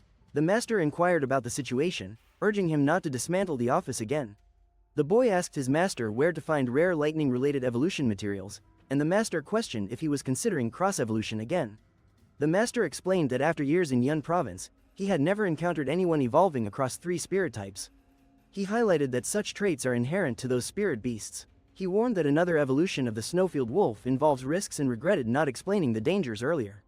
The master inquired about the status of a contract with a second spirit beast. The boy mentioned he hadn't had time for anything else as he was focused on leveling up his husky in alien space. The man suggested traveling to Thunderstorm Canyon in the south for lightning materials. He explained the presence of a rare flying beast called Star Guardian in Thunderstorm Canyon, noting their role as local guardian beasts. The man noted that these beasts are powerful yet discreet, advising people to exit if danger is present. He stated that the Star Guardians have evolved using special lightning material from Thunderstorm Canyon. The man remarked that contracting a Star Guardian is uncommon, emphasizing the personal nature of choosing a spirit beast. Pipe. The man noted that although spirits are near humans, they avoid forming contracts, indicating a preference for roaming among thunderclouds. He explained that even when close to spirits, they hesitate to form contracts, complicating matters. He stressed the importance of wearing a protective glove. The man expressed gratitude to his master, planning to visit Thunderstorm Canyon to seek evolution materials and observe a spirit beast, the Star Guardian. Shu Qian mentioned they had just completed their alien space trials and noted the school had given them a break. He stood with a blank expression, contemplating the future after finishing the trials, ready for whatever came next. In a panic, Shu Qian exclaimed about forgetting to ask Hall Master Lei for directions to Thunderstorm Canyon. His friend looked confused, admitting they didn't know the way. Shu Qian considered asking Yen Yao for help. Shu Qian asked Yen Yao if she knew the way to Thunderstorm Canyon. She eagerly agreed to pack her things and join him. A character inquired why another had decided to come along, surprised by the unexpected journey together. Another character confronted someone for leaving without notifying, questioning their actions. The other explained they were heading to Thunderstorm Canyon for materials. A character mentioned that Thunderstorm Canyon no longer permits adventurers to enter alone. A man listened with concern. A character inquired about the required number of adventurers for a team to enter Thunderstorm Canyon. Another character admitted uncertainty, suggesting they would know upon arrival. Another character shouted, "Hey," while standing near a futuristic train amidst lush greenery.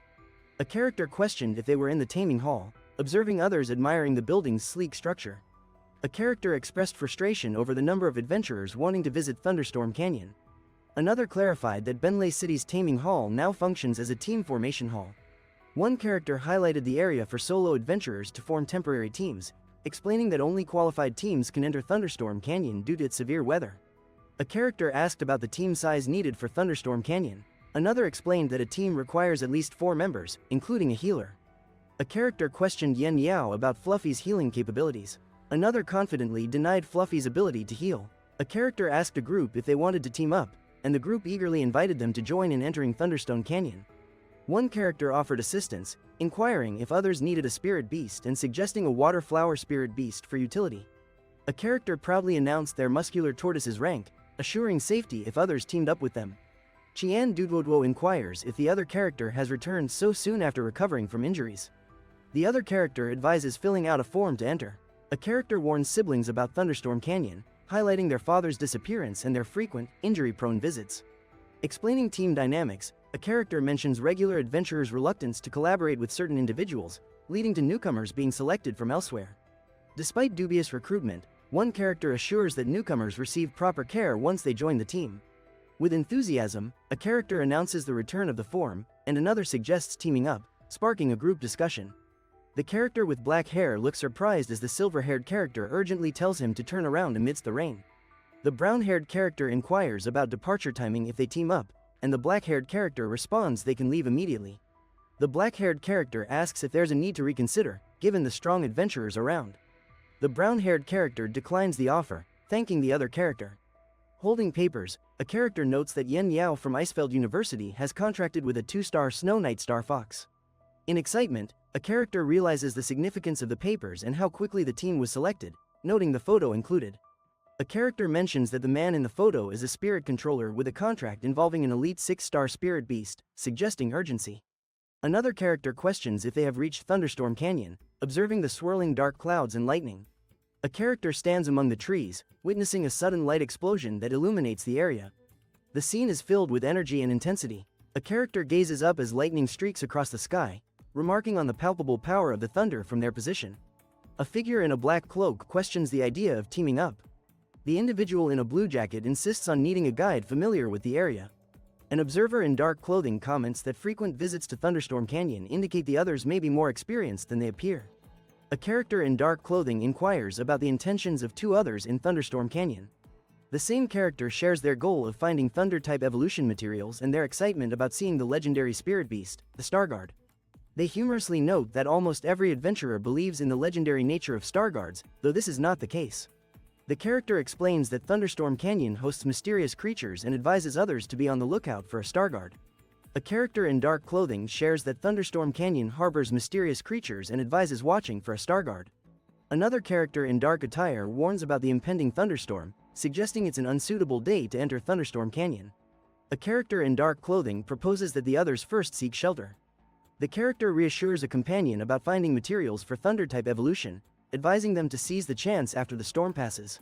Expressing concern about the thunderstorm, the character wonders if Husky's evolution into the Thunder type will reveal powerful abilities. The character explains that his father constructed a log cabin for adventurers needing shelter from storms in Thunderstorm Gorge, though it is now largely forgotten.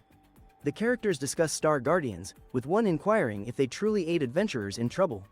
Frustrated, a character declares the story is a fabrication by those unaware of the truth. A young man questions the validity of past events that relied on the Star Guardians for assistance. He mentions his father, a local known as a mountain walker, who lived off Thunderstorm Gorge. The young man states that mountain walkers search for rare materials in Thunderstorm Gorge and mentions his father used to do this before regulations changed. He explains they know Thunderstorm Gorge well because they often accompanied their father. A girl questions the significance since their father was familiar with the area.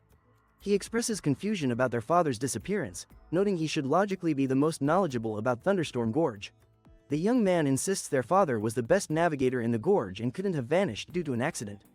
He suggests the possibility of their father being trapped. A young woman apologizes for involving them late in the situation. He assures there's no need to apologize, as everyone in Thunderstorm Gorge has their purpose. He insists they will rely on her guidance through the gorge. He introduces himself as Qian Debuo and his sister as Qian Shaosheng, a sophomore at Thunder University. He also introduces Shu Qian and Yen Yao, freshmen at Bingyuan Academy. A girl informs her brother that the storm has stopped and explains the unpredictability of thunderstorms in Thunderstorm Canyon. She recalls their father's teachings about a safety period between storms. The boy asks if they can go outside now. Another character confirms that thunderstorms can drive away powerful spirits, making the area safer. He suggests searching for thunder-type evolutionary materials inside. Confidently, the boy instructs others to follow him, claiming they'll reach the Thunderstrike area by following his direction. He explains that the Thunderstrike area, frequently struck by thunderstorms, was once a forest. He warns that outsiders will struggle to locate it. The boy suggests visiting the Thunderstrike area, smiling as he gestures. Another boy agrees, saying entering the canyon was a good decision. The first boy points out the Thunderstrike area in Thunderstorm Canyon, mentioning that many creatures there have lightning abilities useful for evolution. He warns they should be cautious since powerful spirit beasts are attracted to the canyon. The boy insists they must honor their word, despite the lurking danger of spirit beasts. He stresses that even buying time will be enough given his strength. He exclaims in surprise, questioning if the material before them is related to thunder-type evolution. His companion, intrigued, shares his excitement about the discovery. The boy identifies a creature as a winged tiger, noting it's a common type with 9 stars and a maximum soul power of 950. A boy shouts that a wild big tiger has jumped out. A bulky character offers to hold it off while the others rush to gather deadwood branches. A bulky man warns the winged tiger is about to evolve, predicting difficulty for the gold turtle in winning. He exclaims about a muscular collision as the winged tiger charges at the gold turtle, leading to a tense confrontation. The bulky man questions what happened, as his companion, the winged tiger, howls in surprise after being hit by a powerful force. A winged tiger emits a bright blue light, its body tense. It struggles, letting out a soft cry of distress. A winged tiger roars defiantly, its cry echoing as it confronts an ice creature, ready for battle. A large muscular character comments on the situation, doubting his 9 stars gold turtle can defeat the winged tiger. A younger man is surprised by the unexpected turn of events. One character asks Yen Yao if that is his contracted spirit beast. Yen Yao confirms with a laugh, proud of his companion. A character inquires about the rank of Yen Yao's contracted spirit beast. The reply comes confidently, Elite 2 stars. Someone questions the elite status, noting they are just first-year university students. The other clarifies, saying his spirit beast is weak compared to Qian's husky. A character expresses surprise at the elite rank, while another adds that Yen Yao must be exceptional among freshmen. A small creature stands boldly, challenging a massive beast in the dark forest with a loud roar. A young man asks his companion if the material he holds is thunder-type evolutionary material. The other comments on the lightning's weakness. A young man exclaims, shocked to see a majestic creature appear. Another adds, surprised. Another one. A young man warns others to avoid the evolved elite lightning-winged tiger, advising against direct engagement. A young man urgently shouted at Shu Qian to move aside as a bolt of lightning struck nearby. He called out to Husky with intensity, trying to get attention. The young man, filled with energy, summoned a glowing blue aura as he rode a spectral husky, both exuding power and determination. The spectral husky howled fiercely, its brilliant blue aura filling the air with energy. A spectral character loomed behind a smaller creature, its fierce aura causing the smaller one to cower and weakly cry out. A large black figure with a wide grin menaced a smaller creature, which resembled a dragon and appeared terrified. A man pointed to a large wolf, surprised, remarking they might have struck gold. He explained that the snowfield wolf uses intimidation to scare off lesser creatures. Wearing an apron, a young man asked his friend about the level of his snowfield wolf, enthusiastically gesturing. He casually mentioned it was just a 6-star elite. The young man in the apron expressed surprise at the snowfield wolf exceeding his understanding. His friend explained that only third-year seniors in their school have mid-elite spirit beasts, while another friend admitted they were among the weaker ones. The man in the apron noted that his brother was once thought to be a protector but realized his friends appeared more capable now. The man in the black cloak mentions they still require help finding thunder-type evolution materials. He explains that branches struck by thunder are used for evolving common beasts to elite levels. The man in the black cloak confirms thunderstruck wood is crucial for evolving common spirit beasts to elite levels. The young man asserts that, as a semi-experienced mountain walker, he knows where to find higher-grade evolutionary material. He states that approaching the center of a thunderstorm increases the chance of finding materials with powerful lightning energy. He explains that at Thunderstorm Canyon's center, there's a plant called Rolling Thunder Mushroom, a vital high-grade evolution material. He mentions there should be enough time before the next thunderstorm, His sister, calling him brother, shares her determination to search for clues about their father. The group walked along the path. One member mentioned that if they were fortunate, they might encounter the Star Guardian. They noticed a massive explosion among the trees. One pointed out the fiery chaos, while another stood frozen, staring in shock. A character expresses confusion about the thunderstorm, asking why it has started again. Another character simply replies, well, as they all look around. A character questions the returning lightning, insisting his father's years of experience indicate a thunderstorm shouldn't occur. A character points upward, urging others to witness the event unfolding in the sky. Another character echoes this sentiment, drawing attention to a significant event marked by a bright flash in the sky. One character identifies the being in the sky as the Star Guardian, battling a formidable Thunder-type spirit beast. The Thunder-type spirit beast, charged with electric energy, lunges forward, commanding attention and ready to face challengers with a display of power. Electric energy crackles around the Thunder-type spirit beast as it prepares for battle, the tension mounting as two powerful forces prepared to clash. Inquiring about the conflict, a character asks if one side is the Star Guardian. Another confirms, identifying the opposing force as the Wind Thunder Falcon. Discussion arises about a lightning strike being part of an attack rather than a natural storm. A character notes their high altitude makes it hard to see. Another questions the safety of entering the thunderclouds. A character explains that the thunderclouds are a natural habitat. Another adds that some creatures evolve by bathing in thunderstorms. The tension is noted by a character, highlighting that Star Guardians usually avoid territorial disputes with Wind Thunder Falcons, questioning the current conflict's cause. Below a steep cliff, three characters hold ropes, contemplating their next move, determined to climb despite the challenging path. The group discusses their next steps. One character suggests they should find traces left by his father, while another is confident about locating the mysterious mushrooms. A bright explosion occurs, causing sparks to fly. Surrounding characters shout for everyone to get out of the way. A mystical creature with golden fur announces its presence with a faint sound, its glowing form radiating intense energy. A mystical creature with golden fur and glowing eyes appears before the group. Lightning crackles around it as they prepare to confront the being. A blinding explosion erupts, sending waves of energy outward. The characters brace themselves as the light envelops everything. A sudden explosion of light and energy fills the sky. The characters hurry forward, intent on escaping the chaos. A burst of light covers the sky. The characters rush forward, seeking to evade the disorder. A bright explosion illuminates the sky as a character soars forward. A loud sound echoes as they move through the chaotic scene. The first character asks if the Star Guardian suggests hiding in a cave. The second character simply responds affirmatively. In the cave, one character exclaims about the unexpected light. Another wonders if it could be their father, surprised by the discovery. A character shouted for their father while another, engulfed in flames, inquired about two figures hidden in the shadows. Another character identified Shu Qian and Yen Yao as adventurers from Snowfield, expressing thanks for their protection, which ensured his and Xiao Xiao's safe arrival. A weary man with dirt-stained and torn clothes expressed gratitude, appreciating the protection of his children and thanking Shu Qian and Yen Yao for their assistance. A cheerful boy waved and insisted they were friends, dismissing the need for formalities, accompanied by a girl with white hair and a small creature on her shoulder. As the man explained, the battle against the Wind Thunder Falcon persisted, with the Star Guardian struggling. The boy and girl listened closely to understand the situation. The man admitted fault, stating that if he hadn't been injured, the Star Guardian wouldn't be losing to the Wind Thunder Falcon. He recalled venturing into Thunderstorm Canyon a month ago for materials. He described encountering a unique spirit beast, suspecting it was an alien from another dimension, never seen before in Thunderstorm Canyon.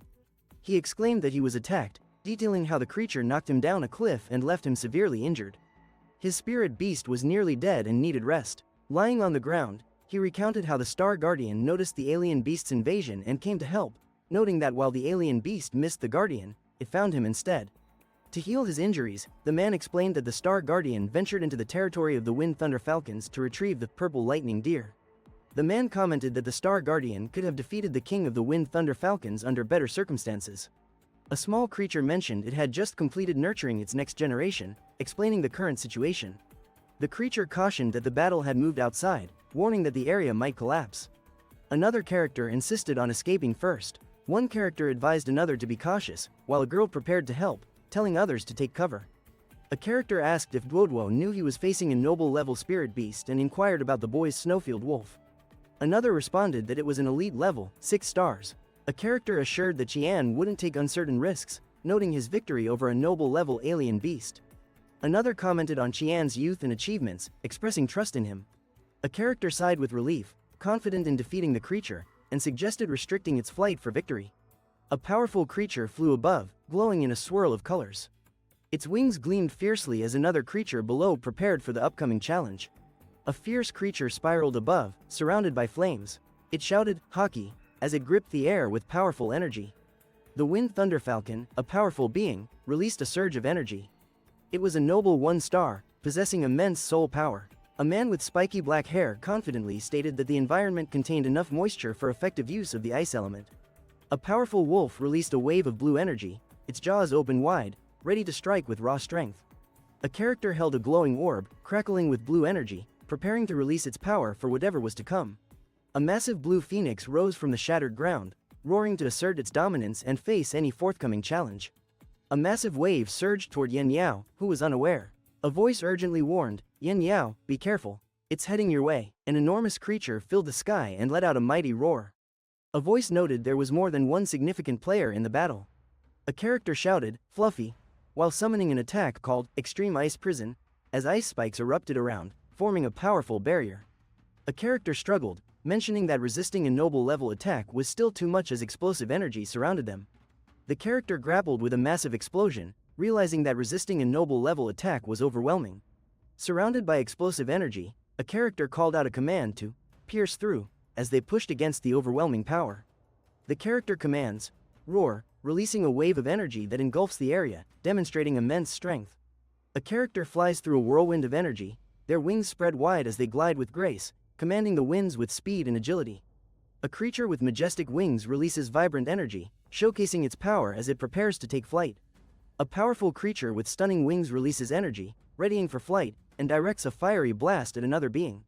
A man instructs, "Share stance," as he stands beneath a powerful creature soaring above, with his wolf companion watching attentively, ready for action.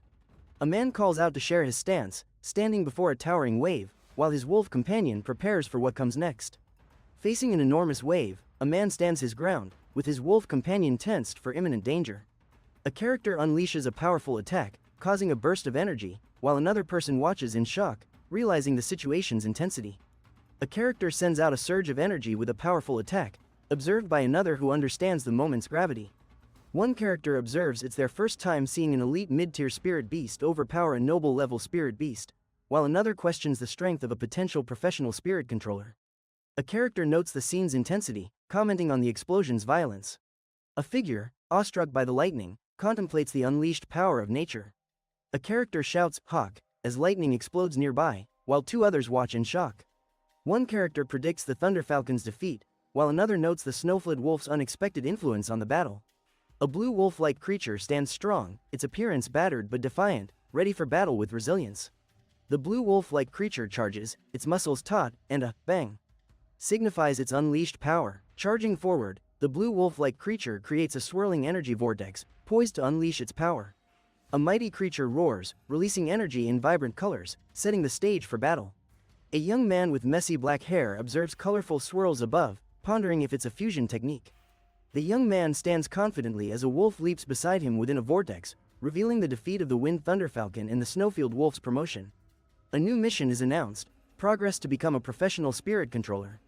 The reward is an upgrade from fast absorption to synchronized absorption. The character, taken aback, questions aloud, "What is this?" upon encountering the unexpected. Examining the glowing energy, the character asks the dog beside him, "Is this synchronized absorption?" The character feels the swirling energy, exclaiming, "My body feels so hot." Acknowledging a bond with spirit beasts, the character remarks, "I can already sense the connection, even though it's not unlocked yet." One character inquires if the husky is absorbing experience swiftly. Another notes the husky's growth while their own soul power diminishes. Observing the husky's quick growth, the character exclaims at the speed of its leveling up. A character expresses surprise at someone so young being a quasi-professional spirit controller and ponders a promise made to Shu Qian for protection. One character assures another that upon reaching 9 stars, they will evolve into a thunder type. The character with the dog jokingly asks if Shu Qian and Husky are perceived as cool. A character admires the giant star guardian, commenting on its size, while another stands nearby, observing with interest. A character urged another to leave, saying to just go home as a large creature, known as Hawk, watched attentively. Yen Yao learned about the star guardian's gratitude and, surprised, asked if it was true while the creature observed. Yen Yao discovered the Star Guardian was likely thanking him for protecting its cubs. He expressed surprise, questioning its truth, and the man suggested asking the Star Guardian about making a contract.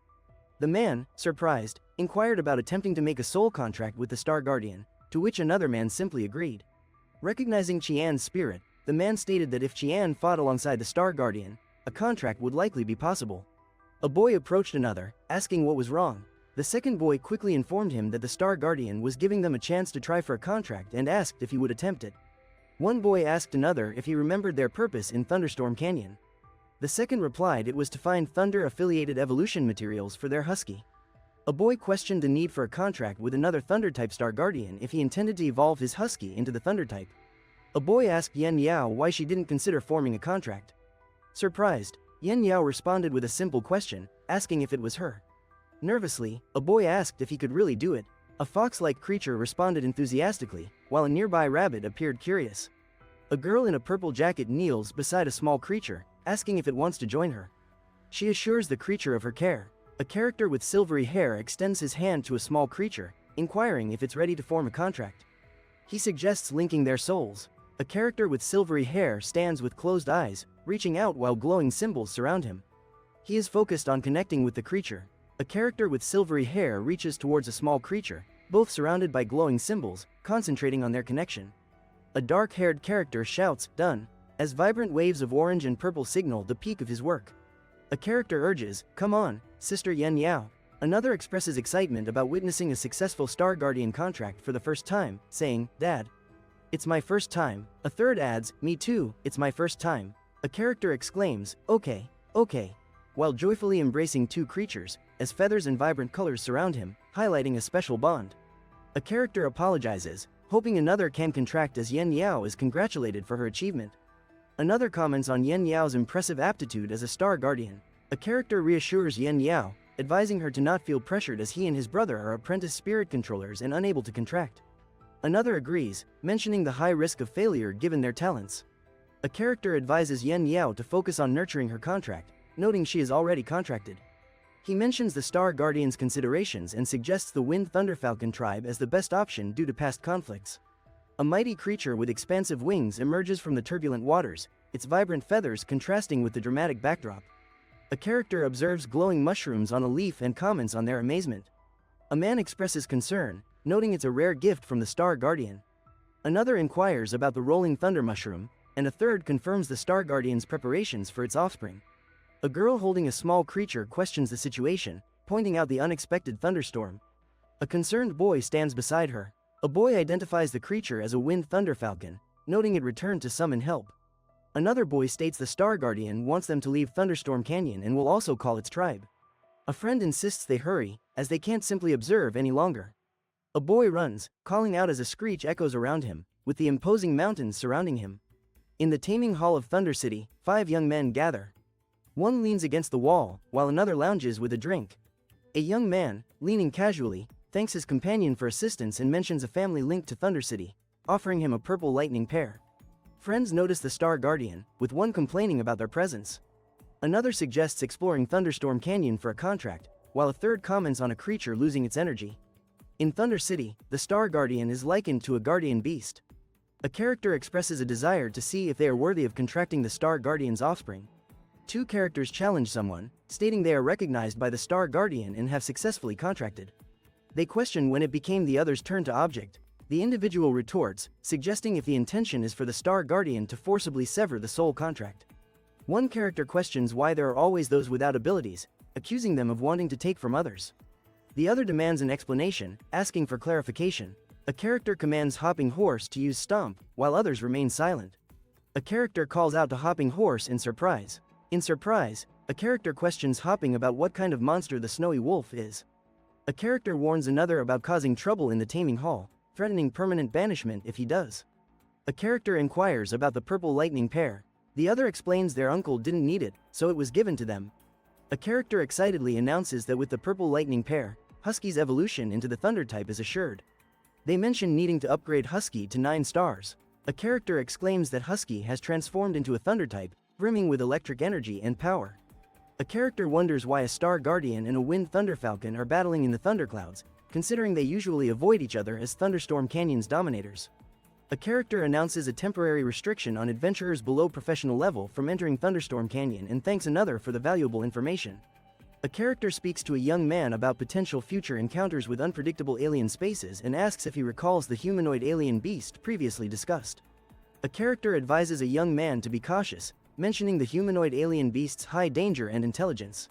The young man questions the existence of such alien beasts. A man explains the cunning of aliens, noting their ability to escape realms and hide within spiritual zones. He plans to report this to the Spirit Controller Association. A man tells another that their future meeting might find him as a professional spirit controller and assures him they will hear about him in Thunder City. A train weaves through the trees, rapidly traveling along the tracks, with the caption reading, "On the way back." One character shares their research discovery of a special variant of the rolling thunder mushroom, while another notes its power exceeds that of the common type. A character eagerly describes the immense power of thunder and lightning felt merely by holding the special variant of the rolling thunder mushroom. A character contemplates the evolution material meant for a spirit beast, questioning the logic of giving away such precious items for its offspring. A character points out a mutant rolling thunder mushroom to his older brother, expressing disbelief at its rarity and market value, suggesting it could fetch a high price. Another character asks his brother whether they should proceed. The older brother advises not to complicate things, reminding them of their mission and warning to avoid being caught by the night patrol. A character remarks that all combined items may not match the rarity of the purple lightning pair, but he feels satisfied, noting he couldn't find such good items alone. One character questions if the item is genuinely as valuable as it seems, while another, showing a colorful egg, asks if they can enhance it toward the thunder attribute. A character reassures another that since the fire attribute evolution was successful, enhancing the item with thunder shouldn't be an issue. The character confidently states that if it's for Husky, then making it possible has to happen, acknowledging that Chian's Husky has achieved the impossible multiple times. A character excitedly calls out to his older brother, pointing at something in the distance. Another responds with enthusiasm, examining a map, explaining the significance of their discovery. One character excitedly identifies the item, asking about its rarity. Another explains that it's a special fruit associated with powerful creatures, hinting at its high exchange value. A character inquires about selling a rare item, asking his brother how much it could fetch. The older brother responds that it can secure their needs for 5 years, alleviating concerns about food and clothing while avoiding dangerous poaching in Snowfield. One character questions his brother about the risk of the Snowfield army discovering their plans. He insists they might as well take a gamble if they face that danger.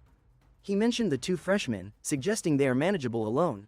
He advised keeping an eye on them, following when they depart the bus, and seeking an opportunity to act. He told Yen Yao to wait, sensing surveillance, and expressed relief over improved observation skills. He informed Qian about possible scrutiny, advising caution with their materials. The 2 characters whispered about plans. One suggested returning to Thunderstorm Canyon, while the other, though cautious, assured not to pack materials yet. One character read a newspaper, telling his brother they were unnoticed and chatting. The brother advised caution and to wait until they disembark. An announcement informed passengers of their arrival at Linjiang City, reminding them to secure belongings. A boy urged his older brother to act as passengers left. The brother, determined, insisted on following. A boy warned his friend not to expose them. The friend agreed and said he would call for help. A boy on the phone told his friend he returned to Linjiang City but felt watched. He mentioned rare materials in Thunderstorm Canyon and feared pursuit. One character asked about the poacher's schedule. The other confirmed it was set and said the poachers had taken the train back to Linjiang City. He insists on going himself this time, stating that anyone poaching will face consequences. A character warns Qian that no one is around and suggests action might soon be necessary. Qian reassures him, encouraging them to let potential attackers come. A character urges their boss that it's a good time to act. Another notes there are only 4 present and suggests they might be watched, insisting they should proceed without delay. A character shouts for the savage gorilla to appear, while another tells the flame lizard to grab the backpacks. One character instructs Husky to begin working, while another tells Fluffy to provide cover. A character expresses frustration at being noticed, and the other emphasizes the need to finish quickly to avoid the Snowfield army. A powerful character launches into action with a fierce, barbaric charge, while a wolf and a rabbit watch, anticipating the impact. A fierce warrior launches an icy attack against sharp crystal formations, aiming to shatter them with power. The audience watches in anticipation. A warrior leaps into the air, radiating energy, preparing to unleash an attack. Below, a creature readies for the impact. A fiery creature launches venom at Husky. A character warns and commands, Fluffy. Ice prison. A character warns about the lizard's fiery venom, while another praises Fluffy's helpfulness. The character comments on the enemy's elite skill level, questioning their ability to handle it. Another encourages the use of a skill for a powerful charge. In mid-transformation, the character, with muscles bulging, radiates energy and declares growth. As he charges forward, the flame serpent unleashes a massive fire breath toward its opponent, with the energy crackling intensely. A flame serpent releases a vibrant fire breath aimed directly at an unseen opponent, with the energy sparkling. The flame serpent lets out a fiery breath toward an unseen target, its vibrant colors illuminating the scene. The flame lizard causes a fiery explosion, lighting up the area. The character confidently reveals their powerful ability. One character expresses disbelief at the flame lizard's failure to withstand the Snowfield Wolf's flames, questioning how that's possible. Another wonders about the Snowfield Wolf's powerful fire abilities. A character charges forward with fierce eyes, delivering a powerful punch. Another, intimidated, realizes they may be outmatched. A large blue shadow looms, eyes glowing fiercely. The muscular character appears startled, stepping back as the shadow commands, "Shrink." A muscular man with messy orange hair, visibly distressed, stands near a fierce black creature, muttering, "Savage gorilla," in retreat. A noble savage gorilla is forced away by the intimidation of the Snowfield Wolf. A character insists they must first capture the bandit. One character expresses frustration, realizing the opposing kid has a mechanical spirit beast, indicating a significant challenge. A character informs her superior that the locator shows their target's presence. The superior emphasizes the need to keep them alive. A character lunges from above, announcing, "Got you now," as he prepares to strike, with the attack imminent. A character in a red hood asks, "Hey, what's going on?" while a muscular man appears confused and surprised. A character exclaims it's the night patrol, as another looks shocked and a wolf-like creature remains alert beside him. A character mentions the savage gorilla's brutal reputation. Another questions if he caused this, while a third, uncertain, responds with, "Well," and yet another shows annoyance with a tisk. A character calls out to Shu Kiani, inquiring about those tracking him. Another character comments on their master's tardiness. A character asks Tang Jing where the pursuer is, while another questions why Tang Jing is there. A character mentioned their late arrival, while another acknowledged the night patrol's swift action. They pointed at a bound man, identifying him as the one they were tracking. Another character commented on the rising aura of the Snowfield Wolf, questioning its sudden high rank. The group confronted the restrained man. One character demanded he hand over all his ID, while another watched closely. A character confidently stated that the restrained man and another weren't defeated by their Snowfield army. A confident man informed the group that neither the restrained man nor another were defeated by their Snowfield army. The confident man warned the group about the restrained man and another, emphasizing they weren't defeated by their Snowfield army. The confident man reiterated to the group that the restrained man and another weren't defeated by their Snowfield army. He advised the group that they were facing strong opponents, noting the restrained man and another weren't defeated by their Snowfield army. The confident man declared to the group that they were up against formidable opponents, highlighting that the restrained man and another remained undefeated by their Snowfield army.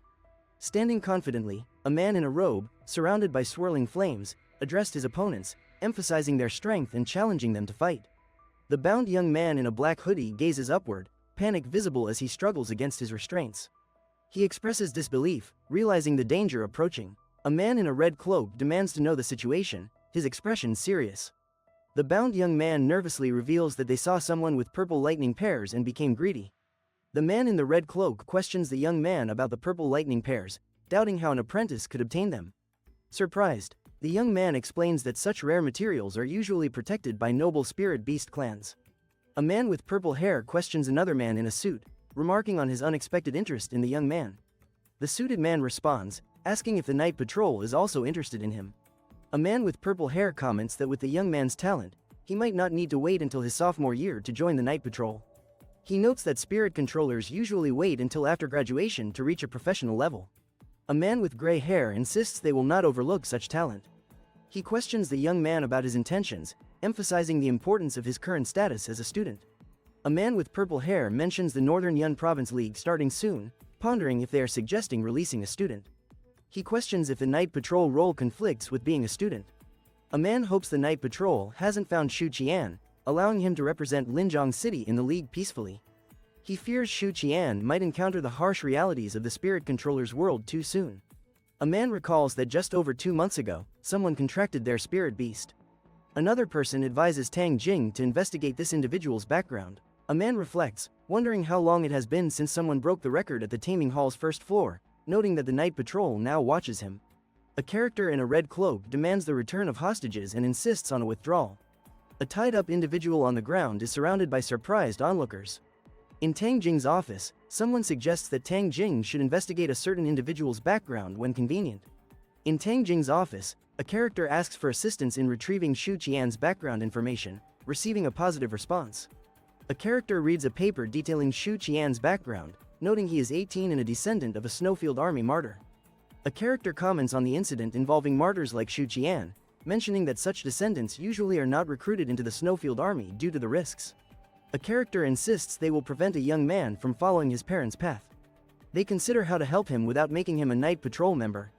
A character suggests directly asking the young man if he needs help, while another proposes offering it as a reward for his assistance in catching poachers. A character points to various items in the room, noting they could be useful for Husky and Fluffy. A character, looking startled, asks on the phone, "Xu Qian? What occurred with the night patrol?" On the phone, a surprised character mentions that two individuals have been identified as poachers, expressing suspicion about their behavior. A hooded character talks on the phone, explaining they merely defended themselves. The character on the call mentions the Snowfield Army's strict rules on rewards and punishments and asks if there's anything needed.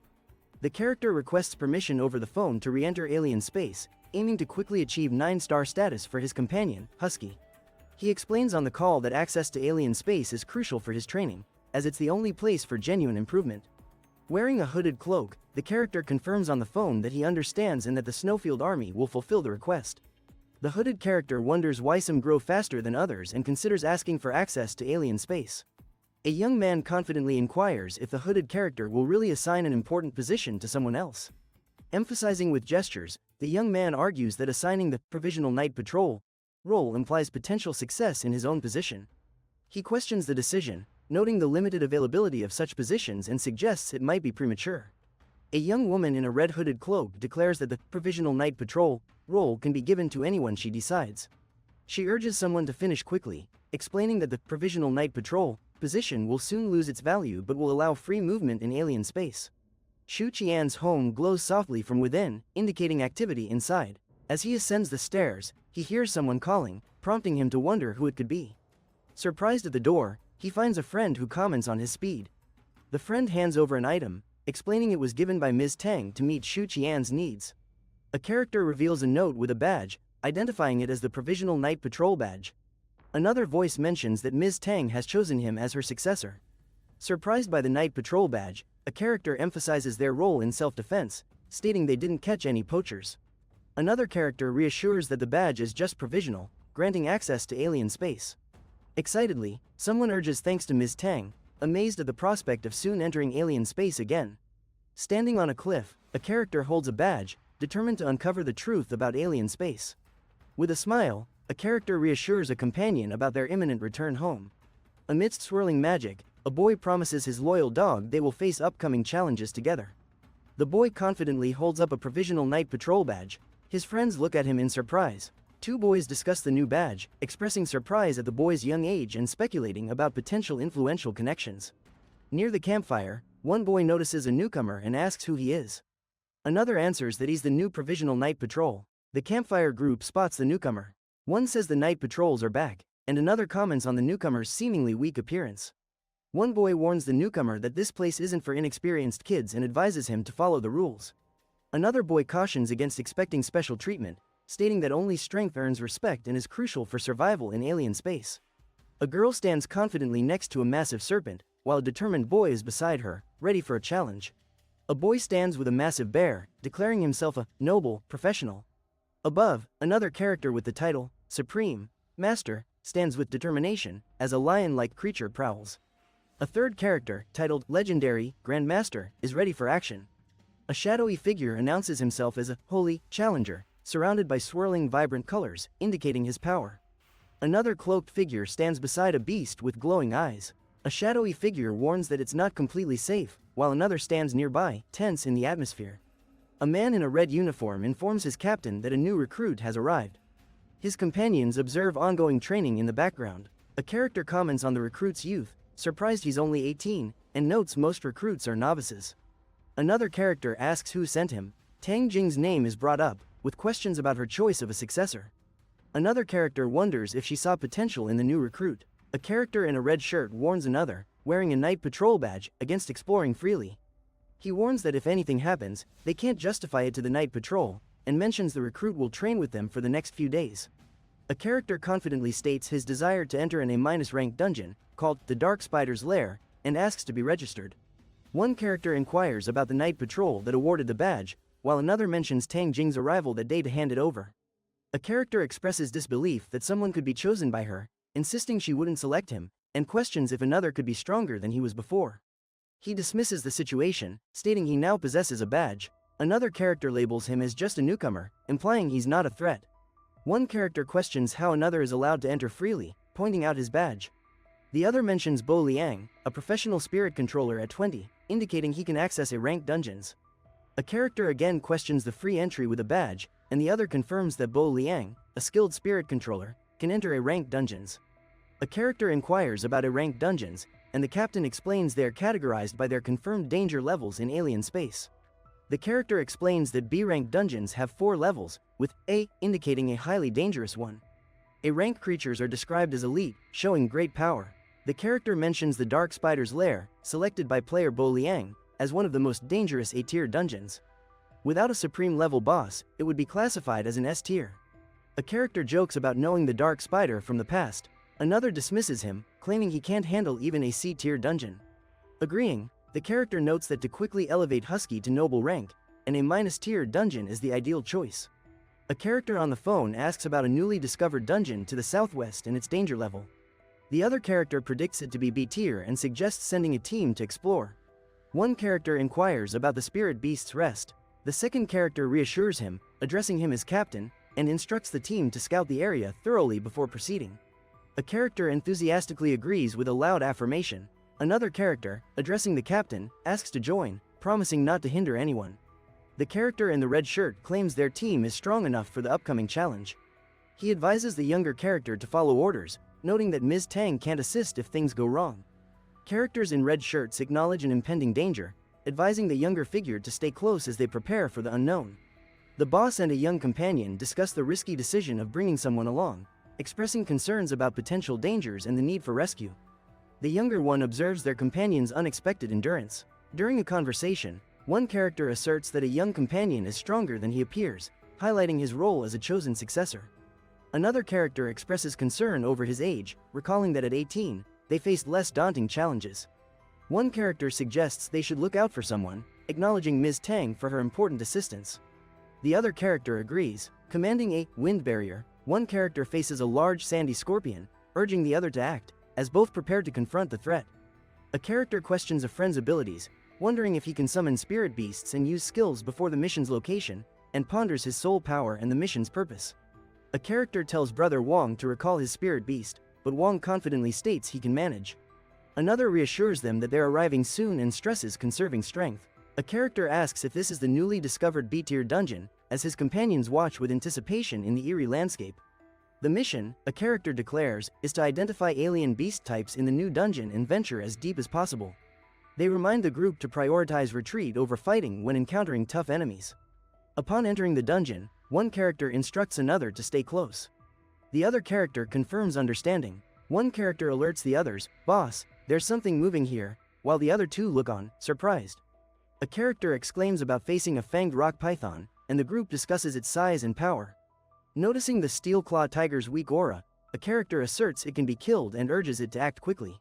Charging forward, a character launches a powerful attack, while Bear, enveloped in a blue aura, moves with determination to defeat its opponent. The group debates the presence of elite fanged rock pythons, contemplating if it's their nest and deciding to explore further. A character admires the Snowfield Army's level suppression strength but questions how they can be defeated with a single hit. A character reports Shu Qian's exploration of a new alien area at the campsite, and another asks about the danger level. Reassuringly, one character tells another not to worry, expressing confidence that even alien space won't hinder Shu Qian. In deep territory, a character notes encountering a 9-star elite rock python and questions if the team should be recalled. A character instructs another to use the special communicator to regroup their team. Expressing disbelief, one character questions the existence of a spirit beast skill in alien space, while another worries about a potential entrance, and a third sobs quietly. A young man in a dynamic pose insists he will investigate for his leader, displaying determination with a glowing weapon in hand. A small creature floats in the air, looking down at another creature below, and curiously asks, "Squeak squeak?" A small creature looks up at a glowing, cheerful creature above it and calls out, "Raise, raise, raise," while watching in wonder. Two characters react with shock as a gigantic mouth looms before them. One exclaims, "What?" and the other stutters, "That's." A colossal creature reveals its giant mouth, and a character shouts, "High-speed flight," in surprise, preparing for the unexpected. Upon seeing a colossal snake, a character identifies it as a mid-tier noble alien beast and expresses disbelief that this is not a level B dungeon. A character warns another about danger, urging a mysterious sky mouse to help. Frustrated, a second character regrets involving a third person due to his lack of control.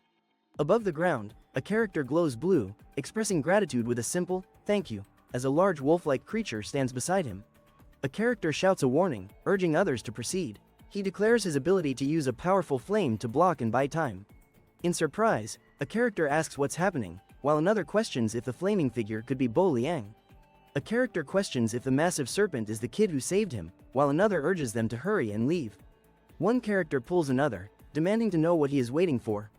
Two characters stand before two mounds, puzzled by their sudden movement. One insists on finding out what's happening before it's too late. Rushing forward, the two figures express urgency. One shouts about the possibility of more, wondering if it's their den. Recognizing the danger, a man warns they are in a snake pit. A giant serpent emerges, its eyes glowing ominously, engulfing a figure wrapped in sludge, hinting at a dark fate. A small figure is launched upwards from a dark serpent's tail, surrounded by flying debris. The words, "sand rain," appear, indicating an impending storm. A young man runs swiftly, activating a powerful move with fiery energy trailing behind. He exclaims, "Steel Claw Tiger! Steel Claw Storm!" Unleashing a powerful attack, the young man shouts, "Steel Claw Tiger! Steel Claw Storm," as energy fills the air around him. Locked in an intense battle, a young man attacks fiercely, shouting, "Boom! Boom!" while another counters with swift motions. A young man urged his companions to hurry and leave the chaotic scene surrounding them. Another young man expressed surprise at a kid's mechanical spirit beast, while someone else ordered them to move, mentioning that Steel Claw Tiger would aid their escape. The boy in red shouted a warning about the rattlesnake, urging his friend to act quickly as the creature emerged. He warned his friend about quicksand, advising that struggling would worsen the situation and suggested using Sky Mouse against Shu Qian. With determination, the boy proclaimed he disliked being saved twice, highlighting his independence and unwillingness to rely on others. Three figures faced off in a vast, cracked landscape. One leapt confidently with a glowing wolf nearby, showcasing his strong soul power. A character struck the ground, creating a powerful shockwave, while the glowing wolf beside him prepared to attack, heightening the moment's intensity. A character struck the ground, sending a powerful shockwave, while the glowing wolf next to him readied for an attack, increasing the scene's intensity. Someone shouted, asking another what he was waiting for and urged him to run, while an orange cat squeaked and a third character complained about the quicksand. One character exclaimed there was no foothold but had found a solution. He told his companion, Husky, to trigger an avalanche on the quicksand. A character dives, causing an explosive burst of flames. The word, "crack," underscores the impact. A character jumps down, creating a large explosion of dirt and debris. The word, "crack," indicates the force of the landing. A character leaps high, generating a massive energy wave resembling an ice peak. The word, "swoosh," highlights the speed. A character flies through the air, hand glowing with power. Two others watch, one pointing in surprise, while the other holds a small creature. A giant serpent emerges, roaring as energy flows from the glowing character overhead. The word, "boom," accentuates the intensity. A massive serpent focuses on the glowing figure above. A dog leaps, causing an explosive impact as "bang" echoes. A man stands firm, tightly holding another's hand, with a third person clinging to the second. A dog dangles above, water splashing around them. The trio breathes relief after escaping. One expresses surprise at their survival, while another questions the patrol badge's ownership. Three serpents appear, eyes fixed on the trio below. Each hisses menacingly as the group braces for confrontation. A figure leaps, avoiding the jaws of two serpents. One serpent with glowing eyes lunges, while another unleashes a torrent of water. A man in a black coat states that the Steel Claw Tiger is classified as a noble 2-star entity. He mentions that Shu Qian's Snowfield Eagle can fight alongside the Steel Claw Tiger. The same man in the black coat claims the Steel Claw Tiger holds a soul power of 17,600. He adds that Shu Qian's Snowfield Wolf is Elite 7-star with a soul power of 21,400. A young man with black hair tells another that Husky can't fully defeat the alien beasts yet. He urges Brother Wong to withdraw the Steel Claw Tiger. The blonde-haired man insists that without restraint, the rattlesnakes will escape the dungeon. The first man reassures him of having a plan. A large husky faces off against 4 menacing snakes. The tension mounts as the husky readies for the confrontation. A Snowfield wolf emits a burst of fire, surprising those watching. One person expresses disbelief at the wolf's fire-type abilities. A wolf creates a massive ice mist cloud, captivating the crowd. Onlookers react with amazement, discussing the wolf's extraordinary skills. A character explains the wolf uses fire to counteract steam from the snow, creating quicksand for strategic advantage. Another character comments on the wolf's adaptability in battle. One character inquires if contact has been made with others. Another confirms everyone is ready and will arrive soon. A character questions why the boss and others haven't appeared. Another reassures there won't be any issues. One character calls out for the boss, concerned, while another questions whether anyone was hurt, showing urgency in their actions. A character inquires about the boss's condition, while another shows concern about someone's side shaking and demands an explanation. Someone questions why the kid is unscathed, expressing concern for their safety. Another remarks on the kid's excellent protection. A character voices dissatisfaction with regrouping, while another stresses the importance of protecting someone gaining experience. A third commands silence. Brother Wong cheerfully offers to request the captain's permission to explore a dungeon. Shu Qian thanks him for the support. A character questions the boss's protectiveness toward a kid, wondering about special treatment. Another interjects, having overheard, and advises caution against rudeness. 3 characters walk near the Snowfield barracks tents, glancing at the dark mountains. One gestures ahead, indicating a serious topic. Near the tents, 3 characters stand, one asking the captain about Shu Qian's location, while another urgently calls out to the captain. A figure asks the captain about the B-level dungeon, inquiring about the danger level and types of alien beasts. Another confirms a rough assessment. A figure reports the confirmation of a B-level dungeon, warning of its danger. Another compares it to a snake pit where creatures mimic sounds. A figure expresses surprise at hearing about a dozen noble middle-tier alien beasts in an A-level dungeon, asking for confirmation. The other notes their encounter was only with elite fanged rock pythons. A character anxiously asks his boss if the injuries are from their encounters. The boss confirms, explaining they fought the alien beasts directly, causing the injuries. A character questions Wong about his injuries, wondering if they stem from confronting the alien beasts. Another credits Shu Qian for their minor injuries and survival. A man, embarrassed, mentions being saved by Shu Qian, initially thinking it was Bo Liang. He later discovers Shu Qian was the one who helped. Another character notes everyone was trapped in quicksand and emphasizes Shu Qian's Snowfield Wolf's role in their escape. A character remarks about the avalanche, linking it to their earlier sensations of strong tremors. The other acknowledges this realization. One mentions they haven't expressed gratitude yet. The other agrees, stressing the dangers of the alien space and the importance of their help. A character greets Shu Qian, offering assistance for future dungeon explorations. Another agrees, claiming they are easy to talk to. A man notices how quickly others change expressions. He questions the true strength of the person in focus, realizing why Tang Jing selected him. A man declares that since Wong recognizes the other's strength, he will not deny the application to explore dungeons anymore. He adds that if there's a dungeon to explore, he should be informed. A young man confidently states he sought advice from Sister Tang Jing, believing the Berserk Ant Nest is the most suitable dungeon for him.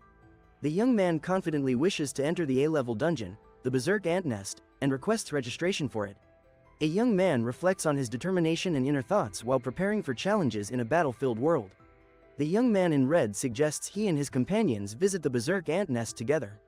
He asks if the guy in black is also heading there. He questions if teaming up with a newbie is necessary.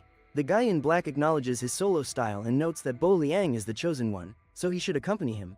The young man in red hopes the kid won't be a hindrance. The guy in black apologizes for any trouble caused. Shu Qian is instructed to accompany Bo Liang to the Berserk Ant Nest. Both are provisional night patrol badge holders and can seek Bo Liang's advice. It's mentioned that being with him shouldn't affect Husky's progress to noble level. A tall man asks Shu Qian if that's his name. Shu Qian confirms it. The man questions Shu Qian's understanding of the provisional night patrol badge. The tall man inquires if Shu Qian's name is correct. Shu Qian confirms, discovering that each night patrol member is assigned only one badge. The tall man questions the significance of the badge given by Tang Jing. Shu Qian learns that only one badge is issued per member. In a mysterious cavern, Three characters stand before a swirling portal. One muscular man points at it, claiming it's a gateway to another world. The younger boy is in awe, while the other man remains skeptical. A young man with blonde hair confidently points to the swirling portal, describing it as alien space. Another man calls him Young Master Lan and explains it's the hidden entrance they were seeking. The young man with blonde hair excitedly mentions the discovery of a new alien space near Linjiang City in the snowfield. A tall man points to a swirling purple vortex and tells young Master Lan that if it's called poaching, then that's what it is. With confidence, the tall man asks young Master Lan to satisfy his curiosity, noting Lan's exceptional talent and questioning why he risks entering such a dangerous alien space. A young man, with a bright grin, finds the place filled with signs of decay genuinely fascinating. Smirking, the young man asks why he's causing trouble in the tranquil spirit star. His serious companion warns against venturing too deep into the dungeon, fearing the Snowfield army. He agrees to start with the ant nest. The young man mentions that alien beasts in A-level dungeons are typically at a noble level. His companion notes that the Berserk ant nest is a weaker A-level dungeon but hosts a 7-star noble level boss. The young man inquires about his companion's main spirit beast level, learning it's almost at elite level 7-star. Expressing doubt about the elite level status, the young man questions his companion's level but decides to focus on their mission, planning to leave once they collect enough ant teeth. He asks his companion why Sister Tang Jing gave him the night patrol badge, and the companion suggests it's because he helped catch 2 poachers. The young man warns his companion about the approaching berserk ant, noting its weakness in the abdomen. Confronting a spectral mantis, the young man showcases his soul power and skills like phasing and rapid slash. The young man confronts the enormous spectral mantis, commenting on its incredible speed, standing firm despite the threat. He launches an attack, targeting the immense mantis, which appears ready to retaliate. A powerful beam is unleashed at the mantis, triggering a violent explosion with bursts of green energy. One character mentions visiting the berserk ant nest, suggesting it is named after the ants. He explains that these ants emit pheromones before fighting. Another character questions the ants' sudden aggressive behavior. Seeking permission to challenge the berserk ants, a character feels their strength is underestimated.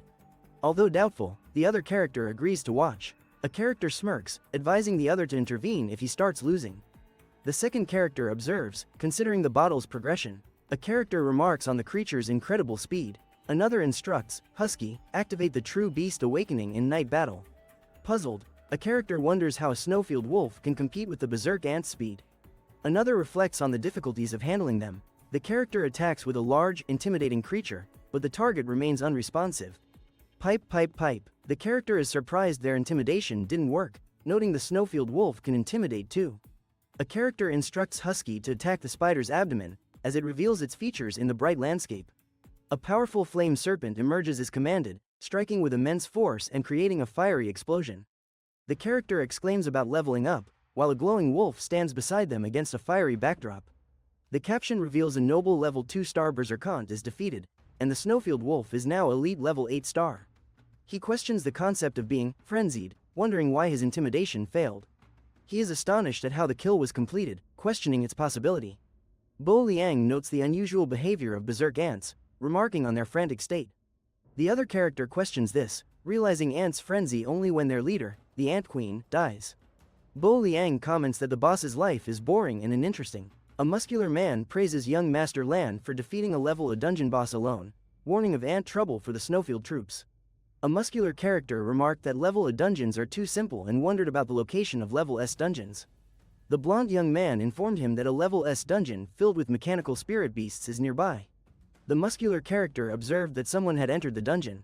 The blonde young man questioned whether the Snowfield army had already discovered them. Wearing high-tech glasses, the blonde young man stated that only 2 of them were present.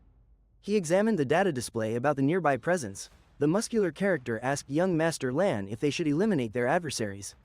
The blonde young man, appearing surprised, questioned his reasoning. The muscular character explained that their adversaries could move freely through a level A dungeon, suggesting the severity of their situation. The muscular character inquired young Master Lan about their next action. He emphasized that they must prevent the enemies from advancing further, or they risk being discovered. The muscular character repeated his inquiry to young Master Lan about their next steps. He stressed the importance of stopping the enemy's progress to avoid detection. The blonde young man, with a teasing grin, proposed enhancing the alien beast's power since they were already in a frenzy. A large purple creature with a wide grin and a long tongue was identified as a seducer, possessing impressive soul power of 67,900. A large purple creature emitted a captivating sound, mesmerizing nearby ants and enthralling them with its power. A towering purple creature stands above a horde of ants, its presence halting them, unaware of the imminent threat. In a dark cavern, a figure with a wolf faces a swarm of giant ants. One character questions the unfolding events. A character suggests the ants might be releasing pheromones to summon help, advising retreat if necessary. One character insists it's too late to retreat, highlighting their dire predicament. Another curses in response. A character accuses another of having a second spirit beast and questions its adequacy. The accused seeks clarity. The accused claims the second spirit beast is mechanical, assuring it can protect them and the snowfield wolf. A young man questions the necessity of a mechanical spirit beast, asserting the need for self-reliance. A powerful wraith skeleton appears, its energy resonating as Ruvi stands firm, showcasing their skills and readiness. Ruvi commands, Ruvi, use celestial tunes, as the wraith skeleton intensifies its energy, preparing for action. Ruvi states that summoning 3 spirit beasts strains his soul power but reassures that patrol has been notified and will proceed later. A giant ant warns there are too many of them. Another character observes they're fortunately in frenzy mode, not using skills. A giant ant clashes with a sword-wielding character. The character feels overwhelmed but determined to resist the frenzy. The character exclaims that summoning 3 spirit beasts depletes his soul power excessively, noting the wraith skeleton nearly consumed half his strength. He fears he won't endure much longer. The character urgently directs, this way, and pulls his companion by the shoulder toward a safer path. One character inquires, Bo Liang, are you okay? The other responds defiantly, I'm fine. You go first when the time comes. Amid the chaos, a sword-wielding figure shouts, bloodthirst, and swiftly slashes through enemies with precision. One character warns his spirit beasts will block the path, adding night patrol will arrive soon. He instructs the other to leave first and call for help. Realizing the situation's gravity, a man exclaims, crap, could this be the end here? His worried expression reflects the danger. In panic, the man shouts, I can't get out of here, while looking at his companion, a wolf-like creature beside him. A giant ant with glowing red eyes declares, damn, an elite monster? As it towers over smaller ants, ready for battle. A giant ant, its eyes glowing, launches a powerful attack, causing energy to surge and push back smaller ants. A fierce creature lunges with bared teeth, while a character with wolf-like traits moves swiftly through energy, targeting an enemy. The action is intense. A creature with red eyes lunges as a figure shouts about being outnumbered, urgently calling for Husky. A character comments on the vast level difference, comparing a frenzied alien beast to using a cheat. A figure ponders the next move, noting that Brother Bo Liang can no longer fight a giant spider. The figure decides there's no choice, addressing Husky, while another character is down, defeated. A character with dark hair and a black jacket commands someone to show their true form, raising a fist. A dark wolf, eyes glowing, emerges from shadows, exuding a commanding presence in the cosmic scene. A vortex swirls in shades of blue, drawing light from stars, adding cosmic mystery. A vortex swirls in blue and green, pulling starlight. A black creature with glowing purple eyes emerges ominously. A boy stands confidently before a shadowy character surrounded by vibrant blue flames. The creature lunges forward, ready to attack, while he prepares for battle. A swarm of dark characters rush forward, swarming as they prepare to attack. The shadowy figure braces for impact, determined to fight back. The boy hugs a cosmic-looking husky, noting it feels different. He reflects anxiously on how the earlier black hole husky drained much of his soul power. The boy points dramatically, commanding the husky to take over. The cosmic husky stands ready, roaring with intensity. The cosmic husky prepares to unleash a powerful attack called Void Strike. The scene is filled with energy and anticipation. A giant ant erupts, sending debris flying everywhere. Another massive boom follows as its fury intensifies, shaking the ground and drawing attention. A character expresses shock, questioning the ability that hits directly, ignoring distance, as a massive ant looms nearby. A character commands an entry as a cosmic wolf dives into a swirling portal, its form shimmering with starlight, ready for the unknown. A dark figure rises from the shadows, commanding Void Devour. Nearby, monstrous creatures with red eyes and pointed appendages await, ready for what comes next. A swarm of monstrous insects rushes forward, their red eyes gleaming. The commander watches intently, anticipating the chaos their advance will unleash. A young man in a dark jacket appears weary, explaining that his true abilities consume a lot of soul power. Another voice mentions that the void has almost completely drained him. Under the dungeon, a blonde-haired young man in a hoodie suggests to young Master Lan that they should leave. The young man agrees, urging his companions to create more chaos for the Snowfield army. A young man wonders if he is dead, feeling dizzy. He notes Rui and Spectral Mantis have returned to the spirit control domain, while the Wraith skeleton remains engaged in battle. In disbelief, the young man questions what he sees. Frustrated, he admits he can't see clearly and wonders about the identity of the person. A tall character in a red cloak inquires if someone has found a specific person. Below, another worried character responds that he has found them both unconscious. One character states that both are dead, another urges them to look closer to see the truth. A character lies on a bed, questioning his survival. He wonders who saved him, speculating if it was Shu Qian or a night patrol. Sitting up in bed, a young man runs his fingers through his hair. He ponders, unsure of his memories, but certain he has never encountered such a spirit beast before. A young man with silver hair leans over the bed, asking if Qian is awake. He shows excitement as he calls out Yen Yao's name. The silver-haired young man leaned over the bed, explaining that the injured individual was in Linjiang City Hospital and that the injuries weren't severe. He mentioned that Bo Liang was also brought to the same hospital, stating that Bo Liang's injuries were more serious, and acknowledged the presence of Sister Tang and others. A smug dog inquired about the increase in its soul power, while a young man wondered if he could now evolve his thunder abilities. Sitting on the floor, the boy questioned the dog about the sudden surge in his soul power. He asked the dog if the increase in soul power was due to consuming the berserk ants. The boy considered whether devouring berserk ants could boost soul power, questioning Husky's combat level in its true form. He noted that while the level hadn't changed, the fighting power seemed greater than that of an average snow wolf. He asked Husky about its true form, comparing it to the nightmare witch Barris. The boy questioned Husky about how its true form compares to Sister Tang Jing's spectral minotaur. He inquired if the Husky was stronger than the spectral minotaur, noting its combat power lies between noble and supreme levels. Reflecting on the black hole's immense power, the boy noted how it drained his soul instantly. He realized that Husky could only use its true combat form when alone, leading to a decisive gamble. He suggested the boy should continue battling as a snowfield wolf, contemplating a shift to the thunder element. A character believes the boy should persist in fighting like a snowfield wolf while considering evolving into the thunder element. A boy faces a snowfield wolf, which emits purple lightning, indicating a powerful change. The boy stated that with Husky's enhanced soul power, a soul contract might not be necessary this time. The text explains the snowfield wolf's evolution, emphasizing its power and new skill to paralyze foes. A character excitedly noted he could finally utilize the thunder energy crystal, but without Croak, the hand of Midas couldn't enhance it. An image shows a powerful wolf, surrounded by lightning, with text explaining its new thunder element skill, allowing it to create a clone using only thunder skills. The image depicts a wolf attacking a skeleton with electricity using its thunder element skill. A bright explosion occurs from a building's windows, lighting the area. Someone reacts with surprise to the sudden brightness. The host was congratulated for reaching the professional spirit controller level, unlocking special skills. The host mentioned that the enhanced spirit controlling domain will simplify material collection. The protagonist expressed that reaching a professional level allows him to use spirit beast skills, finding the term perfect interesting. He pondered if using spirit beast skills felt like this as he unleashed energy. He shouted, "Hi," and thought that having even one skill offered self-protection. He instructed Husky to perform lightning clone, resulting in a glowing spark as he concentrated. He announced lightning clone, and the snowfield wolf displayed its skill, lightning spear, with a powerful soul energy of 49,000.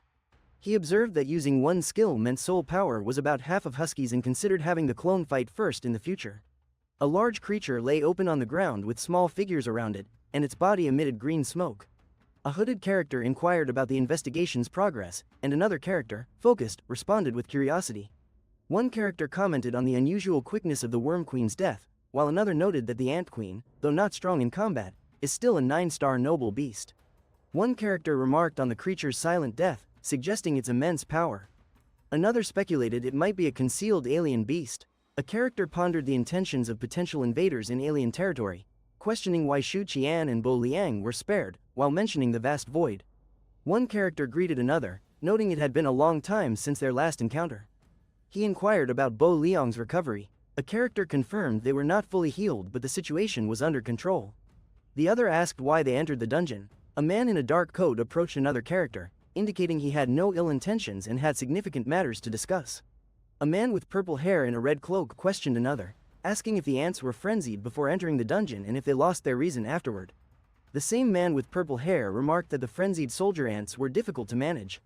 A man with dark hair and bandaged arms expressed doubt, recalling something related to the alien beasts and questioning its nature. A girl with purple hair contemplated Bo Liang's description, noting it matched a roaming noble-level alien beast.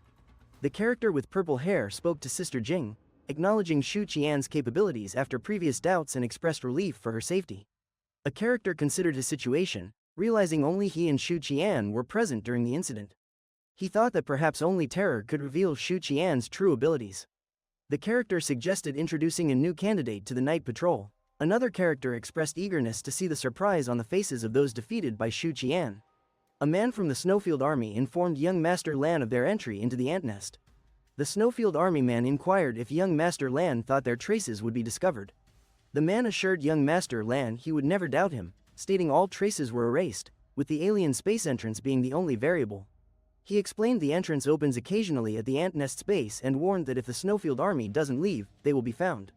A blond young man remarked that escape was impossible, addressing young Master Lan. A figure beside him expressed irritation. The blond young man stated that if escape was impossible, they would turn the place upside down. A dark-haired young man asked Xu Qian if he recalled the Berserk ant nest incident. He questioned Xu Qian about their recent encounter, wondering aloud why the alien beasts spared only them at the Berserk ant nest. A young man with dark hair explained that due to a past incident, Jing requested he take his companion to meet others with badges. He mentioned they couldn't venture into A-level dungeons alone anymore. The young man remarked that badge holders tend to be conceited and difficult to converse with, advising against arguing with them. He expressed gratitude to his brother, noting it seemed nothing was lost.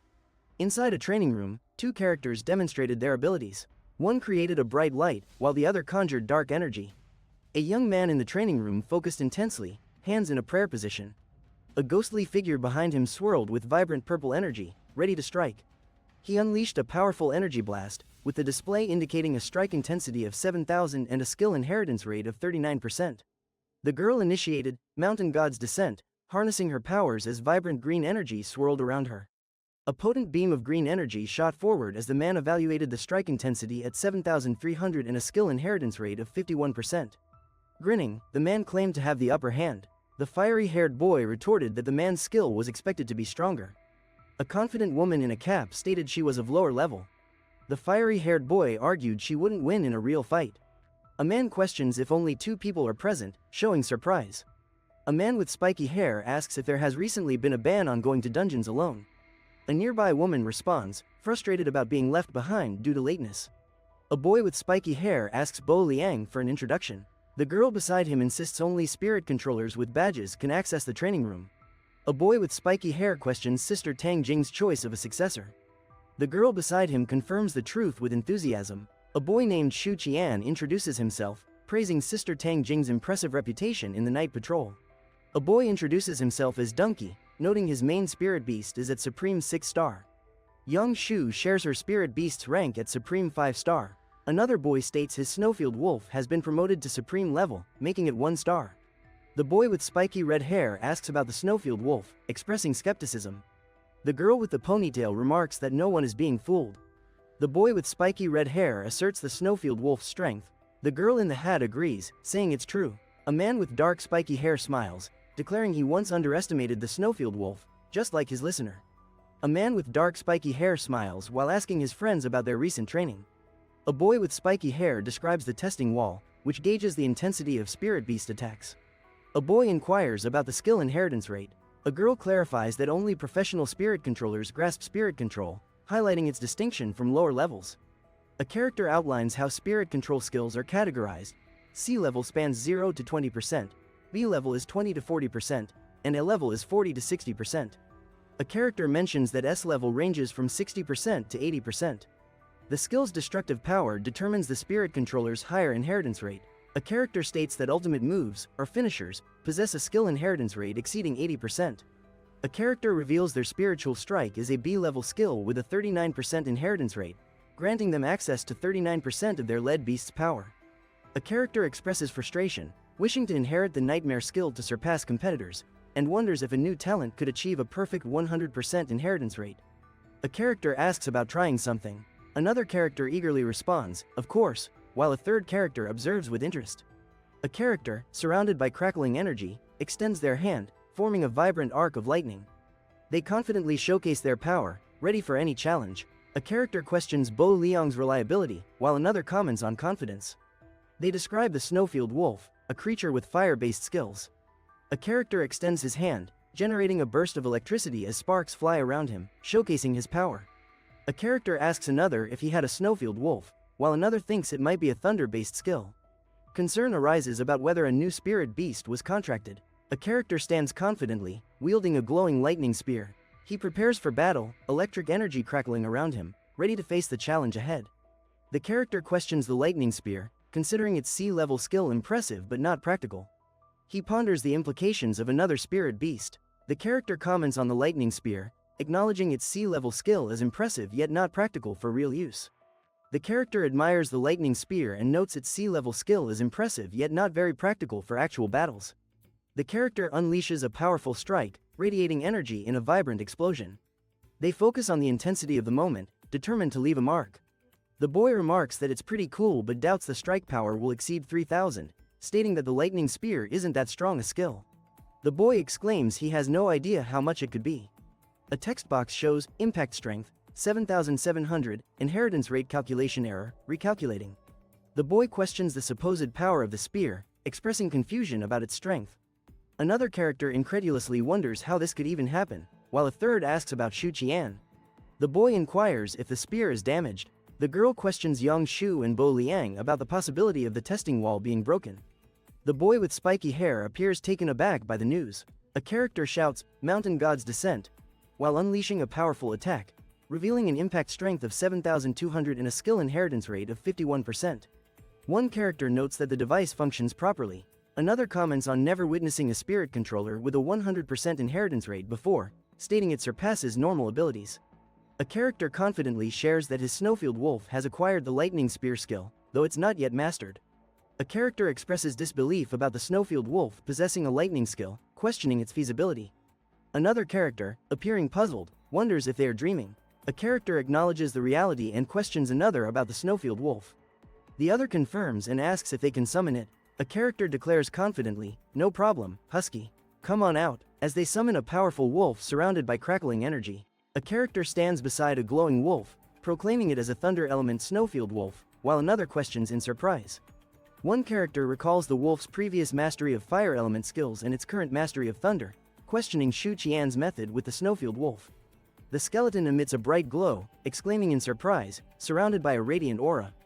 Its expression displays shock, indicating a sudden reaction. The girl stands over the fallen boy, her expression questioning. The wide-eyed boy lies there in shock, with a ghostly character hovering above him. A man questions if the person Tang Jing chose is essentially a monster. He stands confidently, while others watch, intrigued. A young man smirks and teases his peers about being overshadowed by someone younger. Another character with curly hair, looking annoyed, adds that they were initially surprised too. A girl with a bright smile suggests teaming up with friends, Bo Liang and Shu Qian, mentioning a prominent character has formed a team for the S-level dungeon. The tall man with spiky hair discusses a powerful team member, revealing that the prominent character has become a provisional night patrol with a high-ranking spirit beast. The girl with a cap states that night patrol badge holders now require a team of at least 4 to enter an S-level dungeon. One character notes that both he and another are injured. Another responds that their spirit beast is unharmed and offers protection. A character confidently asserts that as long as they avoid a certain powerful alien beast, they can do as they please at their current level. A character thinks about the S-level dungeon, wondering how their talent can enhance the Alpha Protection Glove, noting the shield's recent lack of strength. A character suggests forming a team to check out the important figures together, noting it totals 8 people, so they should have no issues. A girl enthusiastically declares it's time to leave, raising her hand. A boy beside her appears uninterested, crossing his arms. In an industrial landscape filled with smokestacks and abandoned machinery, tension builds. Shadows move among the ruins, hinting at underlying conflict. Yuan inquires if the other character received Wen's distress message. The other character simply says, yes. The man with spiky blonde hair comments it's strange, mentioning they visited the Mecha ruins several times and should be safe if they avoid supreme-level bosses. He asks if Wen has faced a boss. A woman with glasses and a serious look insists it's impossible since she just came from the ruins. The man with spiky blonde hair speculates if Wen encountered another danger. He wonders what else could be in the ruins apart from mechanical spirit beasts. Wen continues messaging on the communicator, prompting the man to wonder why Wen hasn't moved for a long time. The woman urges the man to save Wen, and he agrees with determination. The man states Yang Shu mentioned others have arrived. The woman instructs him to tell them to return first. A man noted it was likely too late since Yangshu's message came an hour ago. A woman instructed him to warn others to be careful and stay together. Inside the mecha ruins, a woman stood confidently, contemplating contracting a powerful mechanical spirit beast. She mentioned the potential to upgrade the Alpha Glove to a supreme level. A woman asked her companion about Sister Yuan's warning to stay cautious and stick together. The man speculated about anomalies in the mecha ruins. The woman expressed uncertainty, admitting she knew little. The boy reassured her, saying their powerful ally ensured safety. A boy wondered if the place felt like the berserk ant nest, recalling a husky's words. An octopus-like creature detected an intruder and kept alert, monitoring distant figures. The creature commanded, execute, and prepared to attack. Two characters watched in surprise as danger approached. A mechanical squid threatened with exterminate, its glowing eyes menacing. A towering character rose, exuding power, declaring mountain god's descent. Energy filled the air, hinting at a clash. A girl with a confident smile urged haste, noting the mechanical spirit beasts were corrupted by alien decay. A boy with spiky hair felt reassured as she promised protection. He wonders if the inheritance skill can instantly defeat a 3-star supreme level mechanical spirit beast. Yangshu says his spiritual strike is ineffective against mechanical spirit beasts, indicating their ownership by others. A boy, frustrated, mentions an annoying woman while reaching out as energy bursts around him. A girl, surprised, questions how the mechanical creature can still move. A girl is shocked as a mechanical creature releases energy. She finds it hard to believe it remains active amidst the chaos. With determination, the boy extends his hand, releasing fiery energy, knowing he must act swiftly.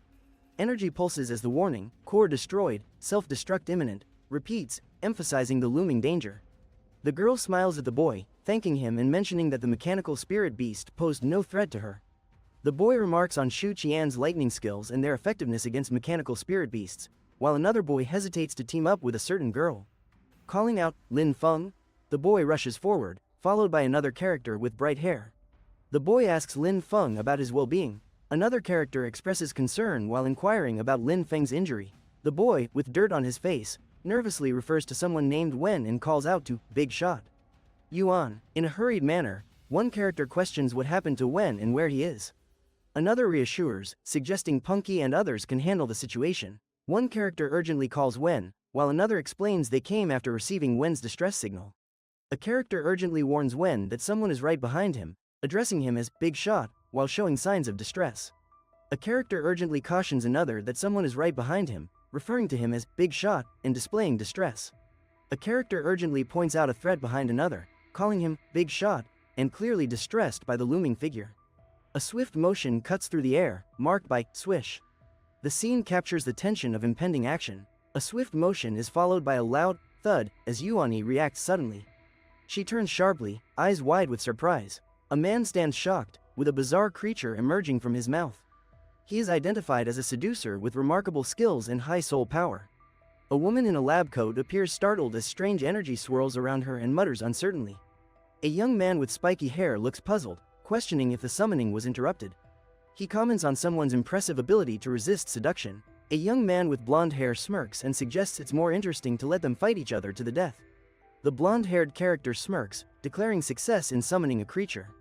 One character inquires if Wen was affected by a strange creature, while another character hisses ominously. A loud clang is heard as a figure announces an impending confrontation. A figure challenges another with a glowing sword, while the cloaked, reptilian opponent prepares a magical counterattack. A cloaked figure wonders why his attack missed, as a floating purple creature observes while another person assesses the situation. A character notes that the subject isn't simple, managing to command spirit beasts under seductive sound. Another suggests letting them play before meeting the boss to check awakening potential. The young master walked with confidence, and a companion assured him of their readiness. Their conversation revealed a sense of camaraderie and shared goals. The young man stopped, surprised.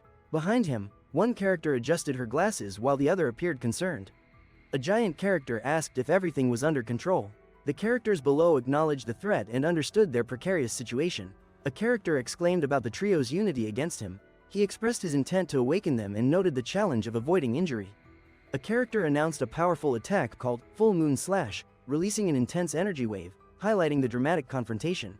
A character noted Yuan's lack of response to messages and absence of movement. Another suggested searching for her and hunting high-level mechanical spirit beasts for experience. A character identified flying mechanical spirit beasts as their responsibility. Another urged them not to lag behind. A character observed that the mechanical spirit beasts seemed corrupted by alien power. Another mentioned the current items couldn't upgrade the glove. A character urged everyone to hurry, noting that Big Shot and Yuan's locations were grouped together, implying they were waiting. A character observed the location on a device and remarked that it was showing right there. They then questioned Yuan's whereabouts. Two characters, one with black hair and another with fiery red spikes, remain vigilant for any surprises. A character confidently waits in the shadows, distinguished by striking boots. The surroundings tense with a persistent beep pushing for action. A girl urgently calls out for Yuan while searching a dim space. A girl kneels, puzzled, examining the ground as a shadowy figure with a glowing red eye appears behind her. A character urgently tells Yang Shu to retreat, stressing the danger. Another character appears alarmed, intensifying the tension. Noticing a strange glowing fire, one character questions it, while another looks concerned, observing the situation. A character yells for Yuan as flames surround them. Another character races through the chaos, determined to reach him. A woman with glasses asks loudly, "What happened to you?" as flames erupt around her, adding urgency. A young girl assures her friends she's fine. A boy with spiky orange hair checks on her well-being, while another in black is concerned. Amidst flames, a character questions what happened to Yuan. A character calls out to Yuan, questioning his destination. Another insists he should stay, suggesting something is wrong with her. A character below observes a mysterious blue glowing object above, expressing curiosity about it. A character with spiky orange hair identifies the glowing blue sword as Wen's inherited skill. Someone questions the continuous attacks, as energy surges toward them. He wonders aloud, pondering why their condition seems familiar. One character questions Shu Qian about noticing anything strange. Shu Qian responds, comparing it to berserk ants. A man remarks on a character's incredible speed, while another urges haste, saying there's no time for skills. A girl observes a powerful energy burst, her wide eyes showing the moment's intensity. A man leaps with a glowing sword, and a girl urgently asks if he knows what happened to Yuan. A girl watches a boy leap into the air, inquiring about his well-being amidst dynamic energy. A girl, pressed against a boy, asks what occurred, while the boy looks surprised, questioning his own status. They are in a tense situation. The boy stands firm, addressing someone, asserting his point. He insists it's not the right moment to return, making a clear statement amid the tension. Leaning in closer, the man speaks with intensity, hinting at something pivotal about to happen. The man smirks as he confidently tells someone to stay, suggesting a hidden agenda. With a smirk, the man strides confidently, proclaiming, "Stay well," hinting at something deeper. Swinging his sword with fierce determination, the man, pink eyes glowing, shouts a warning of impending doom. Striking forward with his sword, the man unleashes a bright yellow arc, questioning if they are impressed by his power. Yang Shui stands firm, urging someone to stop hesitating, while a fiery-haired character points out something amiss with the big shot. In the image, a golden-haired spirit floats above a fiery-haired boy, holding a book, revealing powerful skills like eloquence and spiritual strike. The golden-haired spirit casts spiritual strike, sending fiery flames toward the fiery-haired boy. The golden-haired warrior launched a powerful attack, sending fiery energy ahead. Rocks shattered around him as he charged forward with determination. The fiery-haired warrior shouted for assistance to restrain their ally, asserting they knew a way to free him from control. The massive mountain god loomed, glowing with green energy. A young woman in a red skirt and hat observed the creature, focused on her next move. The glowing mountain god rose, its green energy crackling. A determined figure urged the god to restrain someone, while another struggled below. A determined character called out to Punky, urging haste and declaring the big shot restrained amidst twisting vines. A determined character urged Punky to hurry, revealing the big shot was restrained, surrounded by twisting vines in a tense standoff. A determined character swung a sword midair, demonstrating skill and precision as actions unfolded rapidly. A character with a determined expression questioned how someone could cut through the mountain god's skills using only inherited abilities, pondering the power of the big shot's full moon slash. A character noted that the big shot understood he could be controlled as well, prompting him to recall his spirit beast.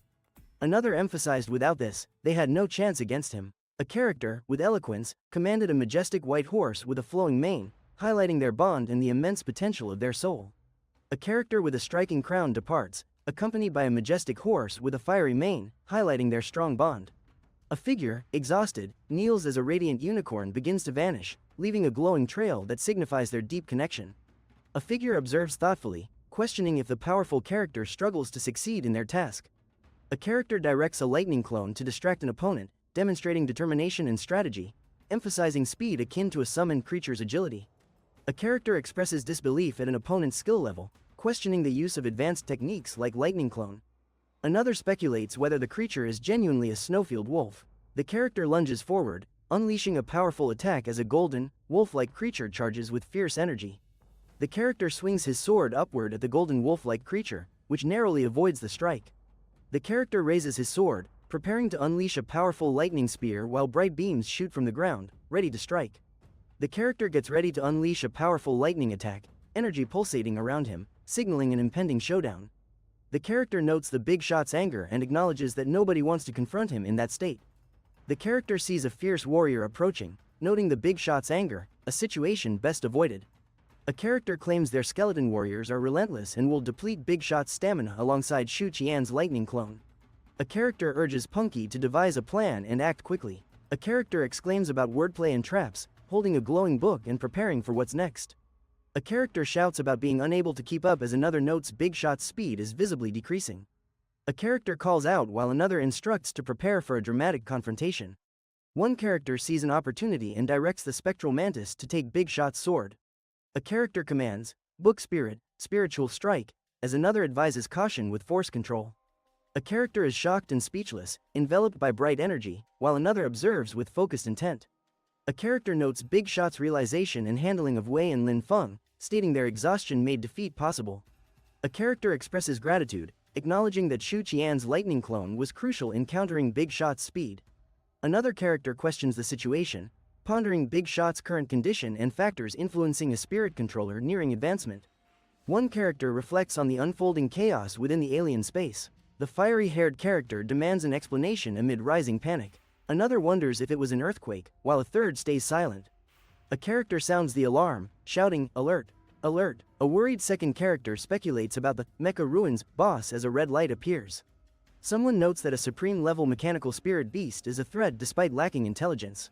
Another suggests their boss's presence might have provided an escape opportunity. A character insists that someone caused the chaos and speculates human involvement at the ant nest. A character announces young Master Lan's awakening and questions their decision to remain. Another, frustrated, mentions the failed contract in the boss's core not yet secured. The giant mech god Ivy looms, emitting a bright glow. Small hovering devices suggest its immense power. A man confidently declares his belief in a favorable outcome, stating his journey wasn't in vain due to his luck. The man announced he was close to uncovering the true secrets of the alien realm. He confidently declared himself a shadow stalker, showcasing his powers. His aura crackled with energy as he communicated with a shadowy character beside him. The boy challenged others to follow him, promising danger with a menacing grin. A character exclaimed that the figure before him was crazy, expressing disbelief and frustration. He commanded to target the intruder and activate the annihilation protocol, displaying urgency and determination. The towering golden character commanded to activate the annihilation protocol. One man vowed to follow young Master Lan to the death, while another remarked on his lack of fear. The man expressed gratitude, saying, "Thank you, young Master Lan," as dark energy swirled around him. A glowing red grid displayed the message, "Target lost," twice before announcing, "Annihilation protocol activated." A massive yellow robot declared, seeking annihilation target. Its message echoed, emphasizing its pursuit. The robotic display activated with a red glow, announcing a target was detected and instructing to lock onto the intruder. The robotic devices illuminated, indicating a threat's presence, and announced that mechanical spirit beasts were nearing after setting off alarms in the Mecha Ruins. The robotic devices commanded the destruction of the intruders. A character crouched defensively, protected by a glowing barrier, with a small animal beside him. A character crouched low, observing the barrier's visible strain under the robotic device's attacks, noting the shield's struggle against their intensity. Someone shouted, "Annihilate," while another repeated, struggling with the pronunciation, "Annihilate." Their resolve was evident as they advanced. A character hurled a lightning spear while another watched in awe, shadows moving around them, enhancing the tension. A character yelled, "Watch out," while another shouted, "Annihilate," as energy bolts erupted from their hands, displaying a powerful force. A character turned, shouting, "Look out," as energy surged forward, crackling with power, depicting an intense moment of impending chaos. A character clearly struggled, exclaiming, "The shield can't hold," as energy surged around him, marked by shards of glowing blue, signaling a critical moment. A character stood confidently in the dimly lit room, observing scattered pieces on the floor.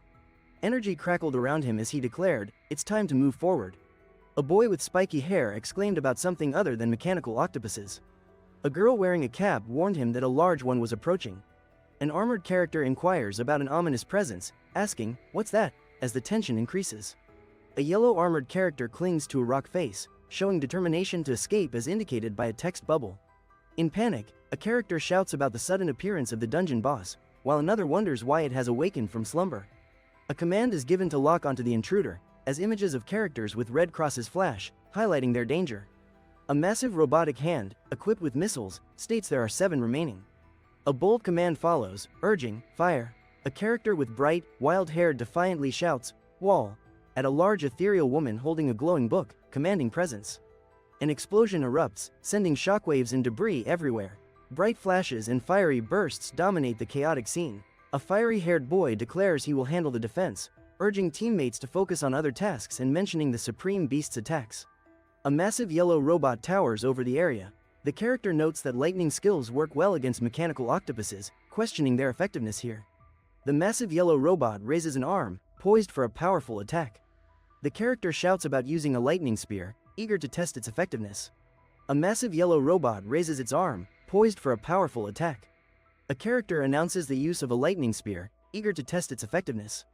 The robot's arm glows with energy as it prepares to strike. A nearby creature roars, signaling its intent to engage in battle. The robot's arm remains charged with energy. Meanwhile, a boy with fiery hair expresses surprise that the attack has halted, questioning the lightning spear's unconventional use. A boy with black hair shouts that the paralysis is temporary and urges everyone to move. The boy with fiery hair mutters a curse.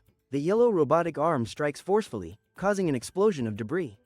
The impact sends fragments flying, creating chaos. Another punch from the yellow robotic arm sends debris flying. Character 1 remarks that, without armor, the punch would have been devastating. The guy with spiky hair suggests they can thank each other if they survive. The girl with the hat smirks, prepared for what's next. A man with spiky hair calls to a fallen figure, urging them to wake up, and asks why Bo Liang came. One character insists on discussing matters later, urging another to focus elsewhere. The second character is shocked by the mech god awakening. A character warns Shu Jian to run, stating they cannot fight the Supreme Spirit Beast, a mechanical creature. The second character agrees but is dissatisfied. A character suggests they shouldn't leave yet and proposes trying together. Another character mentions they will depart if they fail. A third character questions if involving the second character in this risky venture is wise. One character abruptly tells Shu that he's not needed there and should leave with Boliang first. A character insists on challenging the big shot in a one-on-one fight, feeling restricted. A character asks if the other can use the powerful move again, the one that incapacitated the giant. The response is a confident affirmation. A character reveals they've researched the mech god and found a power core in its chest, needing time to destroy it. The other character understands and asks if the attack will be from behind, receiving assurance it won't. One character, distressed, notes the intense decay around them. Young Master Lan struggles to breathe, expressing his difficulty. A character comments on the ominous red mass ahead, noting its unsettling presence. The other struggles to find his voice, feeling the weight of the moment. A character exclaims in surprise, sensing something significant is about to occur, while an eerie figure looms, surrounded by dark, twisting forms. The character steps forward, eyes wide in shock, noticing the figure. It grins, revealing a menacing smile, while dark tendrils swirl. The man stands firm, questioning, "What is that trying?" while another voice wonders about alien beasts in the snowfield. A mysterious figure looms nearby. A character in vibrant red, adorned with vines, emerges and observes, her presence casting an unusual allure as she moves gracefully. A shadowed character commands, "Shadow Wrap," while channeling energy. A muscular man stands behind, ready for action. A cloaked character tells, "Young Master Lan, I can't summon my spirit beast." The muscular man, alarmed, exclaims about domain suppression. A figure, panicked, shouts for someone to come, while another, startled, reacts with wide eyes and tension fills the air. The muscular man pauses, puzzled, saying, A cloaked figure nearby shouts, "Hey," as tension escalates. A muscular man questions when the alien beast used its skill. A cloaked character nearby pleads for help, asking to save someone. A muscular man looks up at a shadowy figure, contemplating the supreme level of the beast's power and wondering about its full potential. A muscular man gazes at the shadowy figure, reflecting on its power, questioning if it's the most special alien beast and considering a contract. A muscular man decides to draw attention, instructing his companion to support, noting mechs target high-risk foes to ensure safety. A virtual display warns of detecting a high-energy individual, marking them for priority elimination. A massive robotic character launches a powerful attack at a group, prompting one character to question why the machine continues to target them. Another character wonders why the mech isn't targeting him, questioning if it perceives the other threats as more dangerous. The man with spiky hair notes he has been underestimated lately as a giant golden mech prepares to strike. The target's high speed prompts the commander to decide on crossfire coverage. A warning appears, signaling the arrival of a high-energy individual and prompting immediate alertness from the characters. The warning repeats, alerting the group to the high-energy presence, as the protagonist performs a precise sword strike. An alert signals as a golden armored character launches a robust electric attack at an unseen target. The golden armored character delivers a fierce electric attack. Meanwhile, two others discuss whether to aid the wounded or focus on escape. A boy declares they will rely on Shu Qian and his snowfield wolf, expressing confidence in their capabilities. The hero expresses gratitude to his ally for their crucial support in overcoming the challenge. The hero told his ally to stop wasting time, emphasizing that the current attacks were minor. He insisted on focusing on destroying the mech's power core. The boy questioned why the hero was angry. He mentioned his ability to use the lightning spear and suggested they attack the mech together with his husky and lightning clone. He expressed determination to try. The boy said he could control the lightning spear and urged his husky and lightning clone to join him in attacking the mech. The mech alerted about an incoming high-energy reaction, commanding to activate defense stance. A character expressed shock at the number of enemies, warning others to avoid friendly fire. He shouted about the surrounding enemies, urging his team to avoid injuring their allies in the chaos. The character encouraged his team to keep up their efforts, declaring his intent to break through the enemy's defense stance. A character stated that the defense stance had been breached, expressing readiness to act. The moment was charged with energy. A character noted the temporary breach in the defense stance, urging others to use their lightning skills to paralyze the enemy. A character announced that the defense stance was breached temporarily and urged others to use their lightning skills to paralyze the enemy. Another character alerted that the left arm circuit was damaged, while someone else warned that the right arm circuit was also compromised. One character noted that the core exchange mechanism circuit was damaged, while another simply repeated the alarm. A character shouted that the core was at risk, while another assured him not to worry. A figure warned that the power core was under attack, urging urgency. The alarm echoed, highlighting the critical situation. A different figure reiterated that the power core was under attack, emphasizing the urgency. One figure strained to declare they couldn't connect to the core, urging that removing the power core would stop the large opponent. Reflecting on the situation, a character noted it was fortunate the mechanical spirit beast lacked spiritual intelligence, otherwise they'd face more trouble. After using lightning spears repeatedly, he realized his soul power was nearly depleted. The figure leapt forward with energy crackling in his hand, while another watched in shock at the unexpected power. Energy gathered in the figure's hand as he discussed the potential enhancement of the glove with excitement. A character with spiky hair holds a glowing orb and asks, "You really want this?" Another character, grinning, replies, "Can I?" The spiky-haired character offers the orb, saying, "Call me, Big Brother, and it's yours." The younger one, smiling eagerly, responds, "Big Brother, give me the power core. I have a mechanical spirit beast needing merging." The spiky-haired character acknowledges another as his little brother while extending the glowing orb, stating, "This is for you." A spiky-haired character acknowledges a younger one as his brother, extending a glowing orb, saying, "This is for you." A darker figure looms behind, creating tension. Lin Feng, the spiky-haired character, asks another if he hasn't been woken yet. The other notes that Punky used a spiritual strike to break control. A determined character questions the boss about giving an important item to a newcomer with an unclear background, insisting it should be handled by the night patrol. A character confronts Lin Feng, demanding to know his intentions and questioning their survival from the mecha ruins, suggesting Lin Feng might know. An anxious character tells the boss not to stare while holding a glowing orb, explaining the night patrol's rule about materials from S-rank dungeon bosses. The character complains about easily giving something away, stating they followed the rules while two others listen intently. One character insists urgent matters be handed to the night patrol first, questioning the need for the mech god. Another regrets not being able to demand it back, apologizes to Shu Qian, and reassures that the core will return after the night patrol's review. A character mentions that they should adhere to the rules and rely on the night patrol's judgment. Another offers help with submitting an application. Lin Feng questions another character about the device he is holding. The other explains that it will be given to the night patrol, making its current holder unimportant. Lin Feng is asked about his actions with the device.